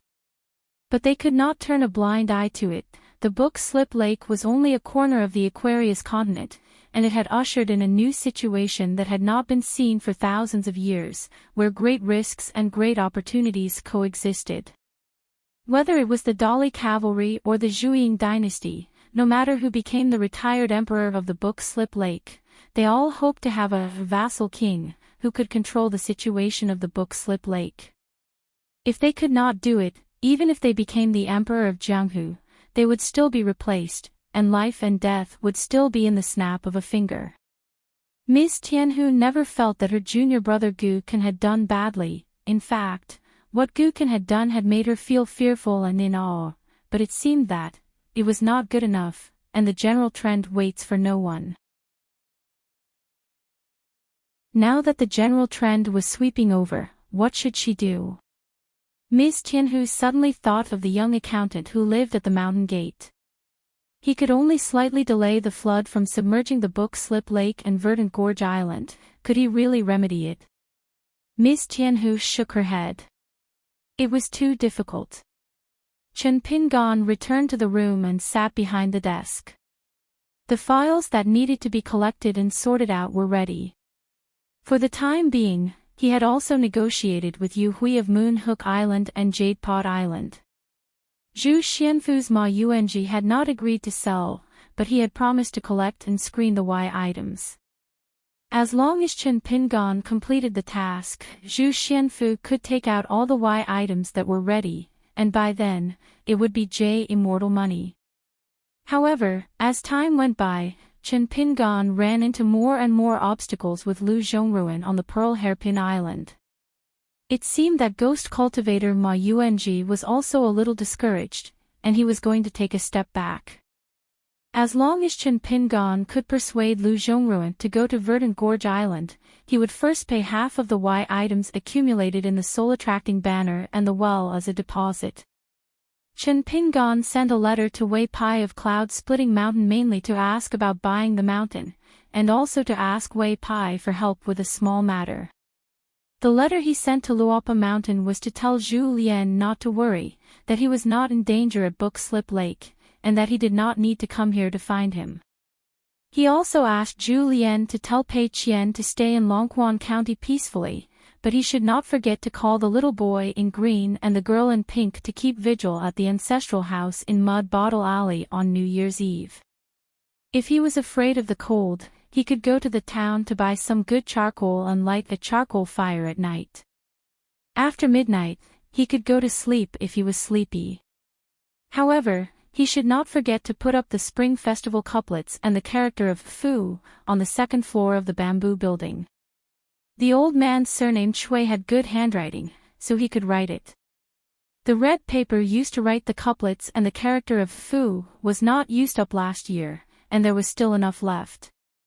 The girl in pink knew where to put it. Finally, he told Pei Qian not to be too reckless when setting off firecrackers at the ancestral house in Mud Bottle Alley on the morning of the first day of the new year. The houses in Mud Bottle Alley had small courtyards and narrow alleys, so he should not set off too many firecrackers.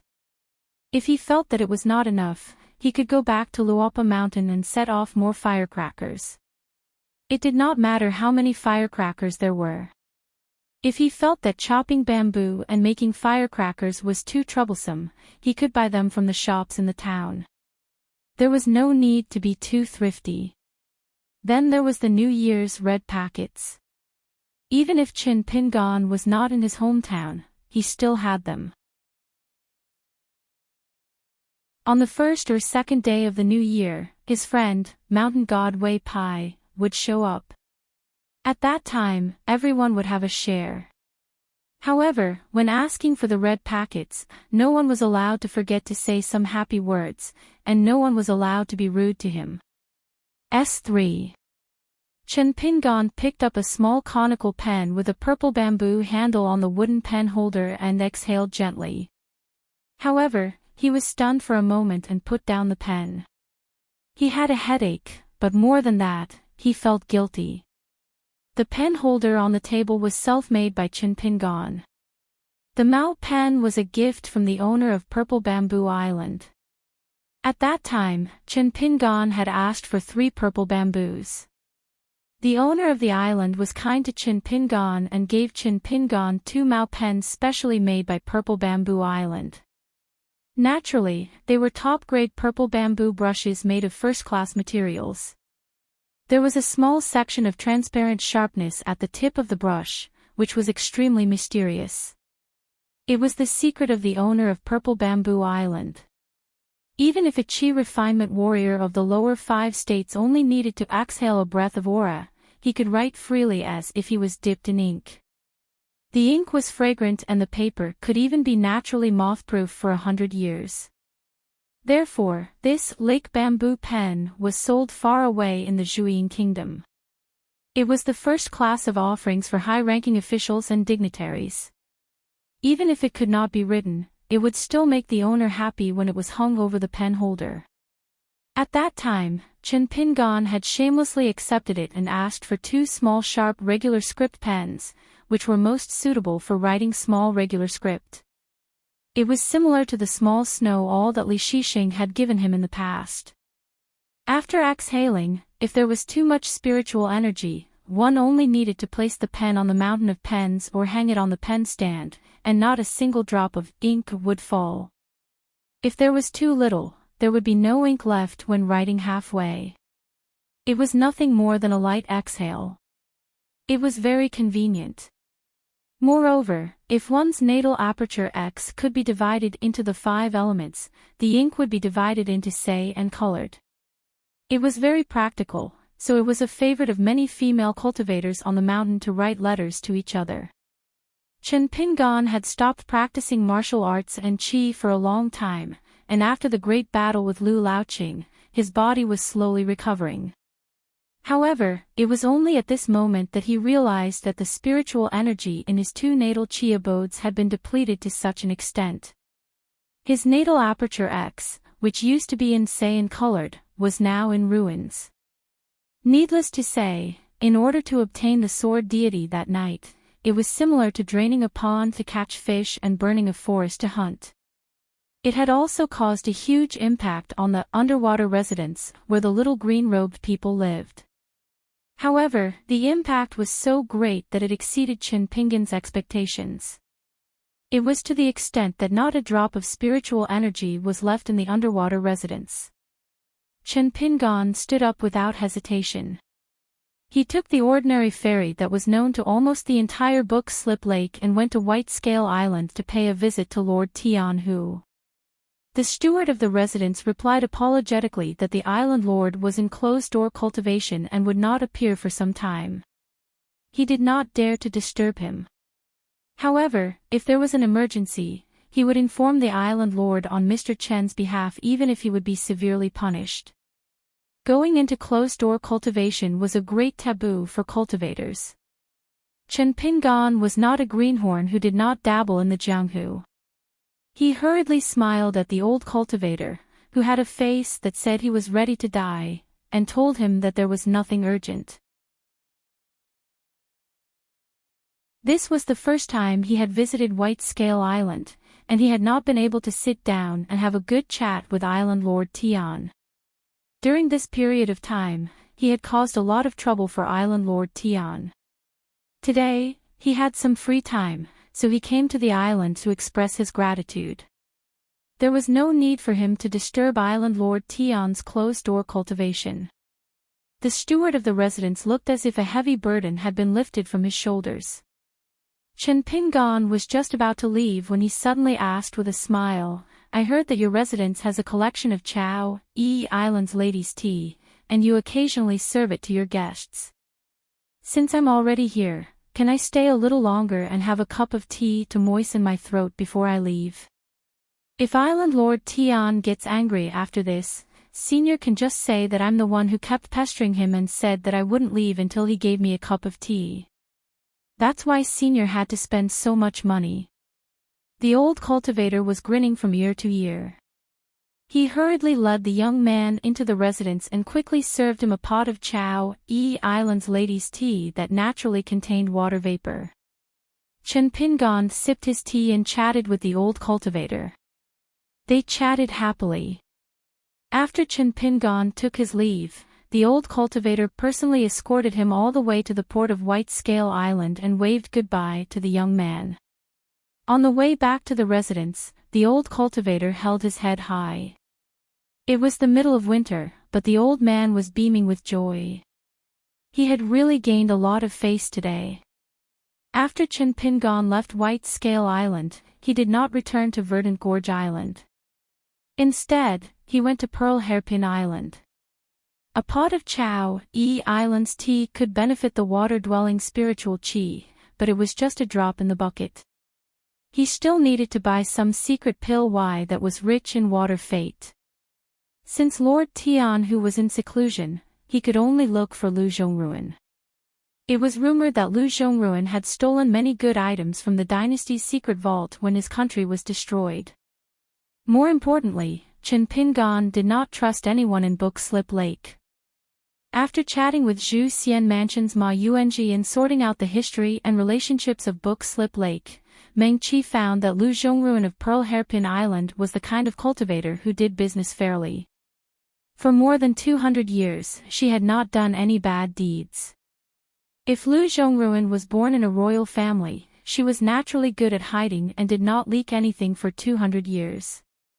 If there was someone behind her who was so resourceful that they could calculate his sudden decision to buy Pil Y from Lu Zhongruan, Chen Pingan would admit defeat. Today, Lu Zhongruan still did not meet him in person. It was normal. She probably was tired of the bookkeeper's lousy matchmaker behavior. There were 2 times before when Chen Pingan stopped the boat and went ashore, but Lu Zhongruan was too lazy to show up. She sent an extremely beautiful direct disciple to block at the ferry. Meng Qi could not remember the name. Because of the style of the people in Pearl Hairpin Island, it was not easy for them to stay clean in Book Slip Lake. Compared with the island, which was also full of female cultivators but was ridiculed by the male cultivators in Book Slip Lake as Brothel Island, the reputation of the 2 sides was worlds apart. At that time, Chen Pingan went ashore just to learn something from Lu Zhongruan, the owner of the island. As for the other cultivators in Pearl Hairpin Island, Chen Pingan did not want to have any trouble with them. Naturally, it wasn't that Chen Pingan was arrogant and conceited, but he knew that his every word and action at Book Slip Lake would bring about all kinds of unpredictable results. Even if it was good, it would just be icing on the cake, but if it was bad, it would bring disaster to the fish in the moat and kill him. In life, once a person was in deep trouble, he would inevitably go downhill. Often, he would be in a dilemma and it would be easy for him to be at a loss. At this time, other than carefully considering his own gains and losses, and carefully weighing the options to break out of this situation, if he could also consider the people around him, he might not be able to get out of this situation. But he would not make a mistake on top of a mistake and continue to make a mistake. Chen Pingan explained his purpose. The beautiful female cultivator smiled and asked, "Mr. Chen, are you really not here to be the ghost cultivator's lobbyist this time?" Chen Pingan nodded and promised, "I'm really not." She was a little annoyed. She lightly stomped her foot and complained, "Mr. Chen, you made me lose 10 snowflakes and money." Chen Pingan said helplessly, "If I said you deserved it, would I still be able to meet your master?" The young female cultivator said reluctantly, "You can." Chen Pingan then said, "You deserved it." In the distance, many female cultivators of Pearl Hairpin Island who were secretly hiding in the dark laughed incessantly. Most of them were Lu Zhongruan's direct disciples, or some heaven's prides who had not been on the island for long. Most of them were still young, so they dared to do this. The young female cultivator said unhappily, "Mr. Chen, can you go to the treasure light pavilion on the mountain peak by yourself?" Chen Pingan smiled and said, "Sure." After passing through the mountain gate, she really did leave Chen Pingan to the side. She ran to the side room of the mountain gate and whispered with the masters. Then, together with the female cultivators who had made the wrong bet like her, she obediently took out the snowflakes and gave them to the winner. A lucky young female cultivator who had won so much that she almost could not hold the money with both hands stuck her head out. She laughed loudly at the young accountant's back and said, "Mr. Chen, thank you." The accountant who was slowly climbing the mountain did not turn his head. He only raised his hand and waved, probably indicating that there was no need for thanks. At the side room of the mountain gate, 7 or 8 young female cultivators, regardless of whether they won or lost, roared with laughter. At the treasure light pavilion, he saw Lu Zhongruan who was dressed in luxurious palace attire. The 2 of them sat opposite each other. The latter was skillfully brewing tea. Her every move was filled with a true air of wealth. No wonder they heard that Chunting Palace had invited Lu Zhongruan twice, but she had declined both times. Lu Zhongruan asked, "Mr. Chen, are you not at all worried about your body's condition?" Chen Pingan went straight to the point and said, "Of course I am. That's why I came to Pearl Hairpin Island. I want to buy some elixirs that are suitable for nourishing Qi Palace from Island Master Lu."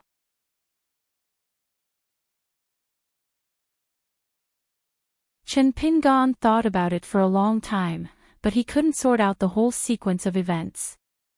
After all, Hairpin Island was not the key battlefield that Chen Pingan needed to pay attention to. Chen Pingan knew too little. Lu Zhongruan asked a question that she should not have asked at Book Lake. "Can I trust Mr. Chen's character?"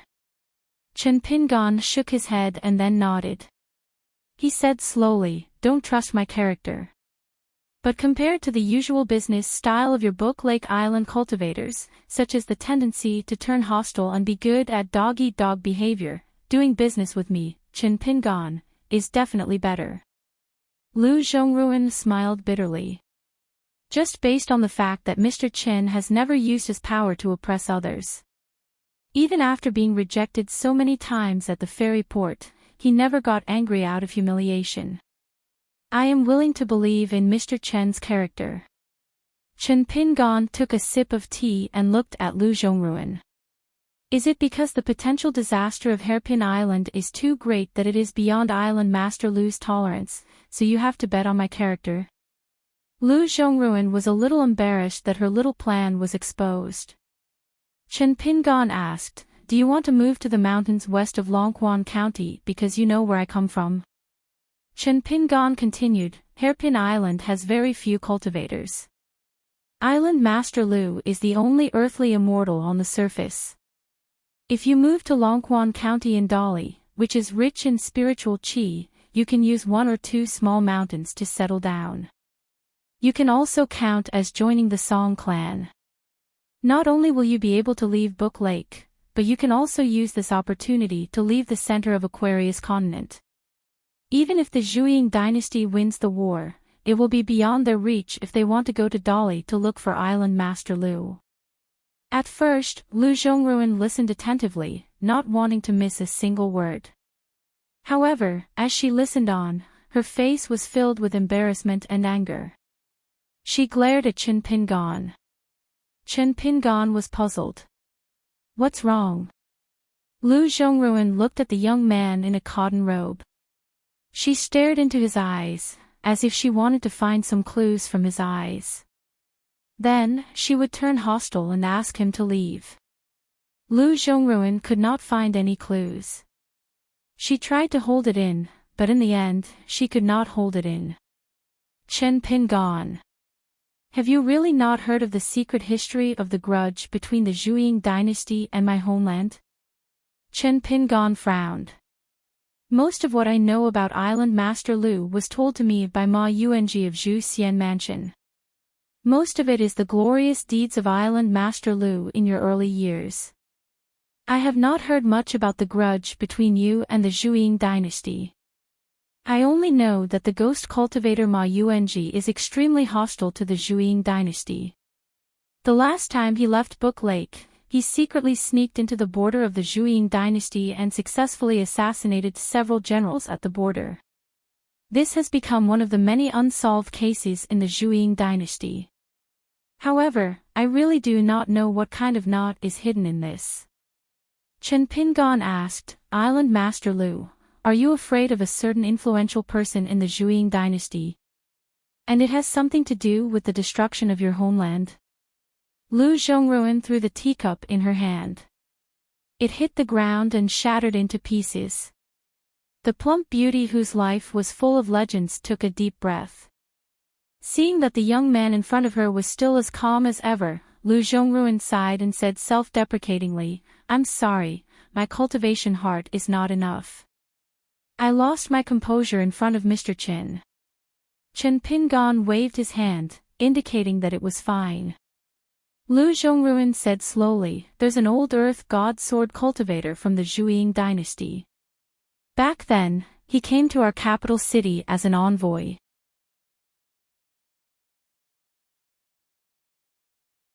Lu Zhongruan took the porcelain cup and drank it like she was drinking wine.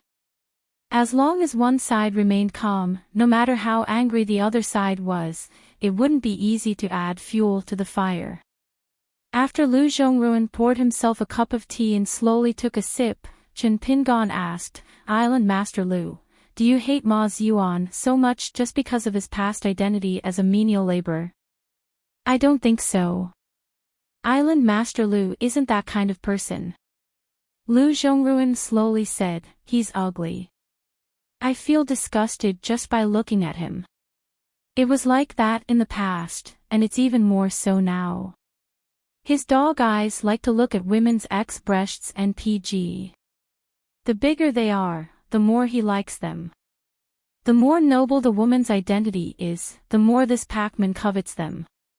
Chen Pingan didn't plan to say anything. He definitely wouldn't comment.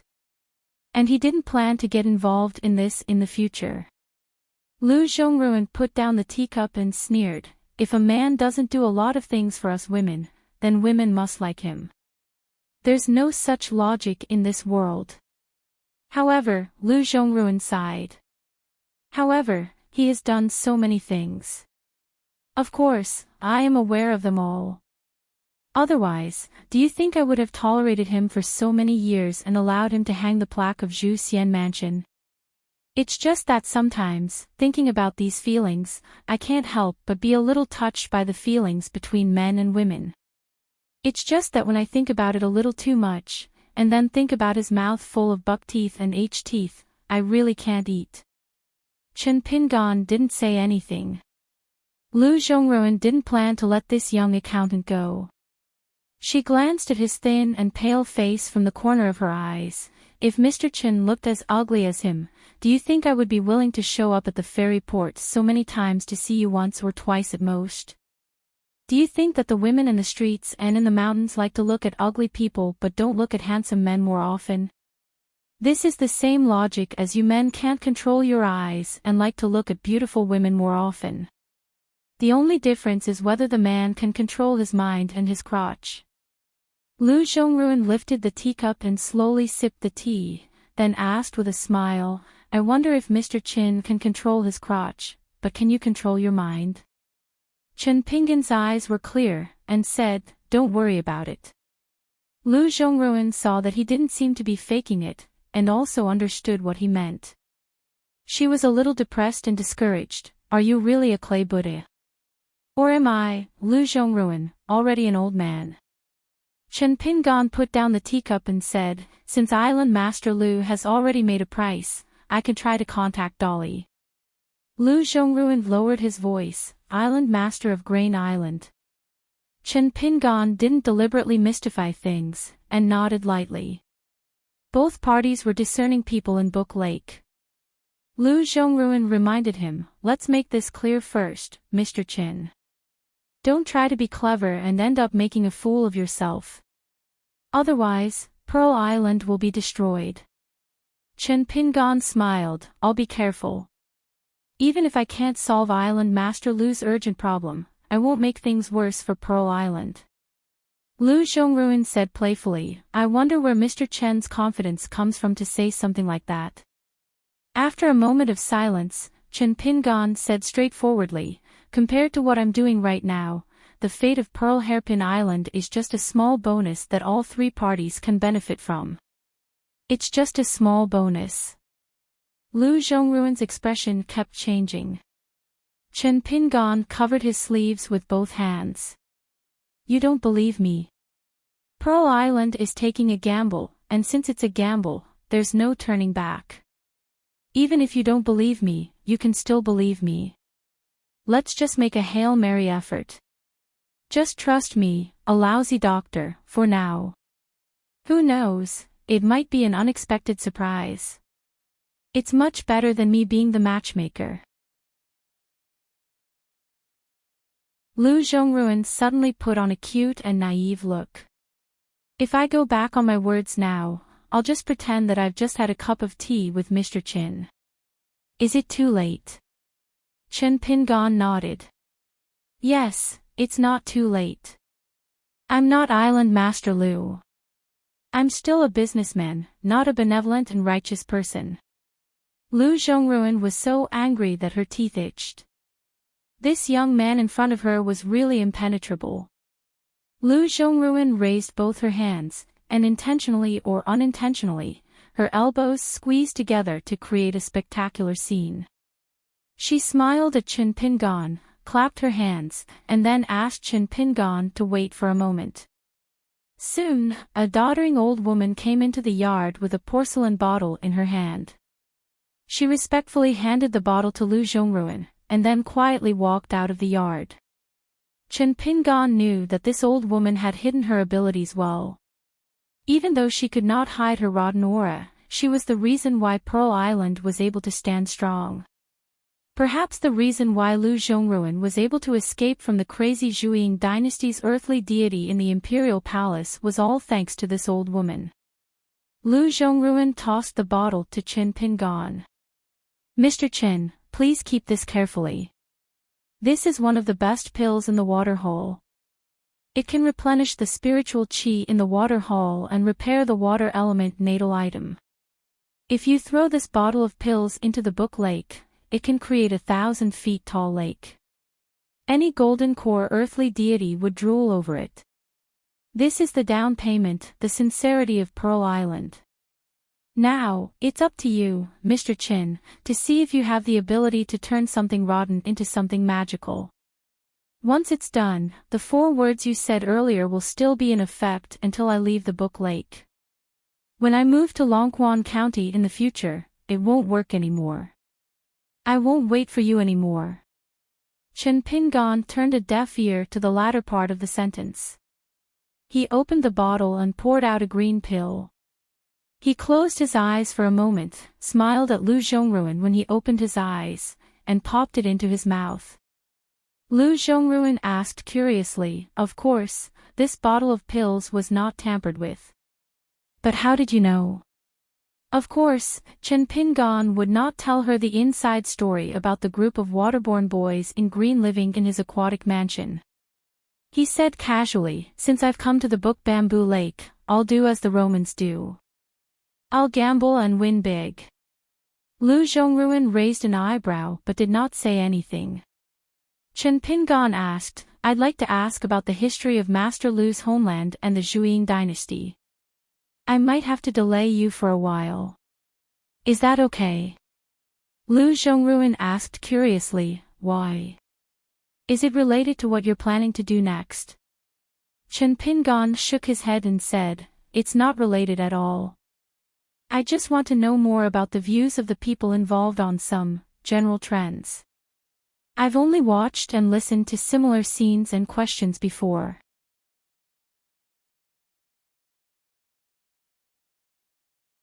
Otherwise, how could that little bastard who was personally carried onto the dragon throne by the eldest princess back then swallow his anger and deliberately play the fool for so many years? In the end, the little bastard almost did the disgusting thing that the Earth Immortal Sword practitioner failed to do. Lu Zhongruan returned to normal and said indifferently, do you know what kind of people are the most worth doing business with in the world? The old mammy said, please tell me, Princess Royal. Lu Zhongruan stood up. She was slender and very imposing. Her face was as calm as water. She gritted her teeth and said, smart, good, with a bottom line, all 3. In the past, if that little bastard hadn't been poisoned by someone and deliberately went against the flow, his only ability was to go against me. One by one, he killed all the people in the imperial court and the border army. How could our country be destroyed? The old mammy did not comment on these past events. Even if she had left the palace for many years, she still adhered to the established principles of the palace. She did not talk nonsense and involve herself in the government affairs. Old mammy just said with a straight face, Princess Royal, to say something disrespectful, you are really too shameless to say those words and do those kinds of things to such a smelly girl. Lu Zhongruan unexpectedly dashed over. She lowered her head and bent down to gently hold the old mammy's arm. She said coquettishly, "It's fun. It's just this once. It won't happen again." The old mammy nodded and said, "The loneliness in the boudoir is a common woman's worry. Princess Royal is now an earth immortal of Jindan. You shouldn't be as naughty as you were when you were young. Besides, it's not good for an old cow to eat and see." Lu Zhongruan blushed as if she was angry. She let go of the old mammy's arm and went to the sparkling gem pavilion to see no one. The old mammy waited until Lu Zhongruan went into hiding. Then, she smiled and put it away in an instant. Old mammy was well aware that it was not that Princess Royal had feelings for the young man or that it was love at first sight. It was just that the pressure on Princess Royal's shoulders was too great and she did not have a pillar to rely on. It was inevitable that she would do some excessive words and actions. Therefore, how many precious porcelainware had been broken in the sparkling gem pavilion in the past 6 months? When a glimmer of hope suddenly appeared, it would make people's minds sway. Suddenly, they would feel great sorrow and great joy. It could also reveal their true nature. Earth immortals of Jindan realm were no exception. The Princess Royal, whom she had watched grow up, had been a naughty, and lawless girl since she was a child. In the early years, those mamas who taught etiquette in the palace were all heartbroken when they disciplined Princess Royal. She was the only one who had accompanied Princess Royal all the time. They depended on each other for survival and had come to this point. Her Jindan was decaying and on the verge of collapse.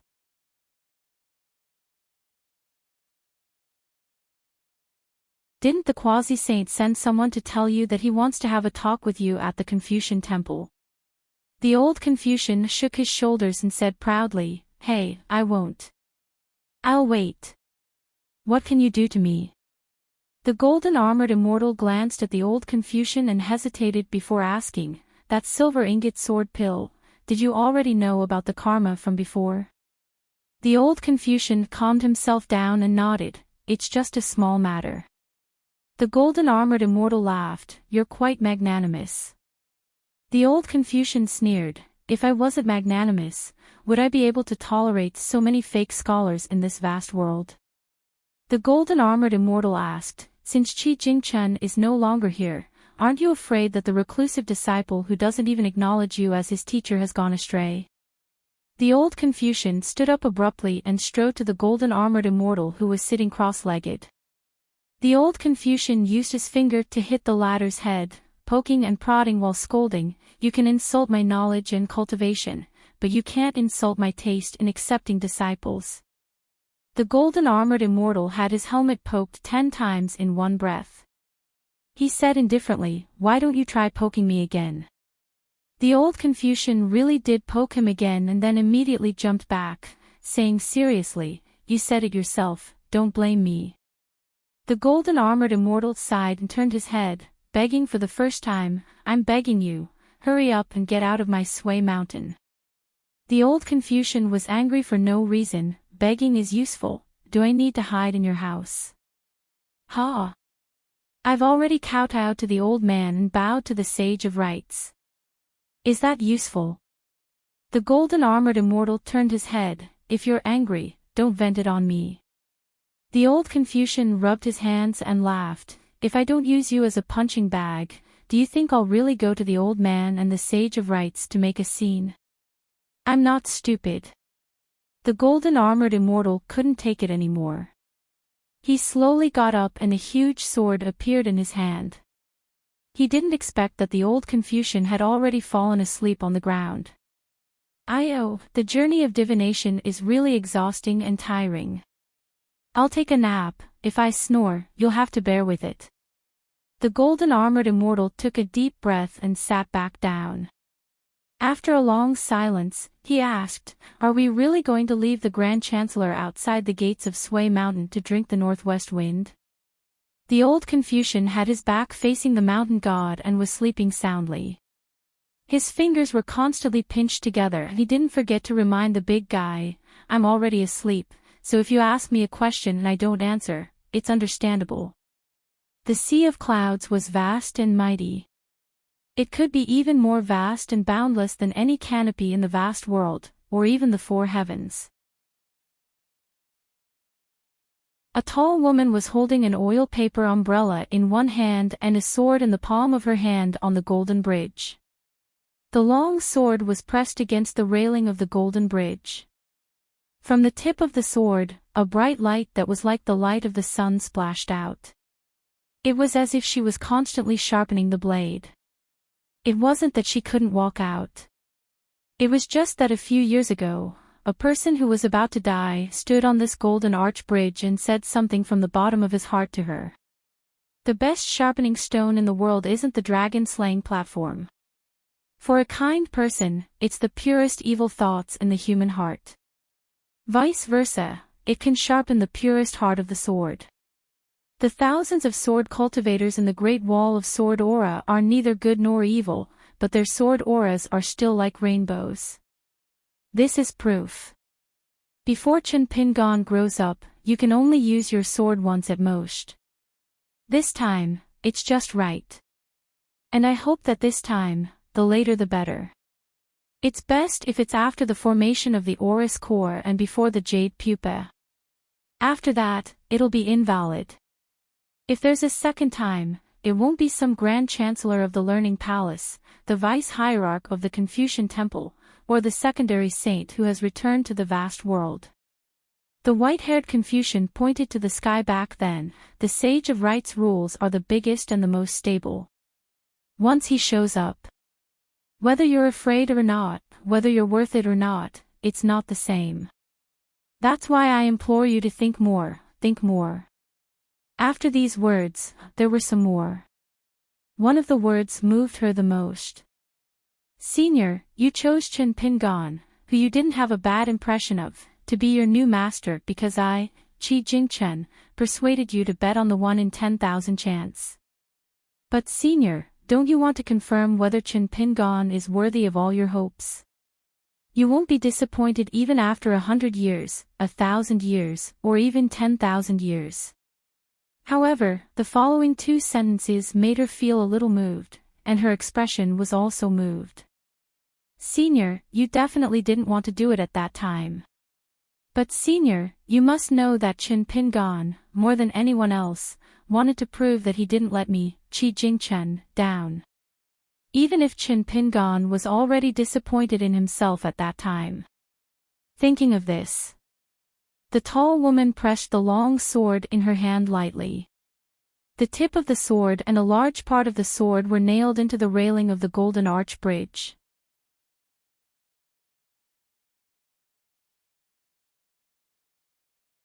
For 40, on this day, the sun was setting in the west. The sky was full of golden carp spots, just like a huge golden carp swimming in the sky. The mortal world couldn't see its whole body. The manager of the fishing house of Verdant Canyon Island, a senior cultivator of the Dragon Gate, personally led a timid young man down the boat and went to the mountain gate.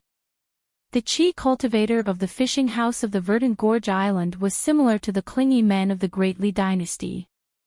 The old cultivator's name was Zhang Yi. It was a very strange name, but he was the real henchman of Lu Jimao, the lord of the river Severing. Zhang Yi was the first cultivator to follow Lu Jimao. At that time, Lu Jimao was only a wild cultivator in the sea-viewing realm, but Zhang Yi was a real immortal master of archives and was already in the sea-viewing realm. The story inside could be talked about several times by the older generation of Verdant Gorge Island. The young man was named Xing Yi, a good seedling that was just discovered in the Misty Moon Island. He was born to cultivate the ghost path, but a good aptitude didn't mean a good future in the Book Lake. If the fishing house of Verdant Canyon Island didn't interfere, the young man would be used to raise the poison spirit and cultivate the ghost fetus. The young man's early realm would be improved rapidly, as if he was a god's favored child cultivated by the Misty Moon Island. In fact, when Xing Yi reached the middle 5 states, his soul would be cut open and the young man would know what it meant to be a man's fate. Zhang Yi was an indifferent cultivator who didn't like to talk to others. Even on Lu Jimao's side, Zhang Yi didn't talk much, but it was a matter of great importance, so he had to remind him again, Xing Yi, you've heard a lot about our consecrator Mr. Qin. He's a very powerful man. He now lives near the mountain gate.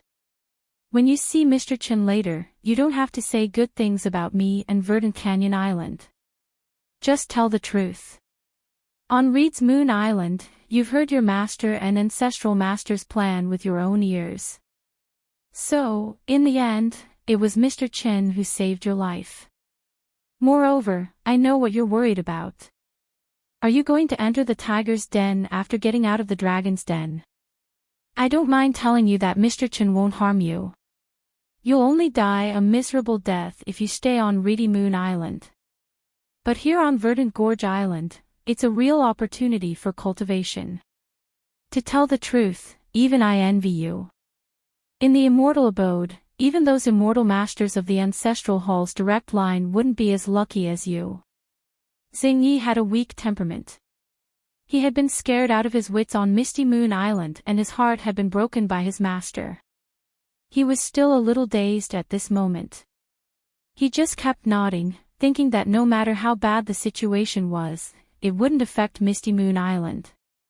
After a moment of silence, Zhang Yi said slowly, but don't forget your roots after you've become successful. After all, it was Verdant Canyon Island that pulled you out of the fire pit. No matter where you go with Mr. Qin in the future, you have to remember that Verdant Canyon Island saved your life. Xing Yi, what do you think? Xing Yi swallowed his saliva and said, I know. I will never forget your great kindness. Zhang Yi smiled.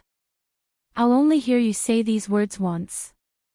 In the future, I'll just keep it in my heart. Don't always talk about it. The more you talk, the more you talk. It's like a jar of wine.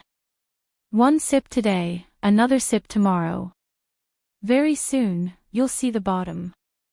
Xing Yi was just an orphan brought back to Misty Moon Island by his master from the market of Shihao country. His master was blind and only saw some clues. However, the Dragon Gate ancestral master of Misty Moon Island had a unique insight. He saw Xing Ye's rare bone structure at first glance and planned to use the evil Ghost Dao's secret method to empty Xing Ye's bone structure and primordial qi to cultivate 2 or 3 ghosts of the middle 5 states. The ancestral master of Misty Moon Island had confessed in front of Xing Yi that if he had the foundation of Verdant Canyon Island, he wouldn't have drained the pond to fish. Maybe Xing Yi would have become the first golden core earth immortal of Misty Moon Island. He really didn't have that much money to waste. Naturally, Xing Yi felt a chill down his spine. Everything that needed to be said and done was almost done.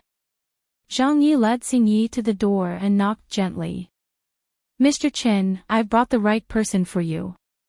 Xing Yi suddenly felt a huge surge of fear in his heart.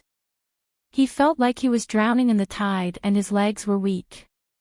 Just like what the old immortal said, how could he not be afraid of jumping into another pot of oil from a fire pit? Then, for the first time in his life, young Xing Yi saw the man named Qin Pingan. The door was opened. Although Xing Yi was only 14 years old, he was tall and strong. He didn't lose to a strong young man, so he could see the man's face clearly without looking up. The man wore a thick green cotton robe with a white jade hairpin on his head. He was tall and slender with a thin face. He didn't look like an old immortal like Zhang Yi, nor did he look like a nobleman like Lu Kaisang or Yuan. Then the man smiled and said, Hello, I'm Qin Pingan. What about you? Xing Yi wanted to speak, but his whole body was tense. His limbs were stiff and his lips moved slightly, but he couldn't say a word. Zhang Yi was a little helpless. He could only answer the accountant's question on behalf of this dumb goose. Mr. Qin, he's called Xing Yi, the Yi from Yiting. He's a poor guy I found on Maoyu Island. He meets Mr. Chen's requirements. His body is naturally suitable for ghost cultivation. He's the best choice for otherworldly items and ghosts to live in. Walking together in the world of the living won't harm the young man's origin. Chen Pingan nodded and smiled at Xing Yi. I know a little bit about the gene method. You just need to stand still. I'll see how strong your backbone is. Xing Yi was stunned and didn't respond. Chen Pingan didn't make a move. Zhang Yi patted Xing Yi gently and smiled. You can't even talk anymore. Now you can't even nod. Xing Yi finally came back to his senses after Zhang Yi patted his shoulder. He nodded vigorously. Chen Pingan grabbed the young man's shoulder and gently lifted him up. Xing Yi tiptoed but didn't leave the ground. Chen Pingan let go and nodded. It's not particularly heavy. I'll pay attention to the signs of your soul from now on. If there's anything wrong, I won't let you force yourself. Xing Yi still didn't speak. He didn't dare to speak, and he didn't know what to say. It was as if he had lost his soul again.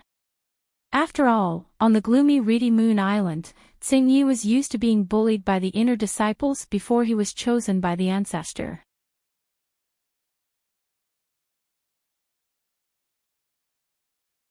The young man Xing Yi stayed in Verdant Canyon Island in this way. In the room next to Chen Pingan's. When the young man of Reed's Moon Island closed the door and sat on the edge of the bed, he only felt that it was a lifetime ago. He didn't sleep well the whole night and fell asleep in a daze. He didn't wake up until late the next day. When Xing Yi opened his eyes, he looked at the extremely strange residence with a blank face. It was not easy for him to remember that he was no longer a cultivator of Reed's Moon Island. He thought about it and kept encouraging himself. As soon as he walked out of the room, he saw a guy in a dark green python robe sitting at the door next door. The guy was eating melon seeds on a small bamboo chair and was looking at him. Xing Yi was so scared that he almost ran back to the room and hid under the quilt. Gu Kan asked, "Are you Xing Yi? Are you from Reed's Moon Island?" Xing Yi's forehead was already sweating. This little devil had caused a lot of bloodshed at Book Slip Lake. Although Xing Yi hadn't seen Gu Kan in person and only saw his appearance on Katkan Island's bulletin, the contents of the bulletin and the tone of Reed's Moon Island's cultivators when talking about Gu Kan were still fresh in Xing Yi's memory. Xing Yi originally thought that he would never have a chance to see Gu Kan in this life. Xing Yi didn't want to see him. Otherwise, it would most likely be the day when Gu Kan brought that big loach to flatten Reed's Moon Island. Gu Kan said unhappily, "So you're a fool."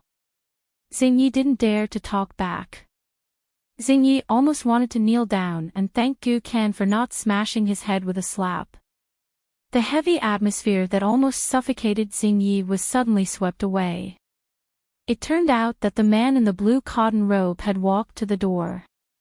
He said to Gu Kan, "Your body is weak now and belongs to the category of decline after the peak of prosperity. Compared to ordinary people, it's easier for the cold evil spirit to penetrate your Qi residence. Quickly return to Chunting Mansion to recuperate." Gu Kan nodded and looked at the small pile of melon seeds left in his hand. He handed it to Chen Pingan and said, "Then I'll take my leave." Chen Pingan took the melon seeds and picked one up. He said, "When Charcoal Snow can return to the shore, tell her to come find me. I have something to give her." Gu Kan smiled brightly. "Okay." After Gu Kan left, Chen Pingan handed the melon seeds to Xing Yi. The latter quickly shook his head. Chen Pingan turned around and went inside the room to get a chair. He handed it to Xing Yi and sat on Gu Kan's bamboo chair. Xing Yi nervously put his butt on the chair and didn't know where to put his hands and feet. Chen Pingan cracked the melon seeds and said with a smile, "You may need to stay with me for 2 or 3 years at least, or 7 or 8 years at most. You can call me Mr. Chen. It's not that my name is precious and can't be called, but it's not appropriate for you to call me that.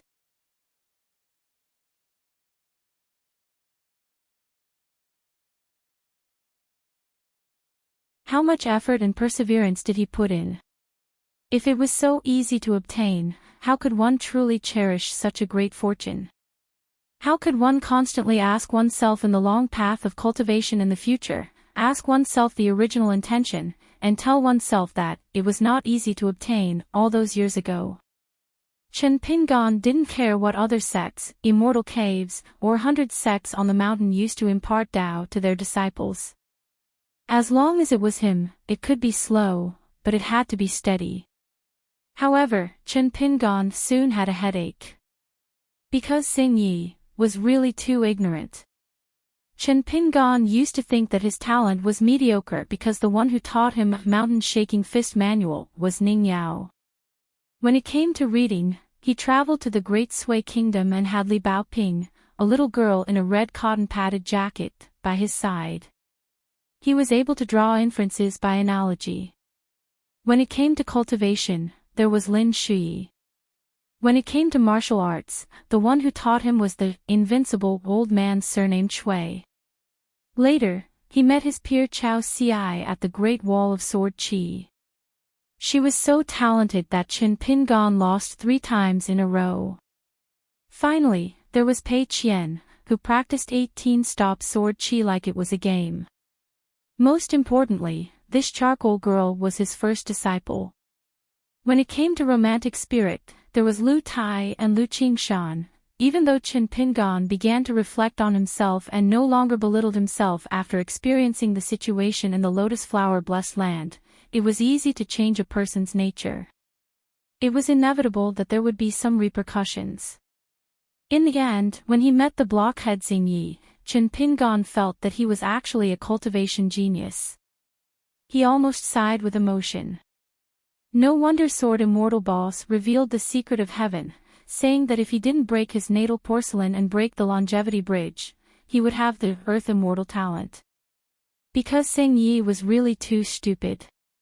Often, it was just a sentence of pithy formula. He repeated it over and over again in detail. Chen Pingan explained it for a long time, but Xing Yi only understood half of it. When Ning Yao imparted the essence of the mountain-shaking fist to him at the ancestral home in Mud Bottle Alley, Chen Pingan felt that he actually understood it. However, when he really practiced the 6-step stance walking, he swayed and made a fool of himself. However, he soon gained some insight. However, he didn't know how lucky he was back then.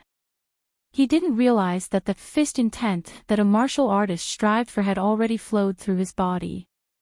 Although the fist intent wasn't strong, from nothing to something, it was crossing the first big threshold of martial arts. It was equivalent to a chi cultivator reaching the sky in 1 step. It was very difficult. Fortunately, Chen Pingan wasn't an impatient person. Since Xing Yi learned slowly, he taught even slower and more meticulously. There were 3 pages. Xing Yi learned 1 page a day, but it was still very difficult. Therefore, the young man felt guilty every day. He felt that he had let Mr. Chen down. Chen Pingan didn't say anything. He didn't comfort the young man. He also didn't say anything about Xing Yi's talent being good. The world was complicated. One's heart was sincere. They were originally 2 contradictory things. Sooner or later, they would collide. More often than not, the latter would lose more. The more Xing Yi experienced and sharpened today, the more solid his foundation would be. In the future, he wouldn't be defeated before a fight or admit defeat in a few moves if he encountered a really big problem. Living on Qingxia Island and Book Lake, Chen Pingan now had a lot of time to look back on the past. Unconsciously, he chewed on many afterthoughts that he didn't have time to think deeply about before.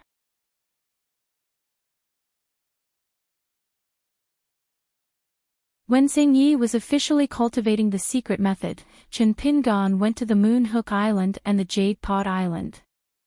He paid Yu Hui and the yin-yang cultivator to put the remnant souls and the otherworldly items that had turned into malicious ghosts into a ghost Dao magic treasure called Yama Palace that Chen Pingan bought from the secret storehouse of the Verdant Gorge Island. It was a gloomy wooden pavilion that was about the height of an arm. It was built and divided into 365 extremely small rooms. It was a place for otherworldly items to stay. It was very suitable for keeping and detaining otherworldly items. Yu Hui and the yin-yang cultivator had seen Chen Pingan's fight with Lu Laoqing on the Verdant Gorge Island, so the total price was lowered by 20%. Of course, the two old foxes, as generals under the command of immortal Jie Jiang, would not say that they were so generous because they were afraid of Chen Pingan's combat power.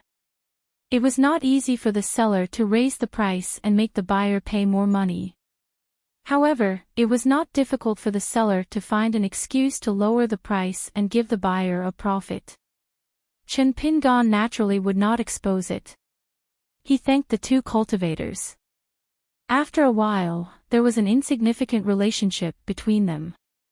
When Chen Pingan went to the two islands to discuss the transaction, he carried the bamboo box that he had not used for a long time. It was used to store the magic treasure called Yama Palace that all the ghost cultivators in the world dreamed of.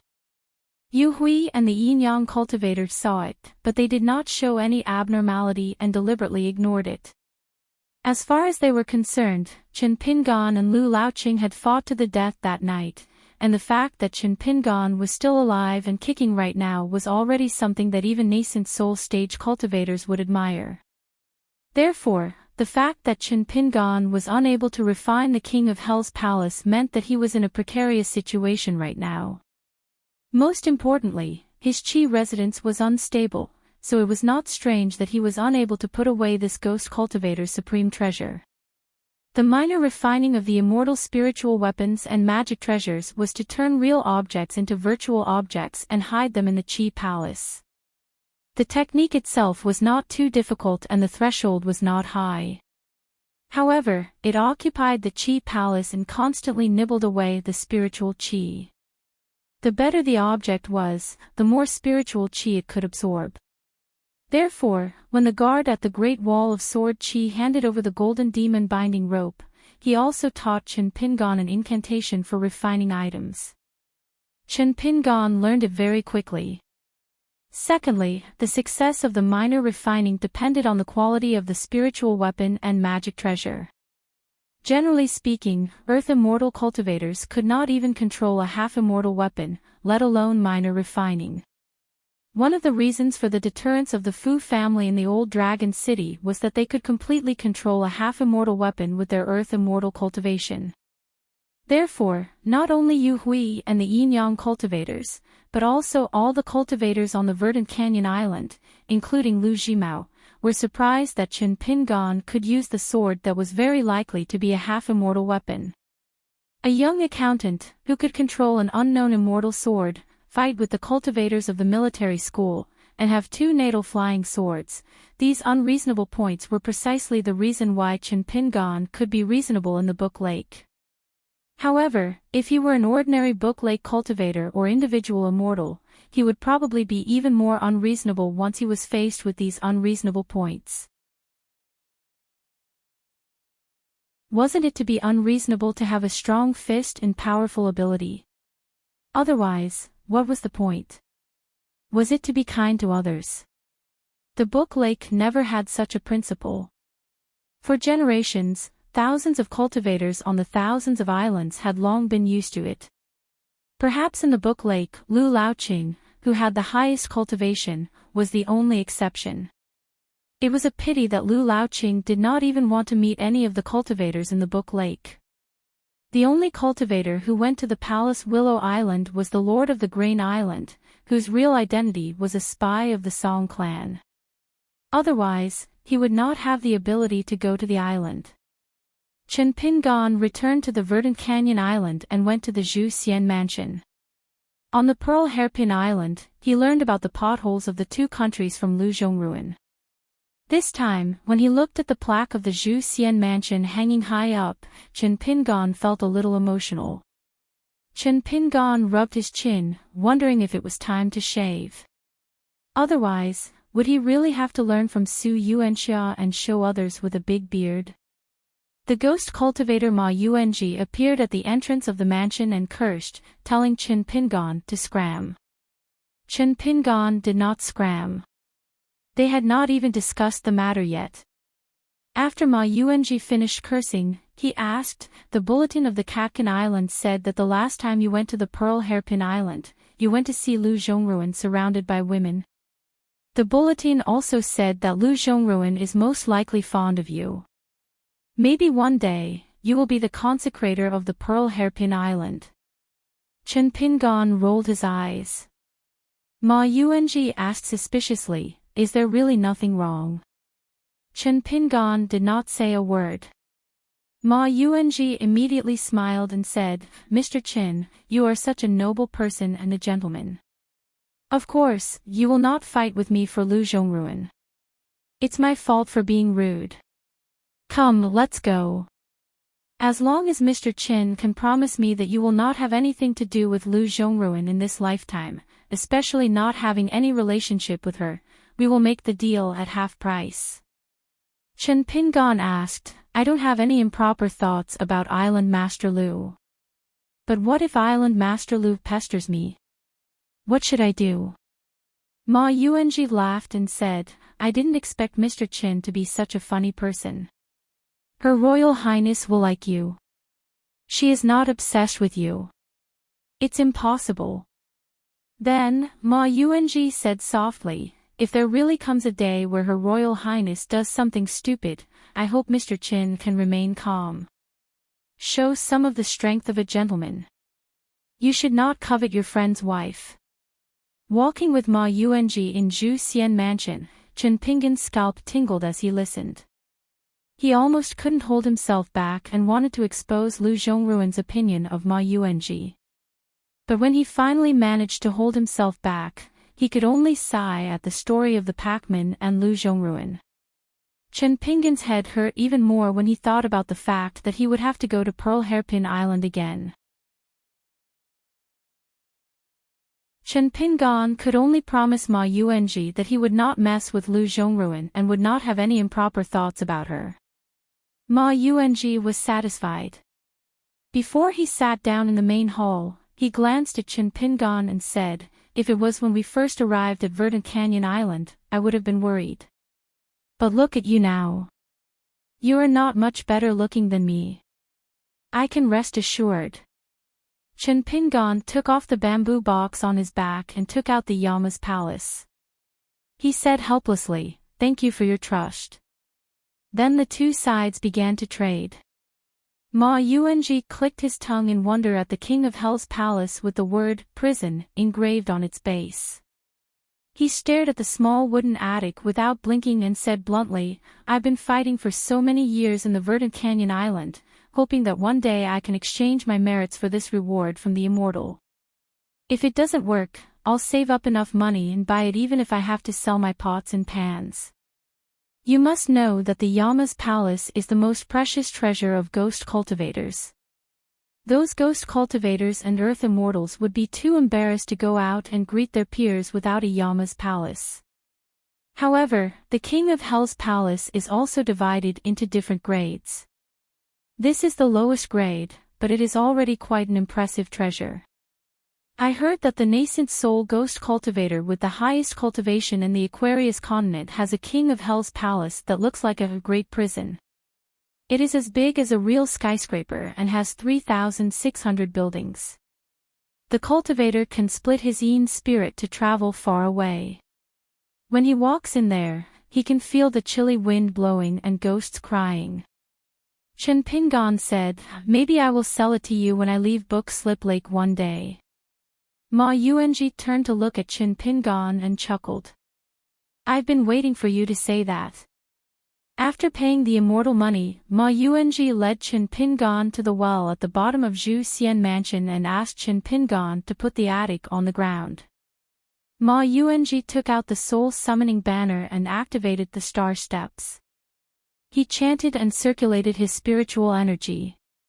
Wisps of green smoke drifted out from the soul-summoning banner and turned into otherworldly items when they landed on the ground. Pale white arms crawled out of the well and slowly crawled out. It was obvious that the pressure of the well on the ghosts was stronger. Even after leaving the well prison, the ghosts were still confused and had difficulty standing. Ma Yuanji didn't care about this. He ordered the ghosts to move or crawl. One by one, they turned into the size of mustard seeds and entered the King of Hell's palace. Chen Pingan stood at the side and watched all this. Yu Hui and the yin-yang cultivators had seen the same scene twice. It looked like a cold wind and rain, but it was actually the pain of being exposed to the sun. Before Chen Pingan left Zhu Xian Mansion, the ghost cultivator did not send him off. He stood beside the well and suddenly said to Chen Pingan, "Why did you come? You exhausted your mind, body, and spirit. You didn't gain anything." Chen Pingan said softly, "I lost. I definitely lost. I just wanted peace of mind." Ma Yuanji sneered, "Just for peace of mind?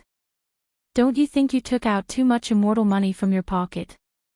Chen Pingan asked back, "The one who gave you peace of mind was Lu Zhongruan. For her, you secretly went to the border of Zhuang dynasty and the vassal state of that person who was the retired emperor. You even sacrificed your life. Why don't I see any heartache or regret?" Ma Yuanji was stunned and speechless. He suddenly smiled and said, "It's not the same. I'm doing this to please Her Highness the eldest princess and hope that we can become Tao companions. Even if it's only a few times, it's fine. After all, Her Highness the eldest princess is my biggest pursuit in this life."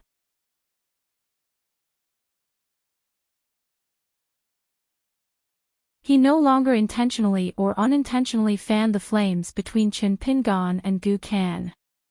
In the book Slip Lake, a sincere friend had appeared out of nowhere. How much effort would he have to expend, and how much would he have to pay for it in the future? Chen Pingan knew. However, Chen Pingan also knew that having a friend like Hong Su on Verdant Gorge Island was very important to his state of mind. Like the water reflected by the bright moon in the ditch, the trickling water was of no help to a dry heart. However, there was a world of difference between having such a clear and shallow ditch and not having such a clear and shallow ditch. In order to repay the kindness, Chen Pingan had done many small things for Gu Kan's family back then. One of them was robbing water in the middle of the night. He knew that during a drought, even if he couldn't get the water and couldn't beat the young men who were patrolling in the middle of the night, as long as there was water flowing in the ditch, there was hope. There were always times when others relaxed and wanted to go back to sleep. At that time, Chen Pingan, who was hiding in the dark, could run over and dig up the small mud dam at the edge of the field upstream of the water source. Listening to the sound of water flowing, he ran down the field happily until he reached the edge of the field where Gu Kan's family lived. Then, he squatted down and built a small dam. The water in the ditch would flow into the field. He watched the water level rise bit by bit and waited slowly. When the water was full, he would dig up the small dam and let the water flow down. During those years, Gu Kan's family had never had to worry about stealing water. They had never quarreled with their fellow villagers or quarreled with them. Chen Pingan never felt that he was repaying a favor. That was what he should do. It was hard to settle things in the world. If things couldn't be settled, he would settle his own heart first. Then, he would be able to live on and wouldn't even feel that it was too hard. Xingyi staggered open the door with a face full of blood. Chen Pingan was already standing outside the door. He helped him back to the table and took out a bottle of elixirs. The quality was not high. It was an ordinary elixir from the secret vault of the Verdant Gorge Island. It was worth a small sum of money. Usually, cave abode and sea viewing cultivators would buy it in bulk from the secret vault. For a third realm qi refinement warrior like Xing Yi, it was more than enough. Qi refinement warriors of the lower 5 realms could not keep the superior grade elixirs that were too rich in spirit energy. They did not have the ability to refine and convert them into cave of Qi. After Xing Yi took the elixir, his face was pale and he felt guilty. He almost cried. "Mr. Chen, I'm sorry. I was too impatient." Chen Pingan waved his hand and explained to the youth, "You can't take things to the extreme. You weren't impatient today, but you had to grit your teeth and overcome one of the obstacles. It's just that you didn't succeed, so I won't record these pills. You have to distinguish the difference between being greedy and not moving forward because of fear. You have to pursue the centrist, Tao heart. You have to think clearly in the process of cultivation. Otherwise, you will instinctively retreat and shrink back when you encounter a bottleneck in your cultivation. It will only hinder your progress." Xing Yi wiped his face and smiled. "I'll remember it." Chen Pingan said, "Remember, you have to think more. Otherwise, it will never be the step for you to go up. Since you admit that you are stupid, you have to think more. You have to spend more effort and suffer more hardship on stupid things that smart people don't have to stop." Xing Yi nodded. The logic was simple. He could understand it. Chen Pingan took off the blade-strengthening gourd and drank a mouthful of wine. He hesitated for a moment. "Only after you do your best and work hard will you have the right to blame the heavens." If it was in the past, Chen Pingan would definitely say that he could not blame the heavens. At this moment, Chen Pingan would not say such words. Chen Pingan let Xing Yi heal himself and digest the spirit qi of the elixir. Chen Pingan had just stood up when he suddenly turned around. Xing Yi followed Chen Pingan's gaze and looked out. The lake outside the window was bleak and there was nothing unusual. Chen Pingan frowned and said, "Don't be distracted." Xing Yi immediately held his breath and focused. Chen Pingan stood up and helped to close the door. He hesitated for a moment and did not go to the ferry to enjoy the scenery. Instead, he returned to his room. He took out the Yama palace from the bamboo box and threw snow into it. The reason why the immortal money could be called immortal money was because of the purity of its spirit qi. Cultivators and ghosts could use it. The Tao was impartial. The 4 seasons rotated: birth, old age, illness, and death. Yin and yang were separated, and time passed. Chen Pingan sat at the desk and flipped open an account book that was filled with manuscripts by the shore. He took out a secret elixir from the Pearl Hairpin Island's water hole and swallowed it gently. He then closed his eyes to rest. When the spirit qi slowly flowed into his water residence, there was a slight surplus. Chen Pingan opened his eyes and looked at the names on the first page of the account book, their birthplace, and their life stories. There were a total of 9 people recorded on this page. Chen Pingan took a deep breath before he started to recite the incantation in his heart. He formed a sword seal with his fingers and pointed at the King of Hell's Hall on the table. He used the Ghost Tao Edict to summon the 9 Yin spirits and ghosts with incomplete souls. The room had already been pasted with talismans and formations, forming a land suitable for ghosts to stay in the world of the living. The 3 talisman were the Cloud and Water House Guarding Talisman from the Authentic Alchemy Works. In the center of the talisman, there was a taboo of Mr. 3 Mountains and 9 Marquises. The last one was the Cedar Tree Talisman. If the qi of the house was like smoke and fire, it could be used to suppress or summon ghosts. It all depended on the intention of the person who pasted the talisman. The last one was the Peachwood Talisman, a talisman given by the Yin-Yang School's cultivators. It could restrain the ferocious nature of ghosts and otherworldly items and restore their clarity of mind. As for the formation that provided a foothold for the weak otherworldly items in the world of the living, Chen Pingan learned it from the Moonhook Island's Earth Immortal Yu Hui.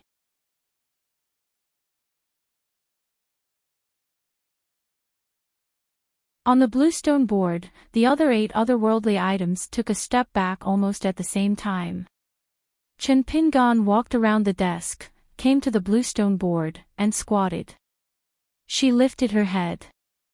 I don't want to die. I want to live. Is that wrong? Chen Pingan shook his head. No. Chen Pingan sat cross-legged and said softly, Your name is Bai Litzao, originally by Mei. When you were alive, you were a cultivator of the third realm. You were born in Bottle Alley in Gusu County of Stonehair Country. You were betrothed when you were a child. When you were 14, you were discovered by a cultivator in the fishing house of Verdant Gorge Island that you had the potential to cultivate. He bought you from your parents for 300 taels of silver. Your parents changed their minds at the last minute and wanted to ask for an extra 300 taels of silver. In the end, they were all killed on the spot in front of you. When you arrived at Verdant Gorge Island, you were chosen by the island's chief consecrator and were taken in as a maid. You didn't like the name Bai Mei, so you changed your name to Bai Litzao. For this reason, you even spent 12 more snowflakes in the incense room. In the end, you were killed by Gu Kan's dragon retinue. Your body was too horrible to look at. Then, I took you out of the well and into the King of Hell's palace. She wiped away her tears. You can do whatever you want to me. But if Gu Kan doesn't die, I won't die in peace. Life or death, I will remember him, Gu Kan. Her eyes were firm. And you? Aren't you powerful?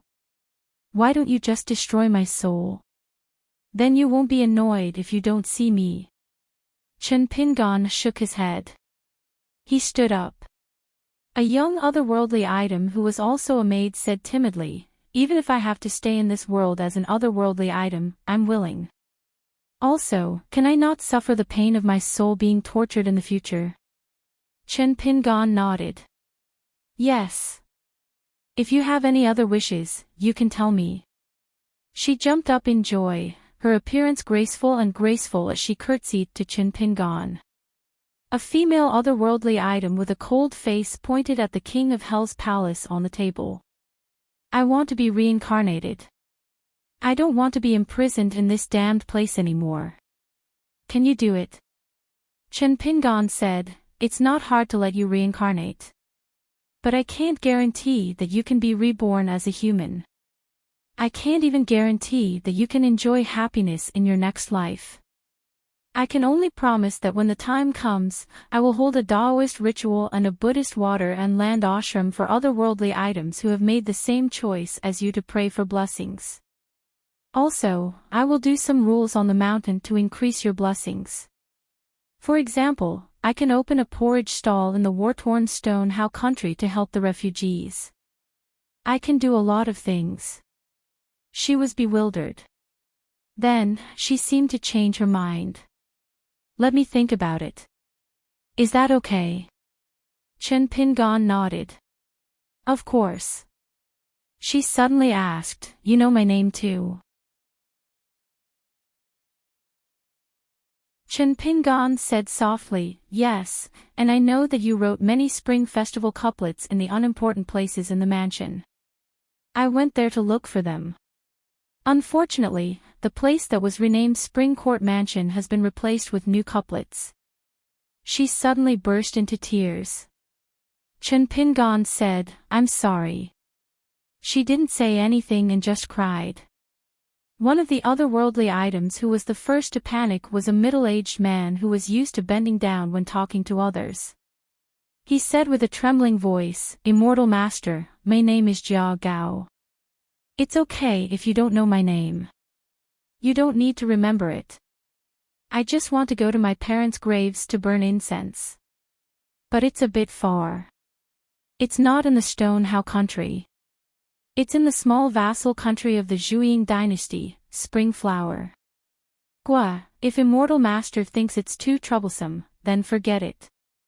I just want Immortal Master to open the Taoist ritual and land ashram and help us accumulate some merits so that we can reincarnate smoothly. Then, I won't blame Gu Canned, Chin Pingon nodded. I know where you're from. Spring Flower. Guo will go there too. I'll ask you to come out then. Jia Gao burst into tears and bowed to thank him. I'll have to trouble Immortal Master to pay for the grave expenses. I'll pay you back in my next life. Chen Pingon turned around and picked up the blade-strengthening gourd. He took a big gulp of wine and walked back. That's it. That's all. The middle-aged otherworldly item wiped his face. That's enough. Chen Pingon's lips twitched. He pulled a long face and didn't say anything. Suddenly, another otherworldly item rubbed his hands and smiled. It was a middle-aged man. He flattered, Immortal Master, I don't want to be reincarnated, and I don't dare to ask Immortal Master to do those strenuous things. I just have a small wish. It won't cost Immortal Master a single snow, and it won't distract Immortal Master. Chen Pingon squinted and said with an emotionless face, Zhao Shi, tell me about it. The man who used to be the manager of Spring Court Mansion glanced at the otherworldly items next to him. He grinned and said, my only wish is to stay in Immortal Master's immortal mansion. Then, I can continue to take care of the ladies like I did when I was still alive. But now, I want to visit them and do some manly things. When I was alive, I could only sneak a few glances at them. I didn't even dare to look at them. Today, Immortal Master, please do me a favor. If you don't, I won't be able to rest in peace. The girl named Bai Li Chao, who was the first to speak, had a cold smile on her face. Chen Pingon nodded and curled his lips. Okay. It's just a small matter. The man bowed and said, Immortal Master is wise. Chen Pingon didn't need to check the account book. He said slowly, Zhao Shi, like your ancestors, you were born in Verdant Canyon Island. You used to be the second-class manager of Flower Lantern Mansion. In addition to taking care of the basic necessities and salaries of more than 10 ladies, you have 2 opportunities to leave Book Slip Lake every year and go to the Stone Hair Country to look for handyman disciples for Flower Lantern Mansion of Verdant Canyon Island. According to the records of the Incense Chamber, there is only one thing about your life, which is probably your greatest achievement in your previous life. You once had a conflict with a foreign female cultivator in Cloud Tower City. Using the name and connections of Verdant Canyon Island, you asked the local cultivators in Cloud Tower City to humiliate her to death and throw her body into the lake. The man looked embarrassed. Immortal Master, please don't laugh at me. Chen Pingon stepped onto the bluestone floor and grabbed the otherworldly item's neck. He said expressionlessly, laugh. I don't think it's funny. Chen Pingon gripped the otherworldly item's neck tightly. The otherworldly item felt like it was being boiled in a pot of oil. It screamed painfully, Chen Pingon. You didn't keep your word. I curse you. Chen Pingon raised his arm and suspended the otherworldly item in the air. He didn't want the dying otherworldly item to say more. He said slowly, keep your word. In your next life, you can deal with the young female cultivator in Cloud Tower City with your own ability. You can reincarnate yourself into a good body. As for whether you will have the chance after your soul is gone, I don't care. By the way, do you remember the name of the female cultivator? I remember that she was called Wei Qingyu. The otherworldly item in Chen Pingon's hand turned into ashes and scattered. Chen Pingon stepped back from the bluestone floor. He coughed a few times and walked back to the desk. He looked at the bluestone floor. A man and a woman, who were secretly happy and suspicious at first, began to kneel down and kowtow. 2 hours later, Chen Pingon opened the door and walked out of the room. Xing Yi was already standing at the door. When he saw his figure, he turned his head and said in surprise, Mr. Chen, it's snowing. It's snowing heavily. It's the first heavy snow in our book slip lake this year. However, Xingyi quickly shut his mouth and was a little resentful. For a great cultivator like Mr. Qin, what was the point of whether it snowed or not in the human world, whether it was heavy or light? Chen Pingan raised his head. His hands were wrapped in his sleeves. The snow was vast. However, when the snow melted, it was the coldest time. After the snow melted, the roads would be muddy. 6.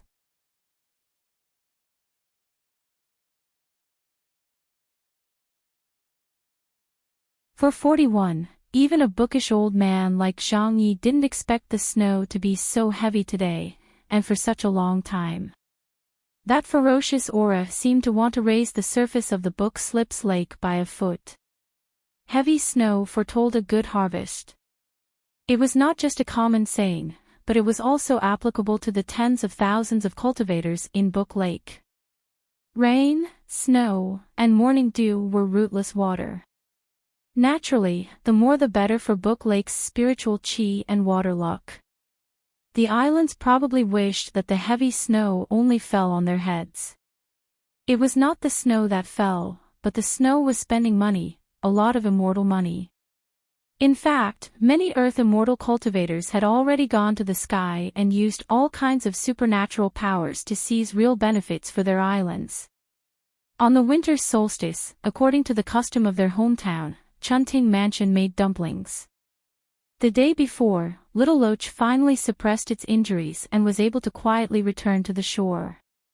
Today, Gu consented to ask Chen Pingan to come to the mansion to eat dumplings. While they were talking, Gu Kan and her mother were busy at the kitchen. Now, the kitchen of Chunting Mansion was bigger than Gu Kan and Chen Pingan's two ancestral houses in Mud Bottle Alley combined.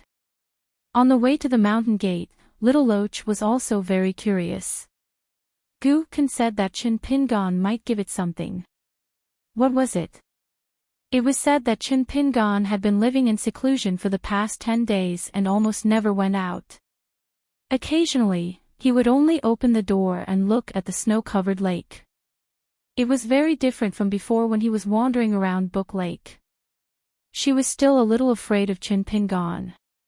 At first, when she returned to Pond Water City, it was the instinctive fear that involved the root of her great Tao. After the battle between Chen Pingan and Lu Laoqing, Little Loach, who was named Charcoal Snow by Chen Pingan, was even more afraid. She still liked Gu Kan from the bottom of her heart. She had always been glad that Chen Pingan gave her to Gu Kan. Now, she would be reserved around Chen Pingan. She went to the house and gently knocked on the door. Chen Pingan's hoarse voice came from inside. The door is not locked. Come in. Be careful not to step on the bluestone floor. She opened the door, and the cold air accumulated by the heavy winter snow rushed into the house. She didn't notice it at first. She was naturally fond of the coldness of the 4 seasons. However, when she saw the pale-faced Chen Pingan start coughing behind the desk, she immediately closed the door and walked around the limestone slab that was as big as the lichen in Gu Kan's study room. She timidly stood near the desk and said, "Teacher, Gu Kan asked me to call you over to Chunting residence to eat dumplings." Chen Pingan had already stopped writing. There was a self-made bamboo copper cage on his knees. His palms were warmed by the charcoal fire. He said apologetically, "I won't be going. Help me apologize to Gu Kan and Auntie later." She said gently, "If Sir is worried about the wind and snow outside, Charcoal Snow can help a little." Chen Pingan shook his head. "Forget it." She still wanted to say something, but when she saw Chen Pingan's eyes, she immediately dismissed the idea. Chen Pingan asked, "Do you know why I named you Charcoal Snow?" She shook her head. Chen Pingan said slowly, "Ice and charcoal are not in the same furnace. This is a principle that even children understand, right?" She nodded. Chen Pingan said, "That's why charcoal and snow are in the same furnace and can still be close to each other." This is one of the most precious things. The other thing is that I have selfish motives. When I see you, I remind myself that giving you to Gu-kan was indeed an act of sending charcoal in snowy weather. If Chen Pingan stopped talking. He raised a hand from the charcoal cage and picked up a carving knife on the table. This action made Charcoal Snow, a seriously injured nascent soul cultivator, whose eyelids couldn't help but tremble.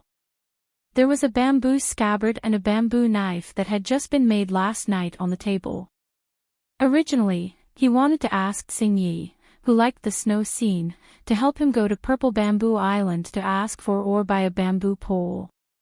However, when he thought that green bamboo looked better and the purple bamboo scabbard and knife hung on his waist looked a little fancy, he changed his mind and asked Xing Yi to cut a green bamboo pole from Verdant Gorge Island and bring it back. Chen Pingan made the knife and scabbard overnight. There were many leftover scraps, which he cut into a pile of small bamboo slips for Chen Pingan. There were a few blank bamboo slips on the table that had not been engraved.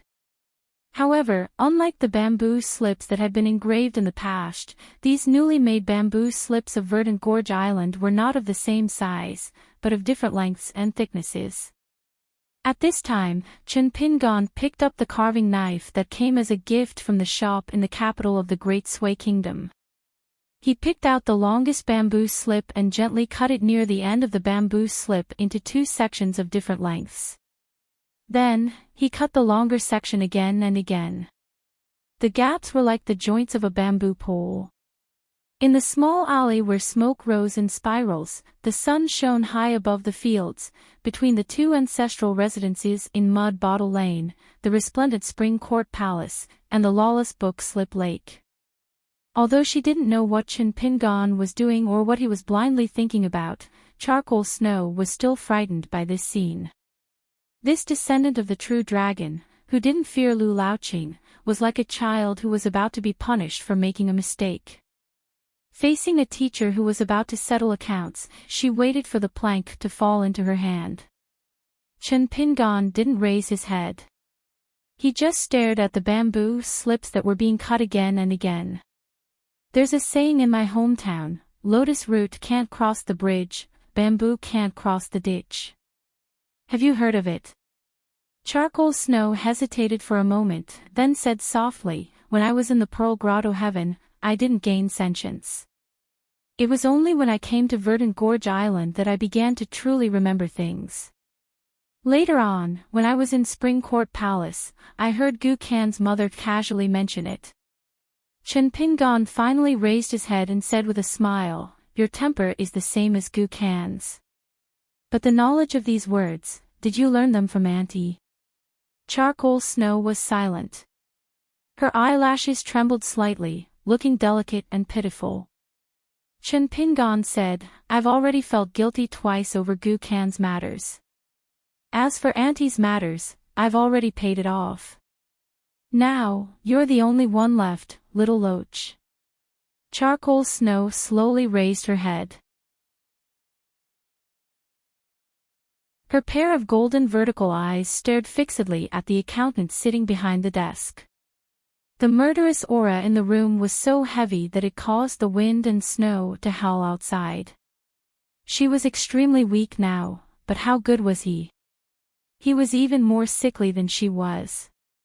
When it came to the great Tao and life and death, she wouldn't be careless in the slightest. Apart from that, she could even be at Chen Pingan's beck and call. She treated him as half a master and was extremely respectful to him. She and Gu-kan were also born to hit it off and were compatible with the great Tao. Chen Pingan coughed. With a flick of his wrist, he placed a golden rope on the table. He sneered, why? Are you trying to scare me? Why don't you take a look at the fate of your own kind? Charcoal Snow saw through the roots of the golden rope at a glance. She immediately felt like her liver and guts were about to burst. For the rest of the cultivators, even Golden Core Earth immortals like Yu Hui wouldn't be as frightened as she was when they saw this magic treasure, let alone nascent soul great cultivators like Lu Jimao. Chen Pingan put down the carving knife in his hand and picked up the demon-binding rope that was refined from the whiskers of the old nascent soul flood dragon. He walked around the desk and slowly walked towards her. Of course I didn't kill this old nascent soul flood dragon with my own hands. Even the demon-binding rope was refined by a friend at Inverted Hanging Mountain. The one who killed the old flood dragon was a great sword immortal. The one who asked someone to refine it was another great sword immortal. This was the fate of the old flood dragon who oversaw the small world and was about to enter the unpolished jade realm. Gukan may not know, but don't tell me you don't know that the calligraphy lake is too small for you. It will only get smaller and smaller. Chen Pingan stood in front of her. You help Gukan kill this and that. You kill to your heart's content. What do you want? Of course, the two of you are closely related to each other. Apart from the fact that you won't harm Gukan, you just follow your heart and do whatever you want every day. Aren't you also foolishly trying to help Gukan gain a foothold and then help Lu Jimao and the Verdant Gorge Island take over the entire Book Slip Lake so that you can take half of the water luck of the Book Slip Lake as the foundation for your bold gamble to reach the unpolished jade realm? Chen Pingan held the demon-binding rope in one hand and stretched out a finger to poke her forehead. The bigger the bowl, the bigger the rice. Don't you know this? Aren't you afraid that you will die from overeating? Her face was full of anger and her whole body was trembling. She really wanted to reach out with her claws and cut out the heart of this sickly person in front of her. But she didn't dare to. One of the most important reasons was the half-immortal weapon that was now hanging on the wall. It wasn't because of any affection or affection. Even in the depths of her heart, she sensed a trace of a strange aura from Chen Pingan that was naturally oppressive. At first, she mistakenly thought that it was because of the chance of Tao. Later, she realized that it wasn't just that. Because of her experience and age, she was far inferior to someone of the same kind in this matter. Wu Yi, the founder of the Xiang Mansion in the Huangting country. Wu Yi was only an earth immortal of gold core, but she could see the truth at a glance. Chen Pingan was entangled with the karma of killing the flood dragon. As for why it was so heavy, Wu Yi didn't know and couldn't figure it out. The only one who could guess the general situation was her father, the 10,000-year-old flood dragon who went to the Deer Academy in the Cloud Forest to be the deputy head. Unfortunately, he would never tell his daughter. Chen Pingan poked her head again and again. You don't even know how to be a smart bad person. Do you really think you can live for a long time? Go to the Great Wall of Sword Qi and take a look. Every 100 years, how many Earth Immortal sword cultivators die? Have you seen the Sword of the Wei and Jin dynasties in the Wind Snow Temple? Have you seen the Alliance who was punched back to the righteous world by Tao number 2 and then punched him back into the green netherworld by Tao number 2? Have you seen a sword cultivator flattening a flood dragon's ravine with a sword? Have you seen how the number 1 cultivator in the Tongya continent, Ascendant Realm Du Mao, died? Chen Pingan retracted his hand and coughed continuously. He said hoarsely, "You've only seen the Jade Primitive Realm Lu Laoqing, and he almost died." She flew into a rage out of humiliation and gnashed her teeth. That pair of golden flowers. The murderous intent in her eyes grew stronger and stronger. She didn't hide it at all. The corners of Chen Pingan's mouth twitched as he stared at this so-called descendant of the true dragon who was going so smoothly. What exactly is it that makes you and Gu can think that there's nothing wrong with killing others, and that you can die without regrets even if you're killed? People like Gu Kan, a flood dragon like you, and Gu Kan's mother seem to be smart. If I didn't know you, do you know that even if I passed by the calligraphy lake, even if I only had this little cultivation base, even if I didn't punch or use my sword, even if I only drank tea with Lu Jimao, Lu Laoqing, and the Lord of Grain Island and made deals with them, how many times would you die if I stayed in the calligraphy lake for a few years? She sneered and said, "Then why didn't you kill them? Why didn't you kill them?" She seemed to become very happy in an instant. She smiled and said, "I know that you, Chen Pingan, were able to get to where you are today because you're so much smarter than Gu Kan. You're so meticulous. Every step you take is calculated. You're even probing into the most subtle of people's hearts. But so what? Didn't the great Tao collapse? Chen Pingan, do you really know how Gu Kan felt that night? You said that something went wrong with your cultivation and that's why you vomited blood. Gu Kan isn't as smart as you, but he's not stupid. Does he really not know that you're lying? I'm in the nascent soul realm after all. Does he really not see that there's a huge problem with your body? But Gu Kan is soft-hearted. He's still a young child after all. He doesn't dare to ask.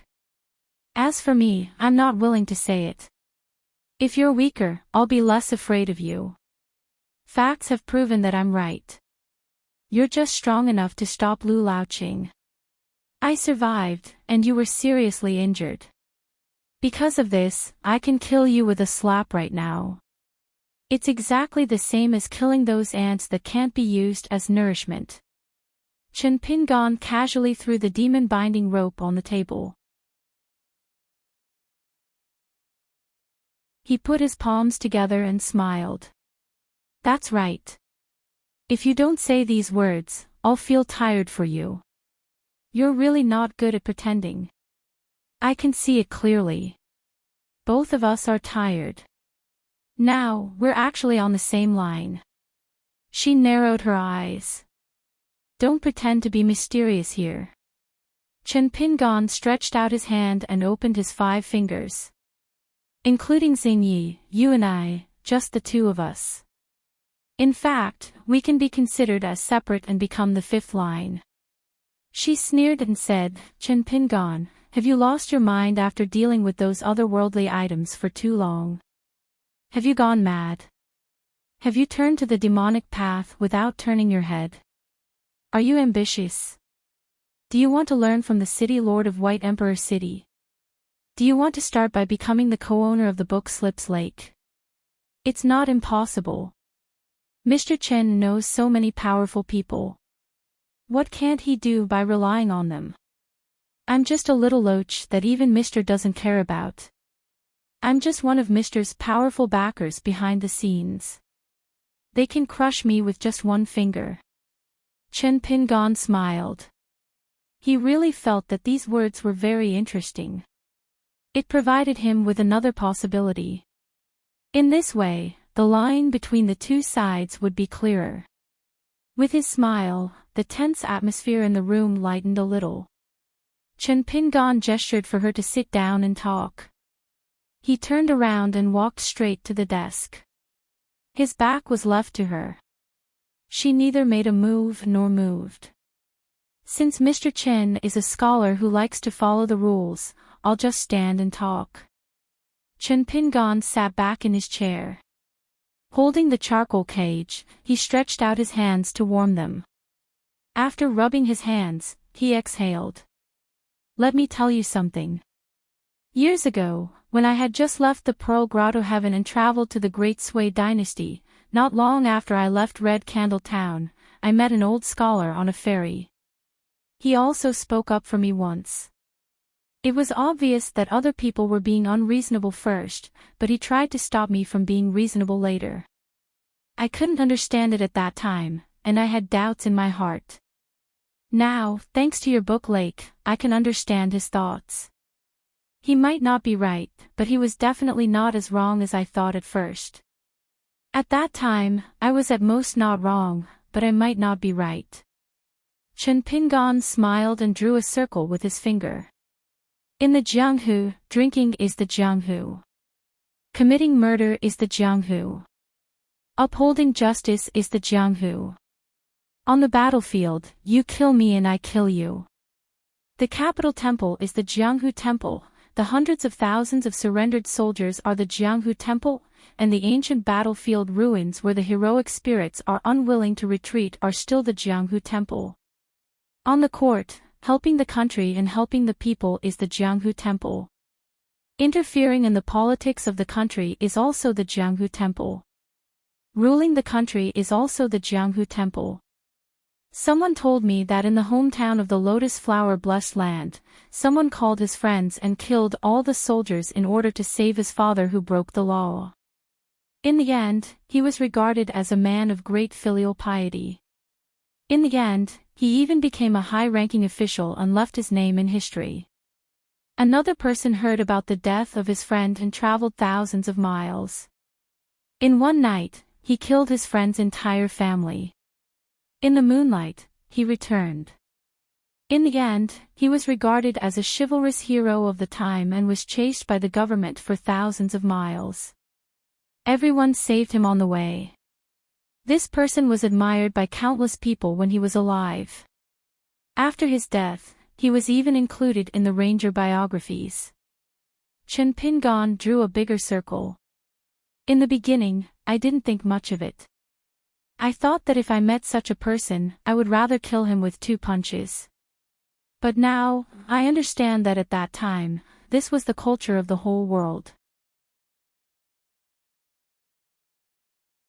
It was the aggregation of all the knowledge, just like the collision, fusion, and manifestation of the knowledge in the Clay Bottle Alley, Red Candle Town, and Cloud Tower Town. This was the universally recognized family discipline and good customs of that era. However, as the river of time continued to move forward, everything changed with the passage of time. If I lived in that era, I would also admire such a person. Not to mention killing him with 1 punch, I might even have to salute him with cupped fists when I see him. There was an old Taoist who schemed against me the most. He only showed me the river of time for 300 years. And I dare to say that it was a part of time that passed slowly. It was a part of the river that was complete compared to the world. It was just enough for me to see, not more, not less. If it was less, I wouldn't be able to see the subtlety of the knowledge that the old Taoist admired. If it was more, I would have to return to the knowledge of the old Taoist. Chen Pingan seemed to be very cold now. His shoulders drooped and his hands didn't leave the charcoal cage for a moment. He smiled and said, "Whether it is you or Lu Jimao, compared to him and another, young, Taoist, these Taoist immortals who really stand at the top of the mountain are more than 100,000 miles away." Chen Pingan lifted his chin and pointed at her side. In the nature of the heart, there should be a piece of the heart that is the most muddy. No matter how clear the water is, it is like the water in a ditch. As long as it flows into the field, it will become muddy. For example, almost everyone, deep in their heart, will contradict themselves without knowing it. The calligraphy lake is the best example. Compared to the battle of the 3rd and 4th divisions, the White Snow Continent's worry-free village is just the opposite. Why, do you not understand? Then I will say something that you can barely understand. When there is a distinction between right and wrong, when a person stays out of the matter, many people will not ask about right and wrong, but blindly favor the weak. They will innately dislike the strong and hope that they will fall from the altar. They will even criticize good people and hope that a moral saint will have flaws. At the same time, they will admire the occasional good deeds of the wicked. The reason is actually not complicated. This is because we are fighting for the small one, trying to be balanced and not let a small group of people occupy too much. This has little to do with good and evil. To take it a step further, this is actually beneficial to all of us. We will share the big one more evenly. No one will go too high or too far, and no one will stay in a position that is too low. It is like a grasshopper on a string. The bigger one will jump high and far, while the weaker one will be dragged forward. Even if they are dragged by the string until they are bruised and bruised all over, they will not fall behind. They can hug each other for warmth and will not be easily pecked by the birds. That is why there are so many people in the world who like to be reasonable, but when the people around them are unreasonable, they will still secretly rejoice. It is because of the nature of the heart. When the world starts to become reasonable, you will have to pay a higher price. Being unreasonable will become the capital to settle down and get on with life. By staying by the side of such strong people, you will be able to fight for more material things together. This is the so-called helping one's family and not helping reason. Gu Kan's mother, staying by Gu Kan's and your side, or even staying by Lu Jimao's side, will instead make you feel safe. This is also the reason. This is not to say that she is wrong in this matter. It is just that if a vein is not wrong at the beginning, if it continues to spread out, like lotus flowers and bamboo, all kinds of conflicts with the established rules will appear. However, you will not care about those minor details at all. You will only think about breaking the bridge and filling up the ravine. That is why I told Gu Kan that the many innocent people he killed were actually me, Chen Pingan, and Gu Kan from Mud Bottle Alley back then. He will not listen to me either. I have done so much here. Sooner or later, the truth will come to light. I want Gu Kan to open his eyes wide and watch carefully. If he doesn't listen to reason, then so be it. But I, Chen Pingan, am here. Other than helping him and helping myself correct and make up for my mistakes, I will also let him understand a truth beyond the books. In Book Slip Lake, in 2 years at most, when a cultivator stands at a high position, there is no need for him to establish his prestige by killing the innocent. I will still be able to live a more stable life and stand at a higher position than Gu Kan. She wanted to say something, but stopped. Chen Pingan smiled and said, "What?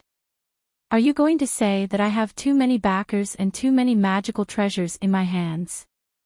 That you and Gu Kan can't compare to me? Then have you ever thought about how I have grasped all of this? Even if I tell you word by word, you won't understand. Because if I tell you the truth, you will understand it, but you will not be able to do it. Isn't it very interesting? That is the nature of your heart. When your temperament is like a porcelain embryo, there is no one around you who can persuade you to change. However, that is not important. Even if there is such a person, I think it is a waste of effort. There was no point in saying all this. What is important is that you do not even know how to be a smart bad person. Therefore, you are even more unwilling and do not know how to be a smart good person." The little loach bit her lips. After a moment of silence, the first thing she said was, "Chen Pingan, don't force me to kill you today." Chen Pingan tilted his head slightly and asked with a smile, "Why do you want to kill me? If you kill me, won't you, Gu Kan, and the Spring Court Palace lose one less backer?" "Look, I just said that you are stupid. You are so bad that you are stupid, but you still don't want to admit it." The sound of boots rubbing against the ground could be heard under her feet. Chen Pingan turned a blind eye to it. He pointed to the room next door where the young man, Xing Yi, lived. "There is a good person over there. He is also young, and he learns everything very slowly. However, I still hope that he can live well in Book Slip Lake as a good person. It will not be easy, but there is still hope. Of course, if I find that I can't change him, or if I find that my shrewdness and scheme still can't guarantee his survival, I'll let him be. I'll let him run his own course at Book Slip Lake in the way he used to be best at." There was once a detail. When Chen Pingan picked up a stool, Xing Yi did not notice and forgot to pick it up and enter the room. If it was said that Xing Yi did not understand the ways of the world, was young, had a simple temperament, and could not see anything in his eyes. However, when he was cultivating, he was distracted and followed Chen Pingan's gaze to look outside the window. This made Chen Pingan feel somewhat helpless. However, it could also be explained. Because he was young and inexperienced, he lacked enough training. He could also wait for Xing Yi to grow. On the chessboard, every move was slow and flawless. There was no need to think too much about victory or defeat. In the end, the chances of winning were higher. However, if the heavens really wanted someone to die, then it could only be fate. Just like what Chen Pingan said to Xing Yi, when that time came, he only needed to have a clear conscience and complain to the heavens and others. However, there was one thing that made Chen Pingan sigh with emotion. He needed to notice the signs and had to make things clear. For the first time, he had to secretly knock on the young man's heart. He told Xing Yi bluntly and without mistake that the two of them were only business partners, not master and disciple. Chen Pingan was not his preacher and protector. It was definitely not to the extent that Xing Yi's nature was bad.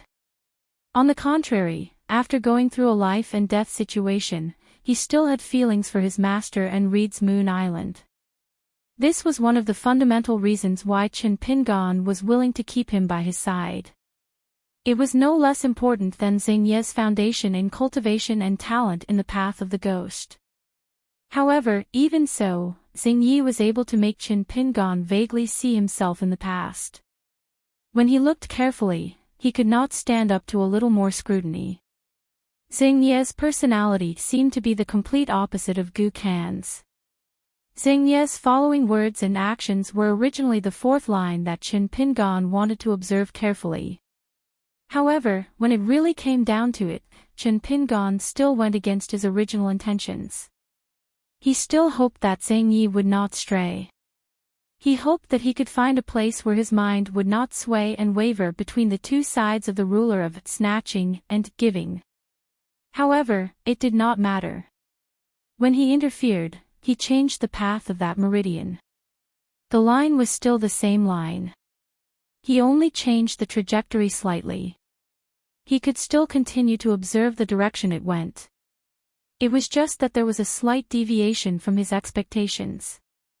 Compared to the woman in front of him who was drenched in blood, she would most likely walk the same path to the end. Xing Yi's line was filled with countless possibilities. There were still opportunities for him to do good. As for whether Xing Yi's heart would encounter a calamity one day and flow from a kind place to an extreme self that was tit for tat, Chen Pingan would not force him. Within the rules, everyone had to obey. Everyone would and should pay the price for their actions. There was always a limit to one's strength. Even on Gu Kan's side, Chen Pingan had admitted defeat. He could only make a relatively thorough cut and draw a line with Gu Kan under the premise of stopping killing and stopping mistakes. He began to do those things for himself. So what if there was an additional Xing Yi? Chen Pingan's expression was absent-minded. Back then, in Lizhu Grotto Heaven, on the other side of the small town's wooden fence. Inside the door was a bumpkin youth who was still wearing straw sandals. Outside the door were Kai Qinqian, Fu Nanhua, the Su family of Qingfeng City, the mountain-moving ape of Xingyang Mountain, and the girl who was clamoring to move the cloud-splitting mountain home as a small garden. That was the first time Chen Pingan came into contact with people who traveled far away from the small town. All of them were mountain dwellers, immortals in the eyes of mortal teachers. Fortunately, among those people, there was a girl who said, "The great Tao should not be so small." Chen Pingan arrived at the Book Slip Lake. When his good and evil collided into a bloody mess, he realized that there were so many flaws in his heart mirror and it was so broken. For example, he had to start admitting that he was a mountain dweller, at least half a mountain dweller. Otherwise, just because of the existence of the mountain-moving ape, he would always reject himself in his heart. This was the flaw of the great Tao. Therefore, back then in the lotus flower-blessed land, he built a long golden bridge in the river of time. However, Chen Pingan's heart clearly told him that as long as he really walked on it, the bridge would collapse and he would definitely fall into the river. Chen Pingan sighed. The first time you turned around, this time you were distracted. Little Loach, I gave you 2 chances. In the end, you still don't dare to kill me. She said coldly, isn't this still within your calculations? According to what you said, rules are everywhere. Here, you are hiding your rules. It could be a hidden array formation secretly set up, or it could be the demon binding rope that naturally restrains me. Anything is possible. Besides, you said it yourself. What good would it do me to kill you? I would lose a backer and a protective talisman for nothing. Chen Pingon smiled. Does this count as me convincing you? Her face was full of sarcasm. Then are you going to say that a person like me only chooses the principles that I want? Chen Pingon shook his head gently. She said with a fake smile, Sir, how do you teach me? Charcoal Snow is all ears. Chen Pingon said, You're not human. You're just an animal. If I knew this, I wouldn't have given you to that slug back in the Pearl Grotto heaven. I would have cooked you and eaten you. Then, there wouldn't be so many problems now. She smiled and said, I'm not angry. If I don't do as you wish, I won't give you a chance to cut me off. Chen Pingon clicked his tongue and said, You've improved. But you don't suspect that I'm bluffing? She shook her head and said, Anyway, I've learned a lot from our frank talk. There's another principle that I've heard. Mr. Chen, you're doing good deeds for yourself. I can't do that. However, I can stay on your side and be obedient.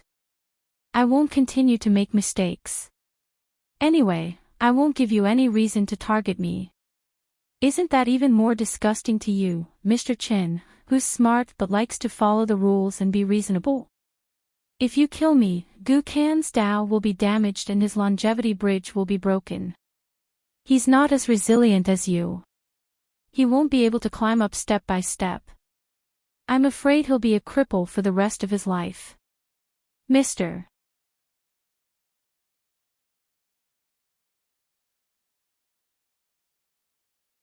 I'm here to invite Mr. Chen to eat dumplings for a family reunion. Chen Pingon nodded again.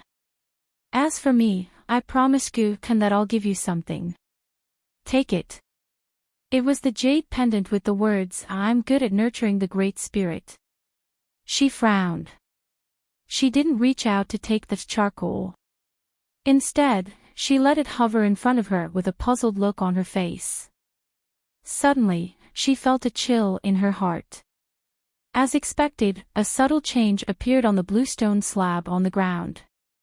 Not only that, the demon binding rope flashed and wrapped around her waist. She sneered. Then, she felt as if she had fallen into an ice cave. She looked down, then looked up. An extremely thin golden line extended from the wall all the way to her chest. Then, an extremely sharp half-immortal weapon pierced through her body. Chen Pingon took out a porcelain bottle and poured out a pill from the Waterhall's secret collection. He swallowed it, then gently placed the bottle on the table. First, he put a finger to his lips and made a shushing gesture. I advise you not to make a sound. Otherwise, you'll die immediately. Chen Pingon saw that she didn't dare to move at all. Her heart was pierced by a half-immortal weapon. Even if she was in the peak state of nascent soul, she would still be severely injured. Chen Pingon was indifferent to her miserable state.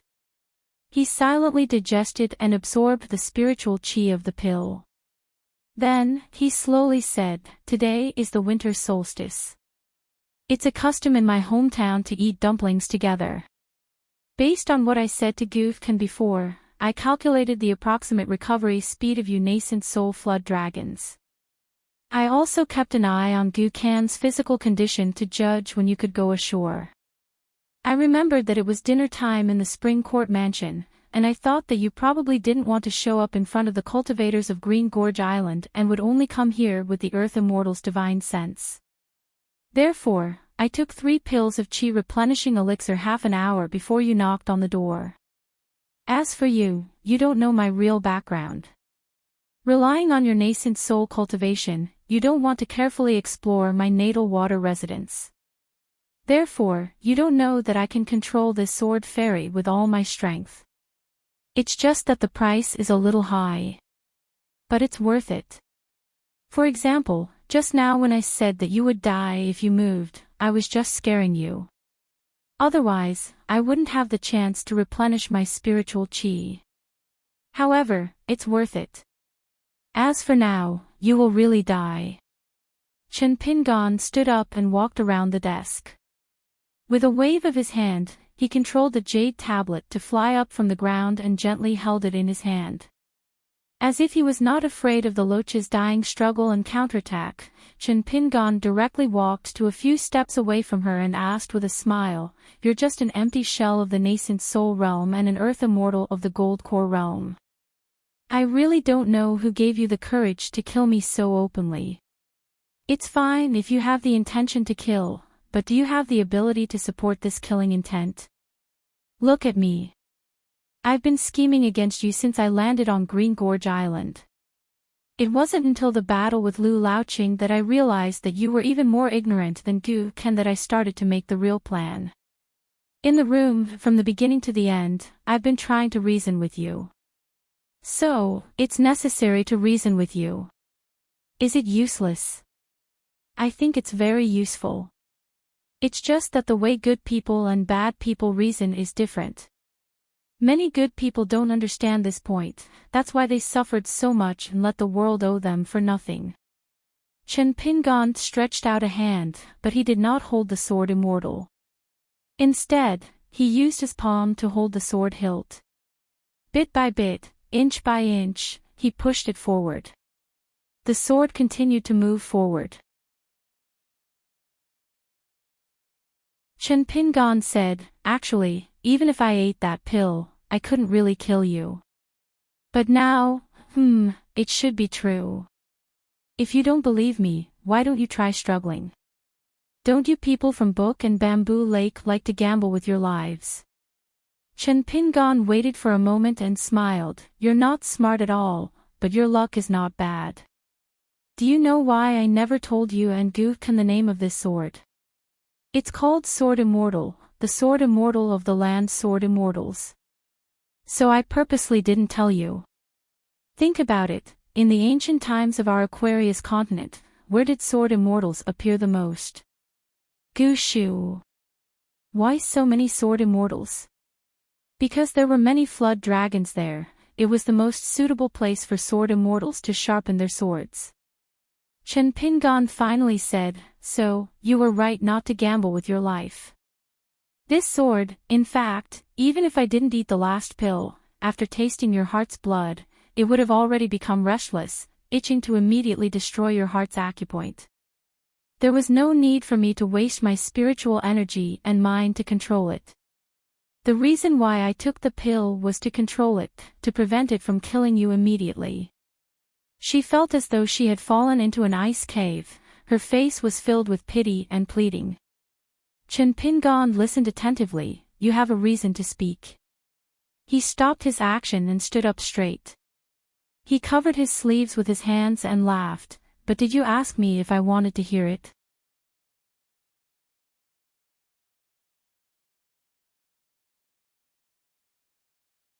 For 42, Madame Xiaoluan and the other three took their seats. As expected, the seats closest to the entrance of the vast snow hall were suitable for admiring the night scenery outside. As for Madame Xiaoluan's personal maidservant, who was respectfully called Little Water God by all the spirits in the 800 miles of White Swan River, the Purple Sun Mansion didn't even give her a seat. The maidservant could only stand behind Madame Xiaoluan with a frosty expression. Ever since she drowned and became a water ghost, Madame Xiaoluan promoted her step by step to become the hunting envoy of the White Swan River God Mansion. She could kill all the spirits in the lower 5 realms who were causing trouble in the territory. She had never been humiliated like this before. This visit to the Purple Sun Mansion could be considered as throwing away all the glory she had accumulated in the past 200 years. Anyway, she wouldn't be able to pick it up in the Purple Sun Mansion. Fortunately, she was influenced by Madame Xiaoluan and knew the importance of the situation. She didn't need Madame Xiaoluan to remind her to pay attention to the situation. She had already lowered her eyes and tried her best to make her expression as natural as possible. She didn't dare to show any dissatisfaction. Previously, Madame Xiao Wan and the current mansion master of the Purple Sun Mansion, Huang Mang, were talking about important matters in private. Madame Xiao Wan's mood was still not relaxed.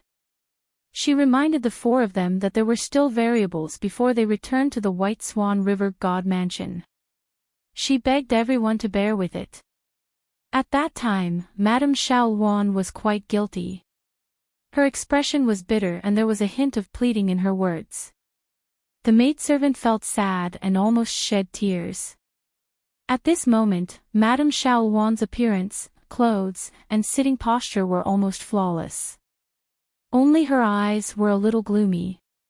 She was able to hold down the fort at White Swan River and maneuver freely to forcefully stretch the White Swan River, which was originally only 600 kilometers long, to almost 900 kilometers long.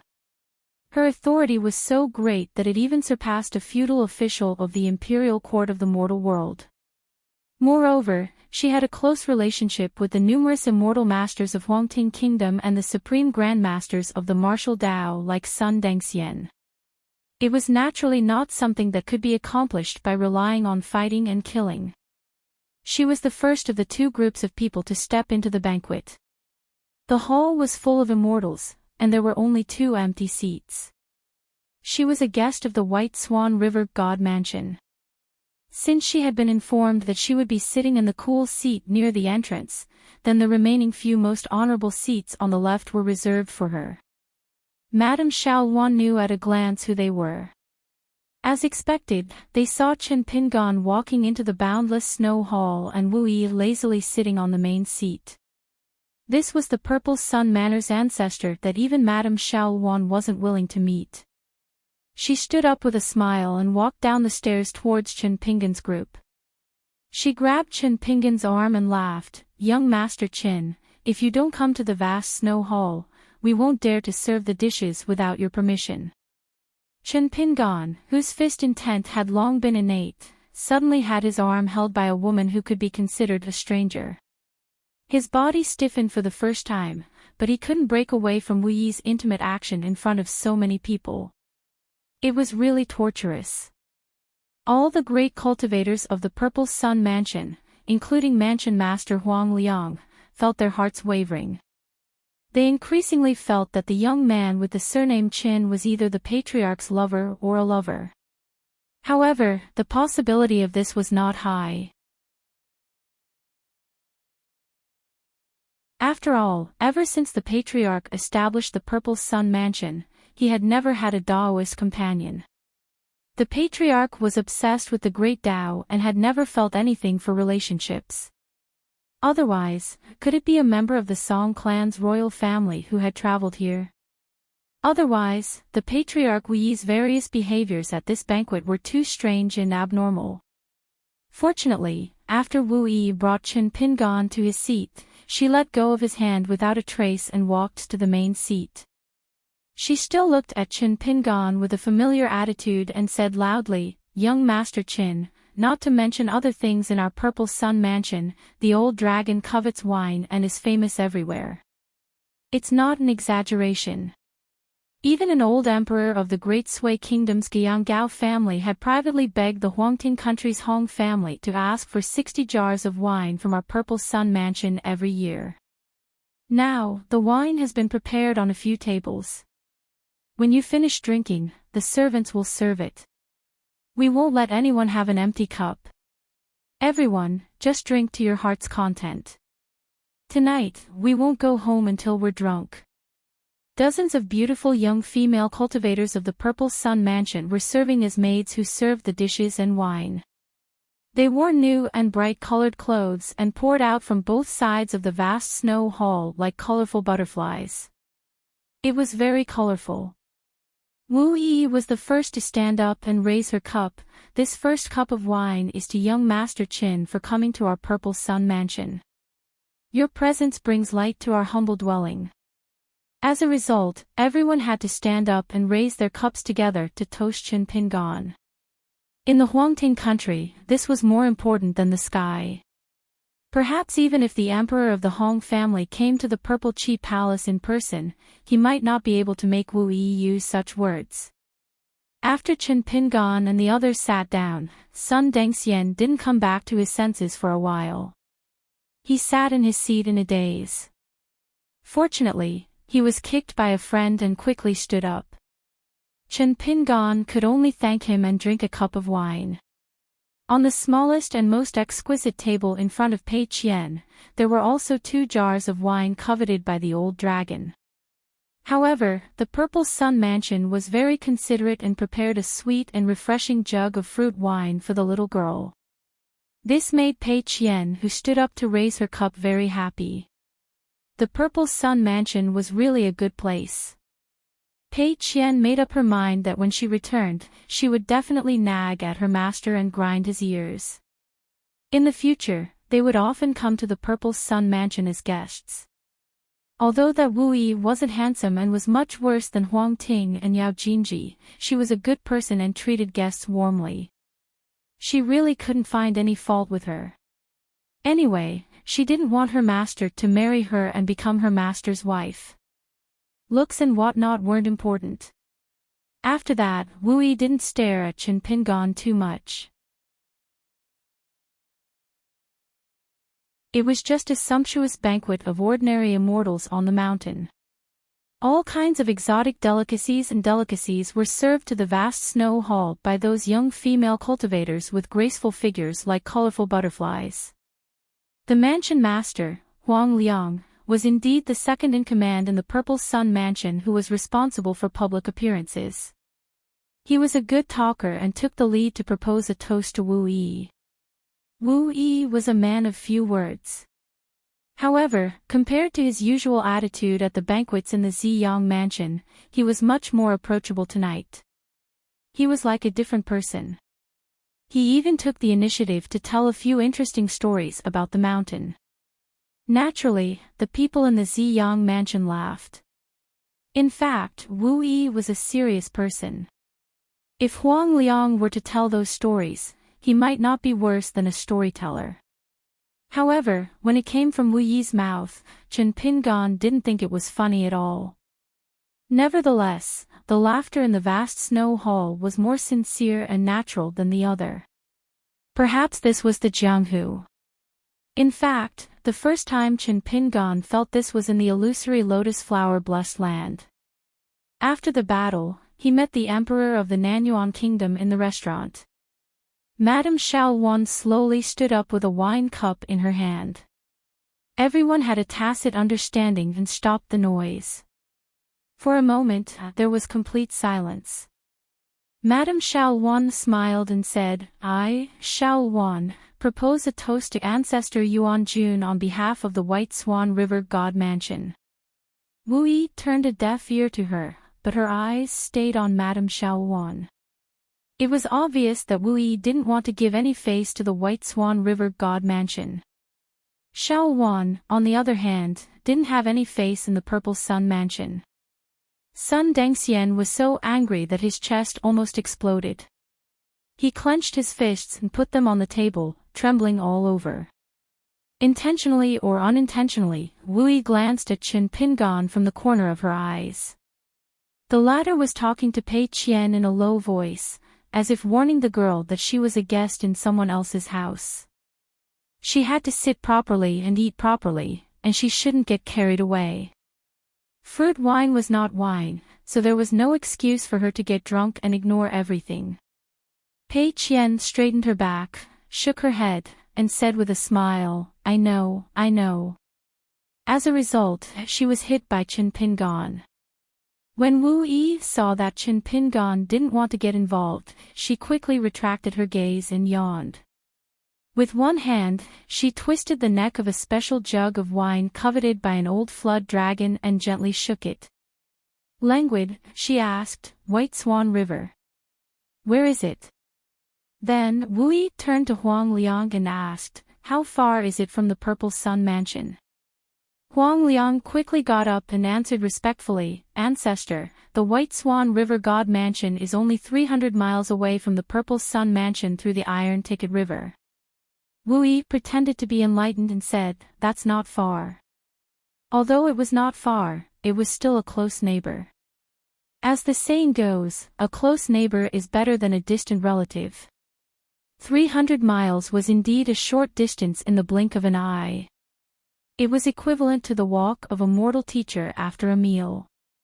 In that case, the White Swan River God Mansion had put on a posture of not having any contact with the Purple Sun Mansion for hundreds of years. In Wu Yi's eyes, it was no different from Madame Xiaowan's provocation. However, Wu Yi had her own plans regarding this matter, which was why she allowed the White Swan River Immortal Abode to expand their territory without asking the cultivators of the Purple Sun Mansion and the Iron Ticket River Incense Temple to stop them. The vast snowy hall was filled with a murderous aura in an instant. Madame Xiaowan held the wine cup in front of her with both hands. A tranquil smile remained on her delicate and flawless face. Please forgive me, progenitor cave spirit. I, Xiaowan, will punish myself with a cup of wine. Just as Madame Xiaowan raised her arm, Wu Yi suddenly stretched out her palm and pressed it twice. Xiaowan, how can a small purple sun mansion bear the punishment of a river god? Huang Liang, how can you be a mansion master? If Xiaowan doesn't come to visit, won't you take the initiative to visit the water god mansion? Must Madame Jiang take the initiative to see you? I see that your arrogance as a mansion master is comparable to the emperor of the Hong clan. Hurry up, what are you waiting for? Take the initiative to toast Madame Jiang. Forget it, Huang Liang, punish yourself with 3 cups of wine. Huang Liang didn't say anything. He faced Madame Xiaowan and drank 3 cups of wine in a row. The atmosphere in the vast snowy hall was so solemn that one could hear a pin drop. Xiaowan was still holding the cup of wine that she didn't have the chance to drink.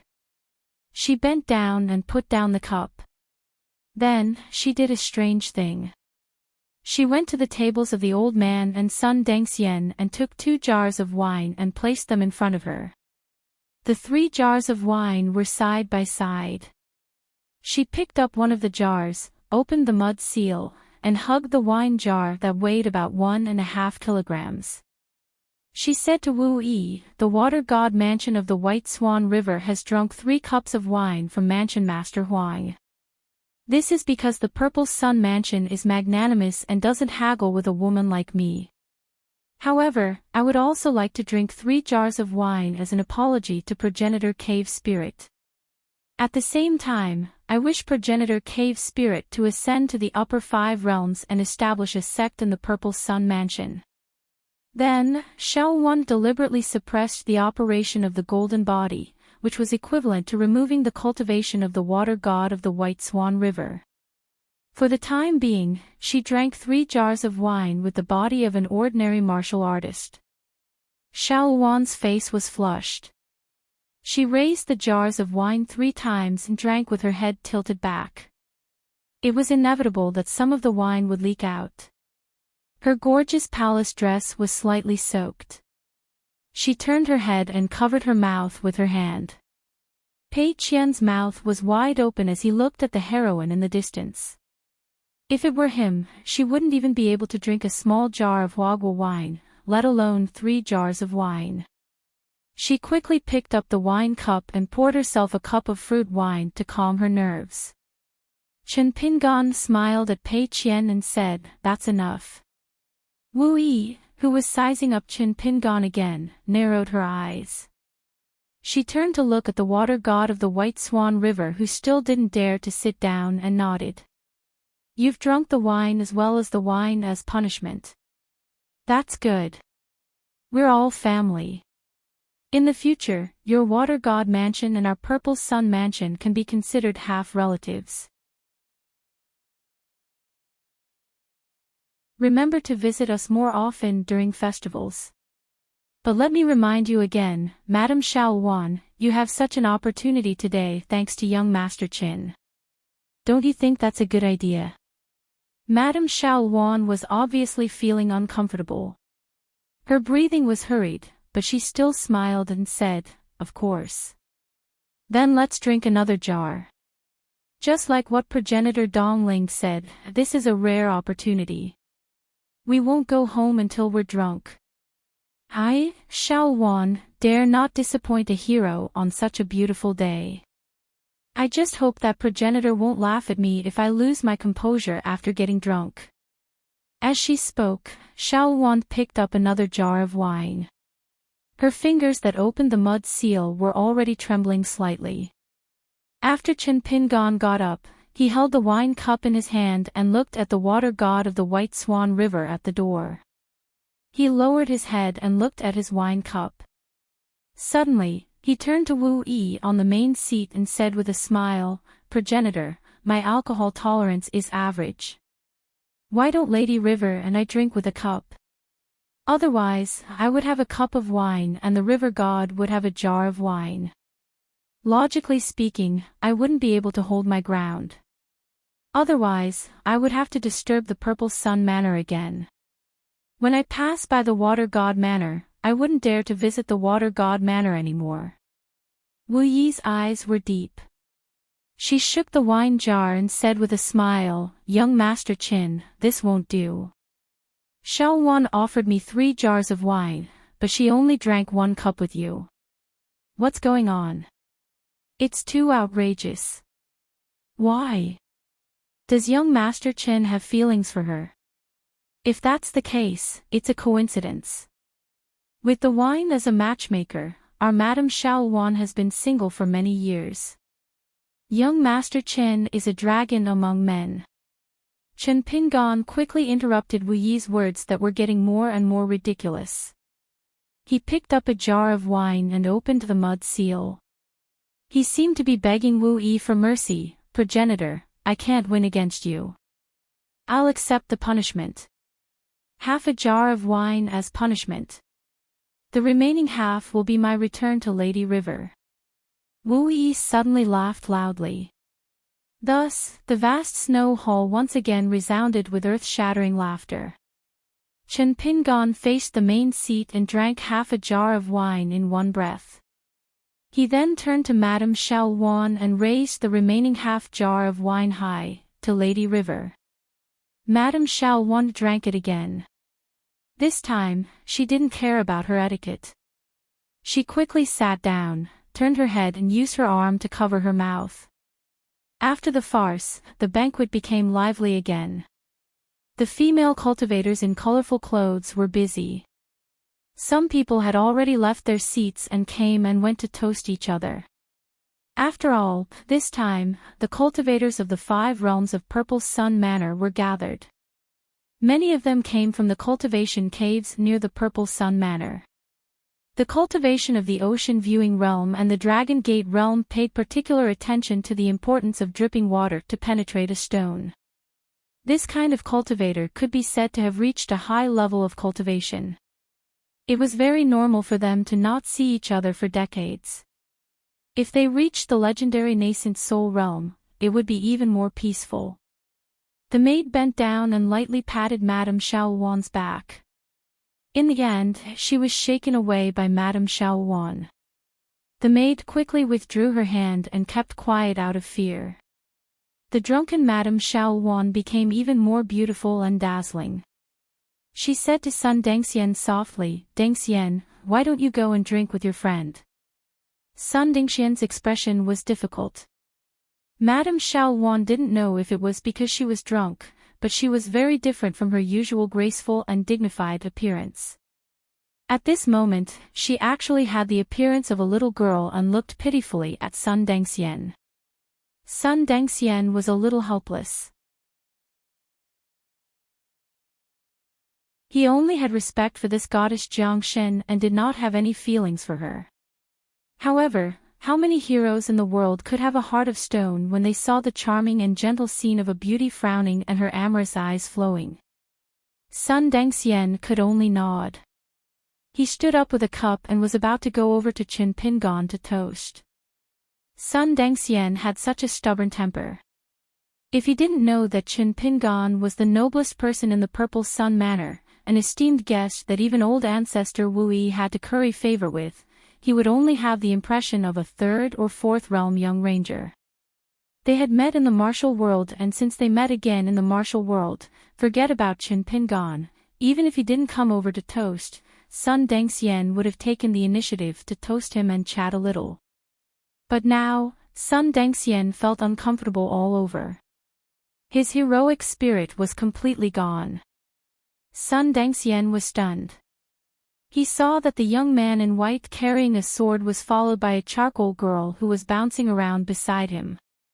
Chen Pingan walked in front of Sun Dengxian. "Great hero Sun, let me toast you." Although Sun Dengxian was a little bashful before, he was still happy that Chen Pingan had come. He also felt that his face was shining. It was rare that he could have such a small moment of comfort in this stifling and vexing trip to the Purple Sun Manor. Sun Dengxian smiled and stood opposite Chen Pingan. After clinking their cups, they both drank the wine in their cups. When they clinked their cups, Chen Pingan lowered his cup slightly. Sun Dengxian felt that it was inappropriate and lowered his cup as well. Unexpectedly, Chen Pingan lowered his cup again. Only then did Sun Dengxian let it go. Sun Dengxian finished his cup of wine. He had been drinking alone tonight and was a little tipsy. He blurted out some words that were on the tip of his tongue. "Chen Pingan, where did you learn the rules of the wine table? It's so tacky. Besides, I don't deserve such courtesy." Madame Xiaowan had already stood up. The old man's two friends from the Water God Manor saw that Sun Dengxian didn't care about trifles and were a little speechless. Chen Pingan's eyes brightened. "Great hero Sun, you deserve it." Sun Dengxian was amused. "Didn't I just catch a fox demon? Is there a need to keep you in mind?" Chen Pingan didn't speak about his feelings about the martial world. He only picked up a wine jar from a nearby table and poured himself a cup. He also filled Sun Dengxian's cup and smiled. "The road of the mortal world is narrow and the wine cup is wide. Let's drink another round with great hero Sun." The two drank the wine in their cups in one gulp. Sun Dengxian laughed heartily. "Good fellow, your ability to persuade others to drink is not small." Chen Pingan smiled. He drank a jar of wine that the old flood dragon coveted in one gulp and his face was flushed red. He bid farewell to Sun Dengxian and didn't chat for a long time. He also didn't chat with the water god of the White Swan River. Before Chen Pingan left, he looked toward the entrance. The steward who could only wait outside the door had been looking at Chen Pingan and Madame Xiaowan. When he finally saw Chen Pingan's line of sight, he immediately lowered his head and bowed. Chen Pingan smiled. He raised his empty cup and returned to his original position. After the steward who had been terrified for a long time received this gesture, he was so excited that he almost cried. Madame Xiaowan sat in her seat and lowered her head. She gently wiped the wine stains on her clothes and exhaled a mouthful of turbid air and the smell of wine. What was even more frightening than this kind of drinking to the death was that even if you wanted to drink 1,000 caddies of wine, the other party wouldn't even give you the chance to raise your cup. The maid looked at the back of the young man who was walking away. After thinking for a while, she felt somewhat grateful. Pei Qian raised his head and asked curiously, "That old man, does he look down on people?" "Sigh, master, you're not angry." Chen Pingan smiled. "What's there to be angry about?" Pei Qian whispered, "Master, you're thinking for the good of Hero Sun and the others, right?" Chen Pingan patted her head. "You're smart." When they were only a few steps away from their seats, Pei Qian grabbed Chen Pingan's gentle hand. Chen Pingan asked curiously, "What's wrong?" Pei Qian giggled. "I'm taking advantage of Good Master's immortal aura and Jianghu aura." Chen Pingan smiled. "Yes, to be able to eat and drink along the way, where can you find such a master?" Pei Qian carefully asked, Master, can I drink a little of the wine that old flood dragon covets? It's so fragrant, I'm dying of thirst. Chen Pingan asked, What do you think? Pei Qian nodded. I think I can drink a small cup.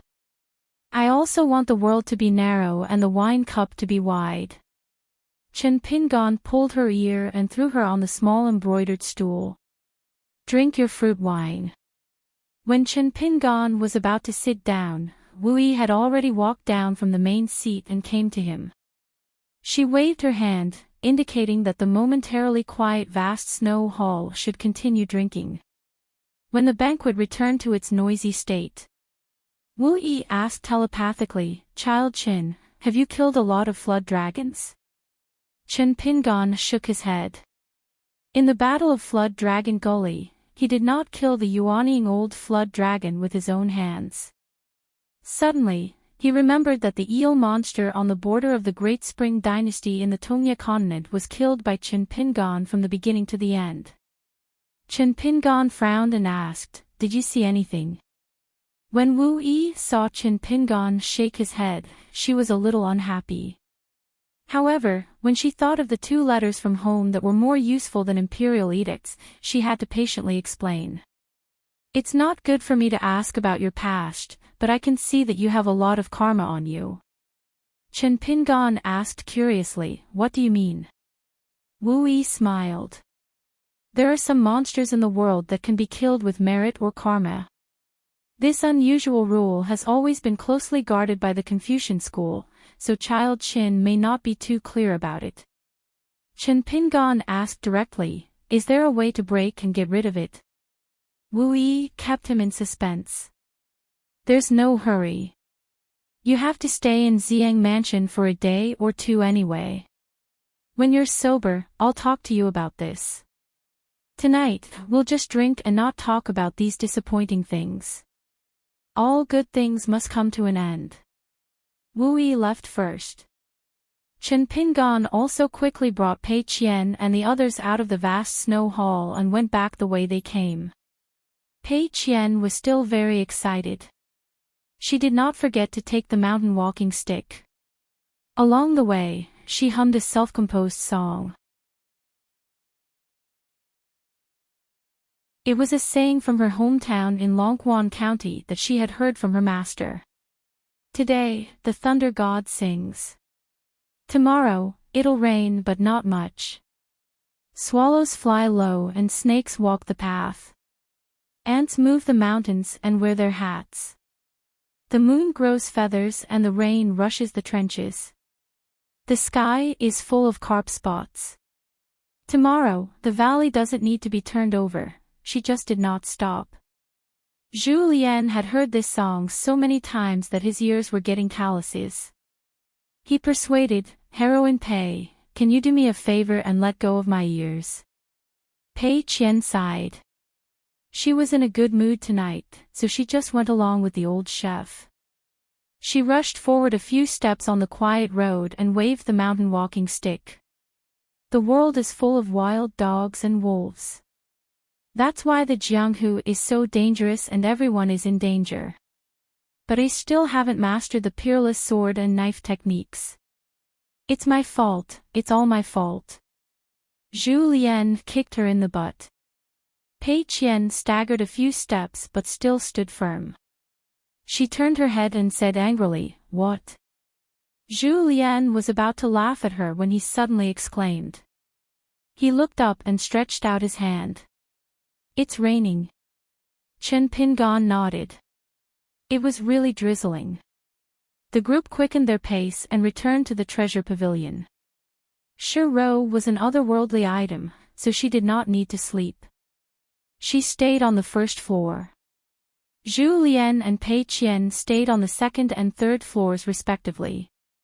Chen Pingan stood alone in the corridor on the fourth floor. The rain was not heavy tonight. He walked in the corridor for half an hour to get rid of the smell of alcohol on his body. Chen Pingan went back to his room to sleep. He slept very lightly. After all, he was in the Purple Sun Prefecture and had an unpredictable master, Wu Yi. In the middle of the night, there was a soft knock on the door. Chen Pingan got dressed. When he opened the door, he saw someone he never expected. It was the water god of the White Swan River, Madame Xiaowan. She had a complicated look in her eyes and was very shy. She seemed to have changed into a fitting dress. She turned her head and bit her lips. She gathered her courage and whispered, "Young Master Chen." Chen Pingan slammed the door. Madame Xiaowan stood outside the door, her face full of shock. She heard the young man angrily say, "Madam, please behave yourself."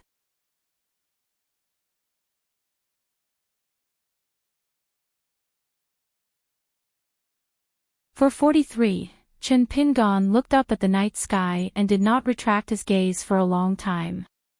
He stood under the roof with a charcoal cage in his hand. Gu Kan's cries were heart-wrenching, just like an injured cub. Chen Pingan looked at Gu Kan again, but he still did not speak. He let Gu Kan wail with tears and snot all over her face. Gu Kan cried until her body convulsed. She cried until she had no strength left and began to whimper. She gathered some strength and began to howl again. Just like that, it was as if she had cried all her heart out. Chen Pingan asked slowly, "Why didn't you plead with me? Is it because you know it's useless?" "I don't want to lose my last chance. Because I helped Charcoal Snow, not only am I done with Spring Court and your mother, but I'm also done with you, Gu Kan. The last bit of connection between us is gone, right? You finally know that even with Charcoal Snow around, you might not be able to survive in Calligraphy Lake. If you replace Charcoal Snow with me, Chen Pingan, as the door god of your Spring Court residence, you too might still be able to continue living like before. It's just that you won't be able to confidently tell me that, I like to kill, right? But compared to being randomly slapped to death by a cultivator you've never met before for no reason, and having no enmity with him, and having your whole family run to the underground for a reunion, that's still worth it." Gu Kan did not speak. She did not wipe the tears and snot all over her face. She just stared blankly at Chen Pingan. Chen Pingan sighed. He walked in front of Gu Kan and bent down to pass the charcoal cage in his hand. Every step he took in the snow made a squeaking sound. Gu Kan did not take it. Chen Pingan squatted down and looked at Gu Kan face to face. "Little snot, it's all right. Tell me the truth. I'll listen." Gu Kan grabbed a big handful of snow and turned around to smear it on her face. Then she turned back and said in a choked voice, "Chen Pingan, you're the worst person." Chen Pingan laughed involuntarily. He hesitated for a moment. "In Book Slip Lake, I'm indeed a good person. Either a good person is smart or a bad person." Gu Kan's tears immediately burst out of her eyes. "Your Calligraphy Lake, your Spring Court residence, you too. Chen Pingan, you like to say such things. Let's not be like this, okay?" Gu Kan covered her face with the back of her hands and sobbed. Chen Pingan said, "You can go back now." Gu Kan punched Chen Pingan in the chest, causing Chen Pingan to fall into the snow. Gu Kan stood up and staggered away. After running for a dozen steps, Gu Kan stopped. Without turning around, she sobbed, "Chen Pingan, you're more important than Little Loach. You've always been like this. But from now on, that won't be the case. Even if Little Loach dies, he'll still be better than you." Chen Pingan sat in the snow and looked at the Book Slip Lake. His heart was as calm as water. Standing up and shaking off the snow on his clothes, Chen Pingan walked to the ferry and waited for the arrival of Grain Island's Tan Yuanyi. With Lu Jimao's swift and decisive style, he would definitely send a message to Grain Island as soon as he returned to Hangbo Prefecture. But Chen Pingan suddenly remembered that the spy leader of Dolly's Green Wave Pavilion in Aquarius Continent would most likely not come by boat. Instead, He would inform Lu Jimao beforehand and secretly sneak into Azure Gorge Island. Chen Pingan then turned and went straight to Hengbo Prefecture. Spring Court Residence. The woman was wearing a snow-white fox fur coat, waiting anxiously. Seeing Gu Kan's figure, she quickly ran over and asked, "How is it? Where's Charcoal Snow? She didn't come back with you." Previously, when the mother and daughter were making dumplings in the kitchen, Gu Kan's expression suddenly changed. She fell to the ground and clutched her chest, as though she was seriously ill. At that time, the woman knew that something was wrong. Most likely, something happened to Charcoal Snow outside Spring Court Residence. Gu Kan raised her head and said in a daze, "Dead." The woman was stunned, thinking that she heard wrongly. Kan, what did you say?" Gu Kan repeated, "Dead." The woman said sternly, "Dead." Just like that. Charcoal Snow is a flood dragon of the nascent soul realm. How could she die? Other than that old bastard Lu from Willow Palace Island, who else in Book Lake can kill Charcoal Snow? Gu Kan looked at her mother's face and said, "There's also Chen Pingan." The woman said angrily, "What nonsense are you talking about? How could Chen Pingan kill Charcoal Snow? What right does he have to kill the little loach that no longer belongs to him?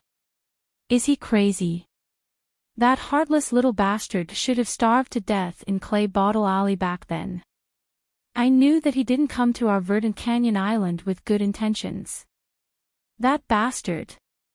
Gu Kan suddenly said, "Chen Pingan might be able to hear us." The woman immediately shut her mouth and looked around in panic. Her face was as pale as the snow on the ground and the fox fur coat on her body. Gu Kan was silent. The woman hugged him and cried, "My poor son." Gu Kan's face was expressionless. His body and spirit were extremely weak now. After going back and forth between Spring Court Prefecture and the Mountain Gate, his hands and feet were already cold. Returning to Hengbo Prefecture again, Lu Jimao hesitated for a moment and asked his trusted butler to invite Zhang Yi. He then went to the secret small sword tomb that was similar to the sword room and stored the upper-grade messenger flying sword. After carefully thinking about the wording, he sent a message to Tan Yuani, the island master of Grain Island. Finally, Lu Jimao came to the hall that was covered with a special lichen of the colorful clothes nation. He waved his hand and scooped up a cloud of mist. He sprinkled it on the ground and a picture of the mountain gate of Verdant Canyon Island appeared. The snow had stopped and the picture seemed to be dead silent. Lu Jimao looked down at the picture formed by the mist. He looked up at the door several times. Lu Jimao smiled helplessly. There were nearly 1,000 cultivators on Verdant Canyon Island now, and only Zhang Yi dared to receive the edict of Hengbo Prefecture. He still came here leisurely and would never rush on the wind. As for whether Lu Jimao, the island master, would be angry or not, Zhang Yi never cared. Lu Jimao sighed. Almost all of his old brothers who fought side by side in the beginning were dead. They either died on the battlefield of expanding the territory or died in the endless sneak attacks. Some of them were rebellious and were killed by Lu Jimao himself. Of course, most of them died of old age. In the end, only Zhang Yi, the last old friend of Verdant Canyon Island, was left by his side. Lu Jimao went straight through the picture scroll and came to the gate. He hesitated for a moment and stepped over the threshold to wait for Zhang Yi. Zhang Yi was a Dragon Gate cultivator below the Earth Immortal Realm. Even without considering his friendship with Lu Jimao, it was more than enough for him to take over Book Slip Lake, which had more than 1,000 islands. In fact, after Lu Jimao had annexed the dozen or so large islands including White Scale Island, Lu Jimao had intended to let Zhang Yi, a subordinate who supported the dragon, choose one of the large islands to set up his mansion. However, Zhang Yi had declined twice, so Lu Jimao no longer insisted. When they first met when they were both in the sea-viewing realm, Zhang Yi, who was born as an immortal master of archives, was not only Lu Jimao's friend, but also Lu Jimao's behind-the-scenes military counselor. It could be said that in the early days of the Verdant Gorge Island, Lu Jimao led a group of ministers gathered around him and struck ruthlessly to eliminate the enemy, which deterred the heroes, and Zhang Ye's strategy was very important. The reason why Lu Jimao had always been courteous to Zhang Yi was that after Zhang Yi gained a firm foothold in the Verdant Canyon Island, especially after Lu Jimao climbed higher and higher on the path of cultivation and left him far behind, Zhang Yi never hesitated to say many things that he thought he should say. Zhang Yi simply turned a founding hero who should be enjoying a happy life on the merit book into a reckless and annoying court official. Lu Jimao was really annoyed several times that Zhang Yi did not care about his dignity at all. How could the rules be the same when one was fighting for the country and when one got off the horse to defend the country? But Zhang Yi still did things his own way. After Lu Jimao reached the Yuanying realm, he became more and more alienated from Zhang Yi. He just let him be in charge of the fishing department and the secret warehouse department. Zhang Ye's unlikability was obvious, so it was hard to say that he was in a difficult situation these years. But compared with Yu Hui and other people who came from Verdant Canyon Island, Zhang Ye's opportunities to show up in Verdant Canyon Island were getting fewer and fewer. He attended many celebration banquets, but he never spoke. He neither flattered immortal intercepting river nor poured cold water on him. When Lu Jimao thought of these old events, he actually felt a sense of nostalgia that he hadn't felt for a long time. Finally, he came. When Zhang Yi saw Lu Jimao, he still walked at a steady pace. Not only that, he even squeezed a solid snowball in his hand. It could be seen that on the way here, Zhang Yi walked leisurely and how anxious the person who called him was. The housekeeper of the Hengbo prefecture, who was also a Dragon Gate cultivator, was indeed vexed when he went out to look for Zhang Yi. However, when he saw the perfected lord waiting outside the door, his heart skipped a beat and he immediately regretted it. He had urged Zhang Yi too many times along the way. Fortunately, he did not complain, otherwise, he would have most likely suffered. Lu Jimao waved to the housekeeper, motioning him to stay away from the hole. The housekeeper immediately bowed and left. Zhang Yi cupped his fists and saluted, "Greetings, Island Master." Lu Jimao smiled and raised his hand, motioning Zhang Yi not to be so polite. The two of them crossed the threshold one after the other. Zhang Yi looked at the picture scroll floating above the splendid lichen and remained silent. Lu Jimao went straight to the point. "Back then, you and the fishing room spent 8 years to help me find the reincarnation of the female Jindan cultivator. At that time, you advised me to detain her on Verdant Gorge Island, but not to do anything to her."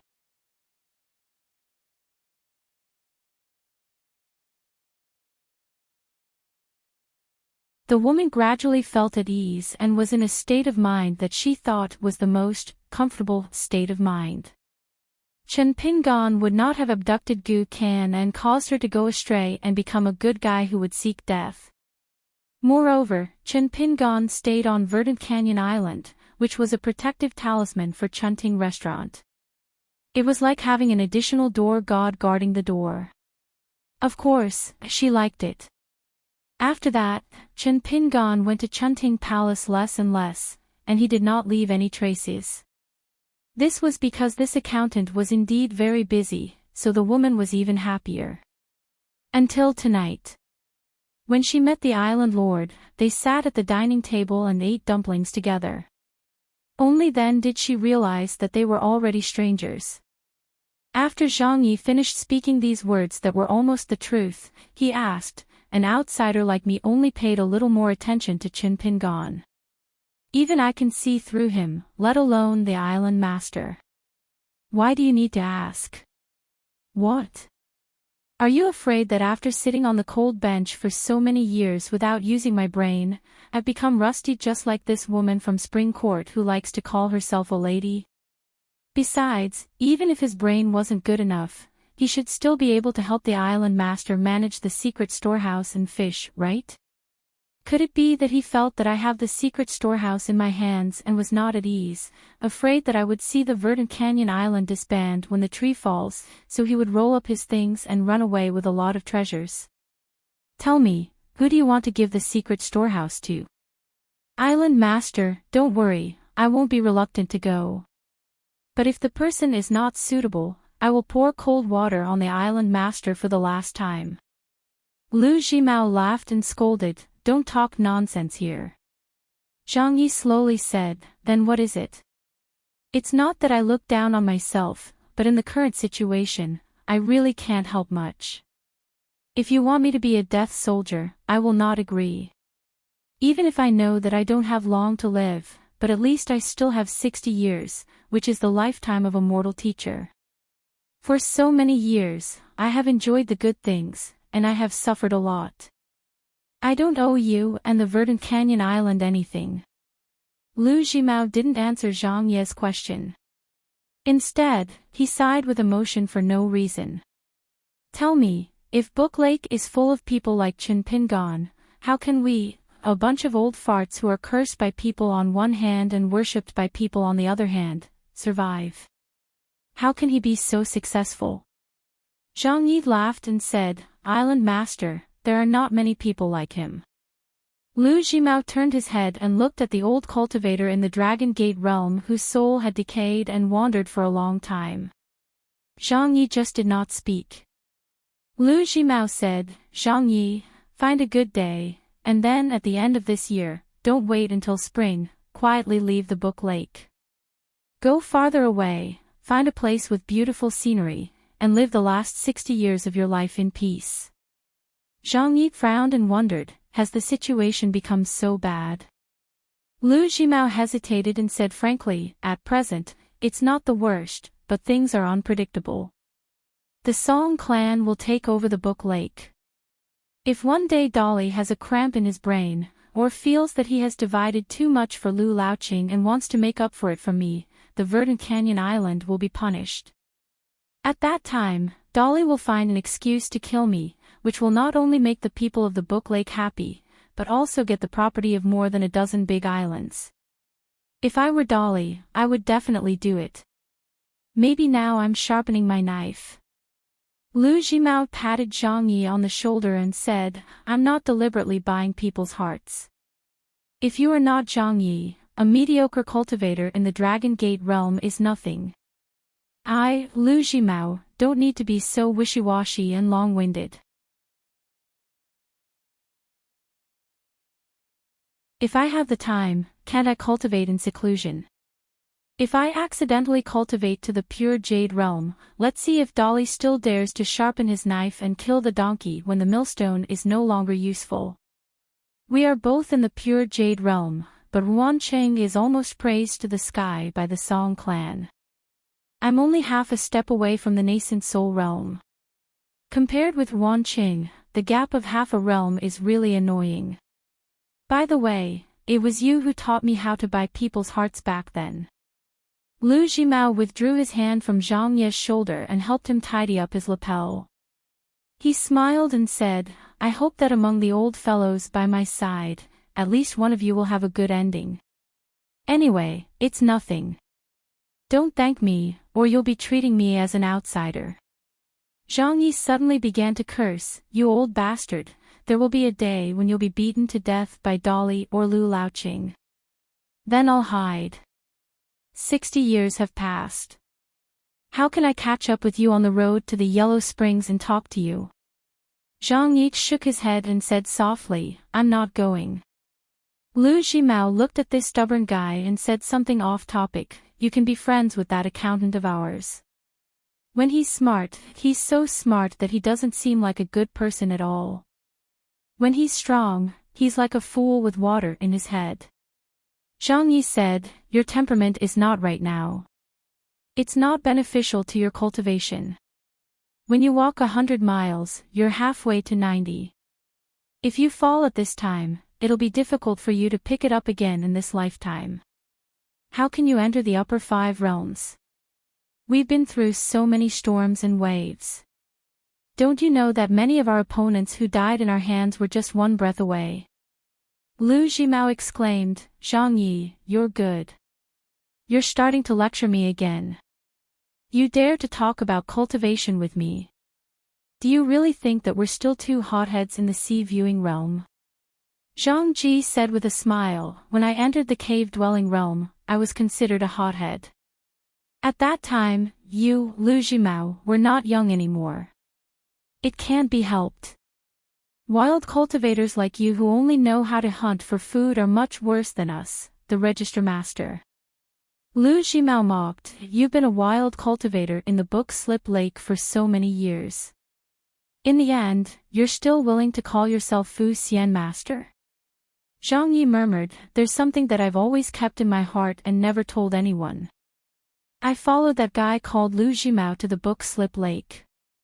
From the first day I came to the Book Slip Lake, I hoped that one day I could see Lu Jimao establish a sect as a wild cultivator in the Book Slip Lake with my own eyes. So these years, I often wandered to a place. That was the first place where Lu Jimao and I set foot in the Book Slip Lake. It was a small island with the same name as the Hengbo Prefecture, the Hengbo Island. It was only the size of a palm.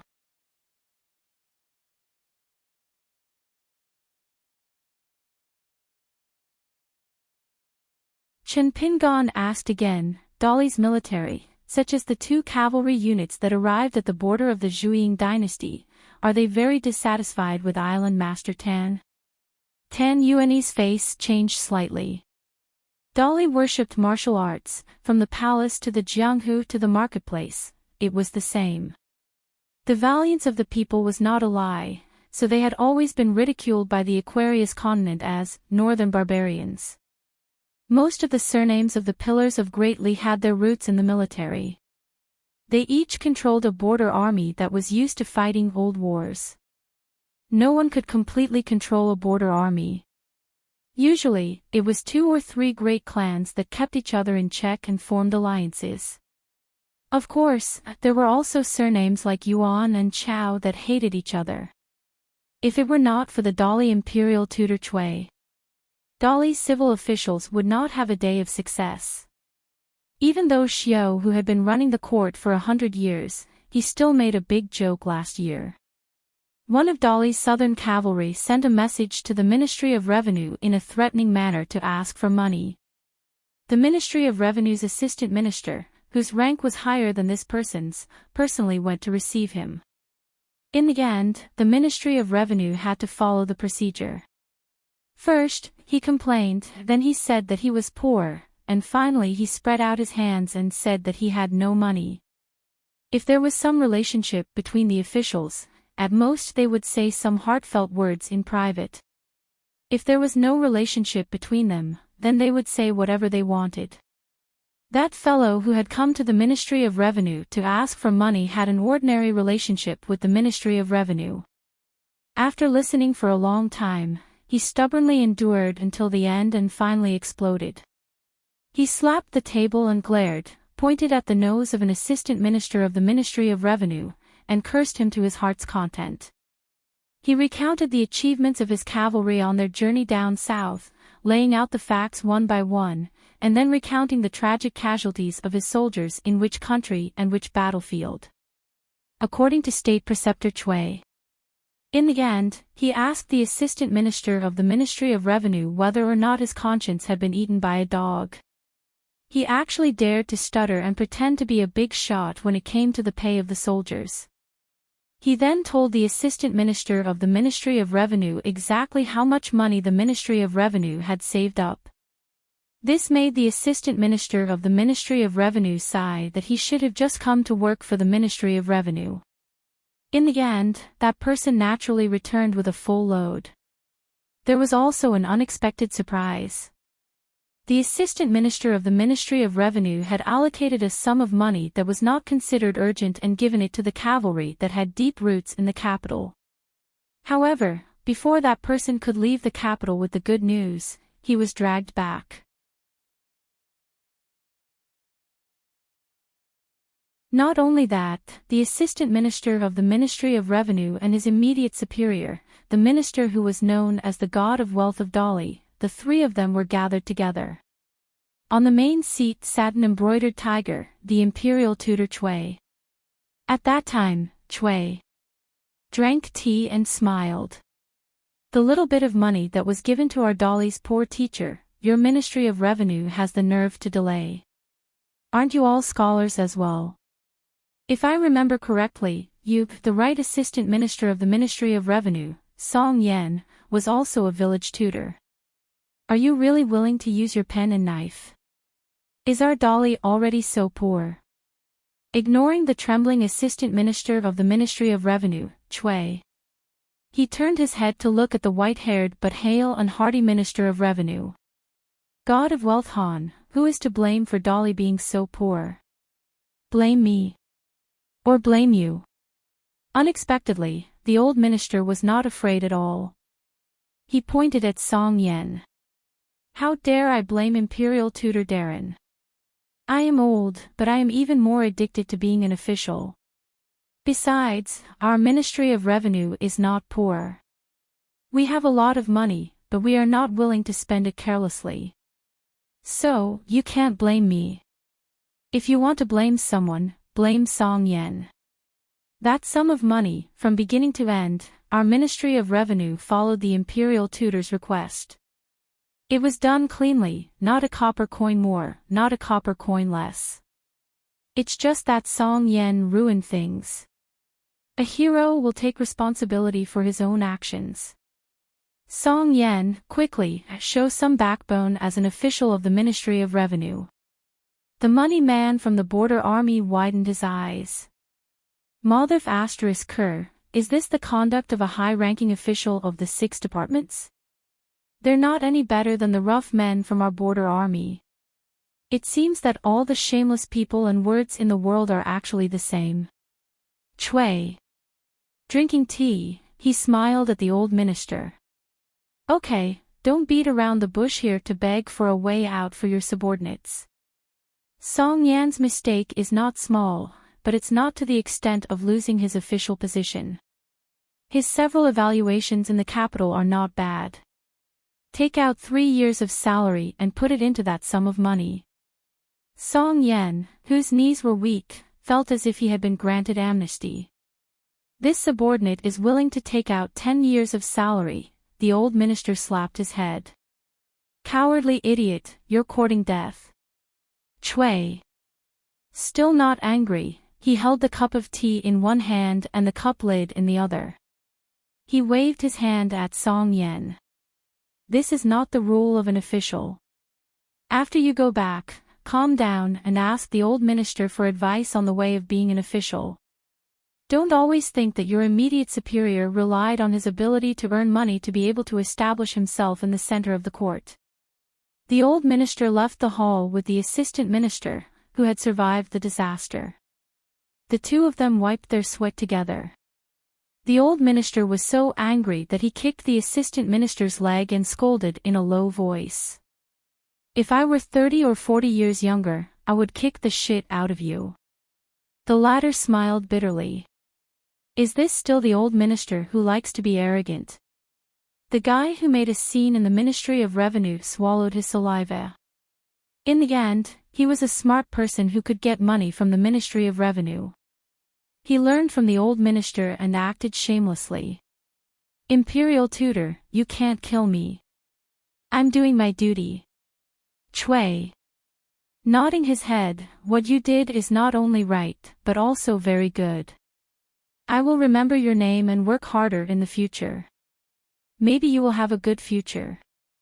At least you don't have to go to the yamen and buy a new set of clothes that won't lose the face of the border army. After leaving here, you can go to the Ministry of Revenue and ask for the money to buy the clothes. This is not the money you should spend.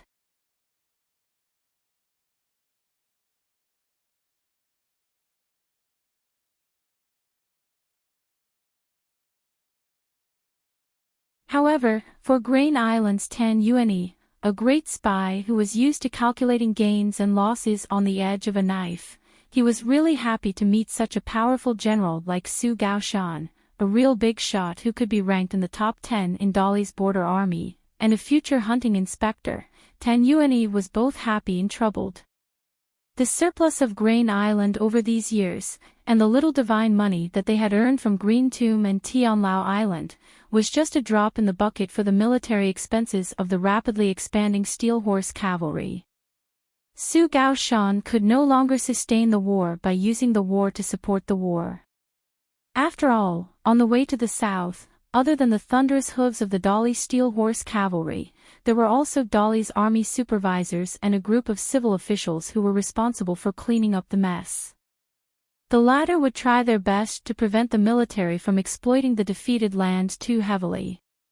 Inside this imperial tutor Chui, it did not matter if the generals of the border army did not want to look at it, and whether it was good or not, they had their own advisors to help them. Moreover, if they violated the rules, they would have to pay the price, which could be offset by military merit. As long as they had enough military merit, if they encountered a stubborn city, they would suffer heavy casualties after a long period of attack. Finally, if they succeeded in breaching the city, the general could even order a massacre. Not to mention the two-legged people, he could even kill all the pigs and dogs. However, this kind of action that violated the rules and regulations of the Southern Expedition to vent his anger, Dolly's army supervisors and civil officials who stayed behind to guard the city would at most give some advice. They would not advise against it. Because this kind of situation was also within the rules set by Imperial Tutor Darren.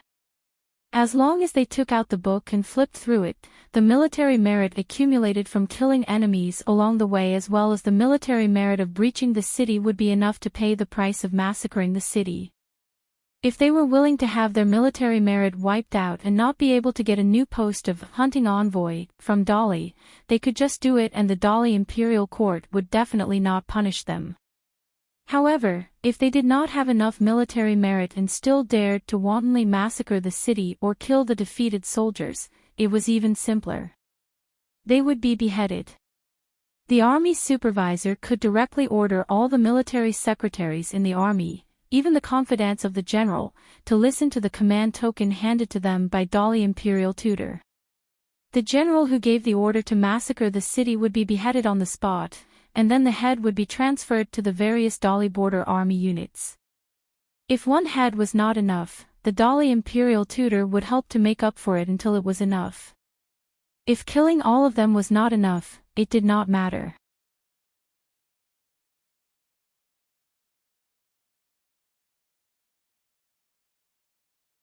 He changed into the golden robe and put on a thick green cotton robe. He pulled out the sword ferry from the door and put it on his back. He walked straight to the ferry, untied the rope of the small ferry, and headed to the Gong Willow Island. The waterway was far away. But Chen Pingan was not in a hurry. He rode the ferry and it broke through the water like an arrow. The Book Lake was too vast. Even though the ferry flew like a bird, there was still no sign of Willow Palace Island by daybreak. There were no birds in the snow. Chen Pingan rested for a while and stopped the ferry somewhere in the middle of the lake. He held a pair of chopsticks and placed a white bowl on top of it. He tapped it gently. Ding ding dong dong. He listened attentively. He sounded like a beggar on the street, but also like a young immortal who had retreated into the mountains and forests. Chen Pingan was so pleased with himself that he lit an incense stick. Gongfu put away the bowls and chopsticks in front of him. Chen Pingan rubbed his cheeks and took a deep breath. He was full of the cool breeze. 6. You're tuning into the Journey of the Soul YouTube channel. Don't forget to subscribe and join us on this journey to catch the most captivating stories.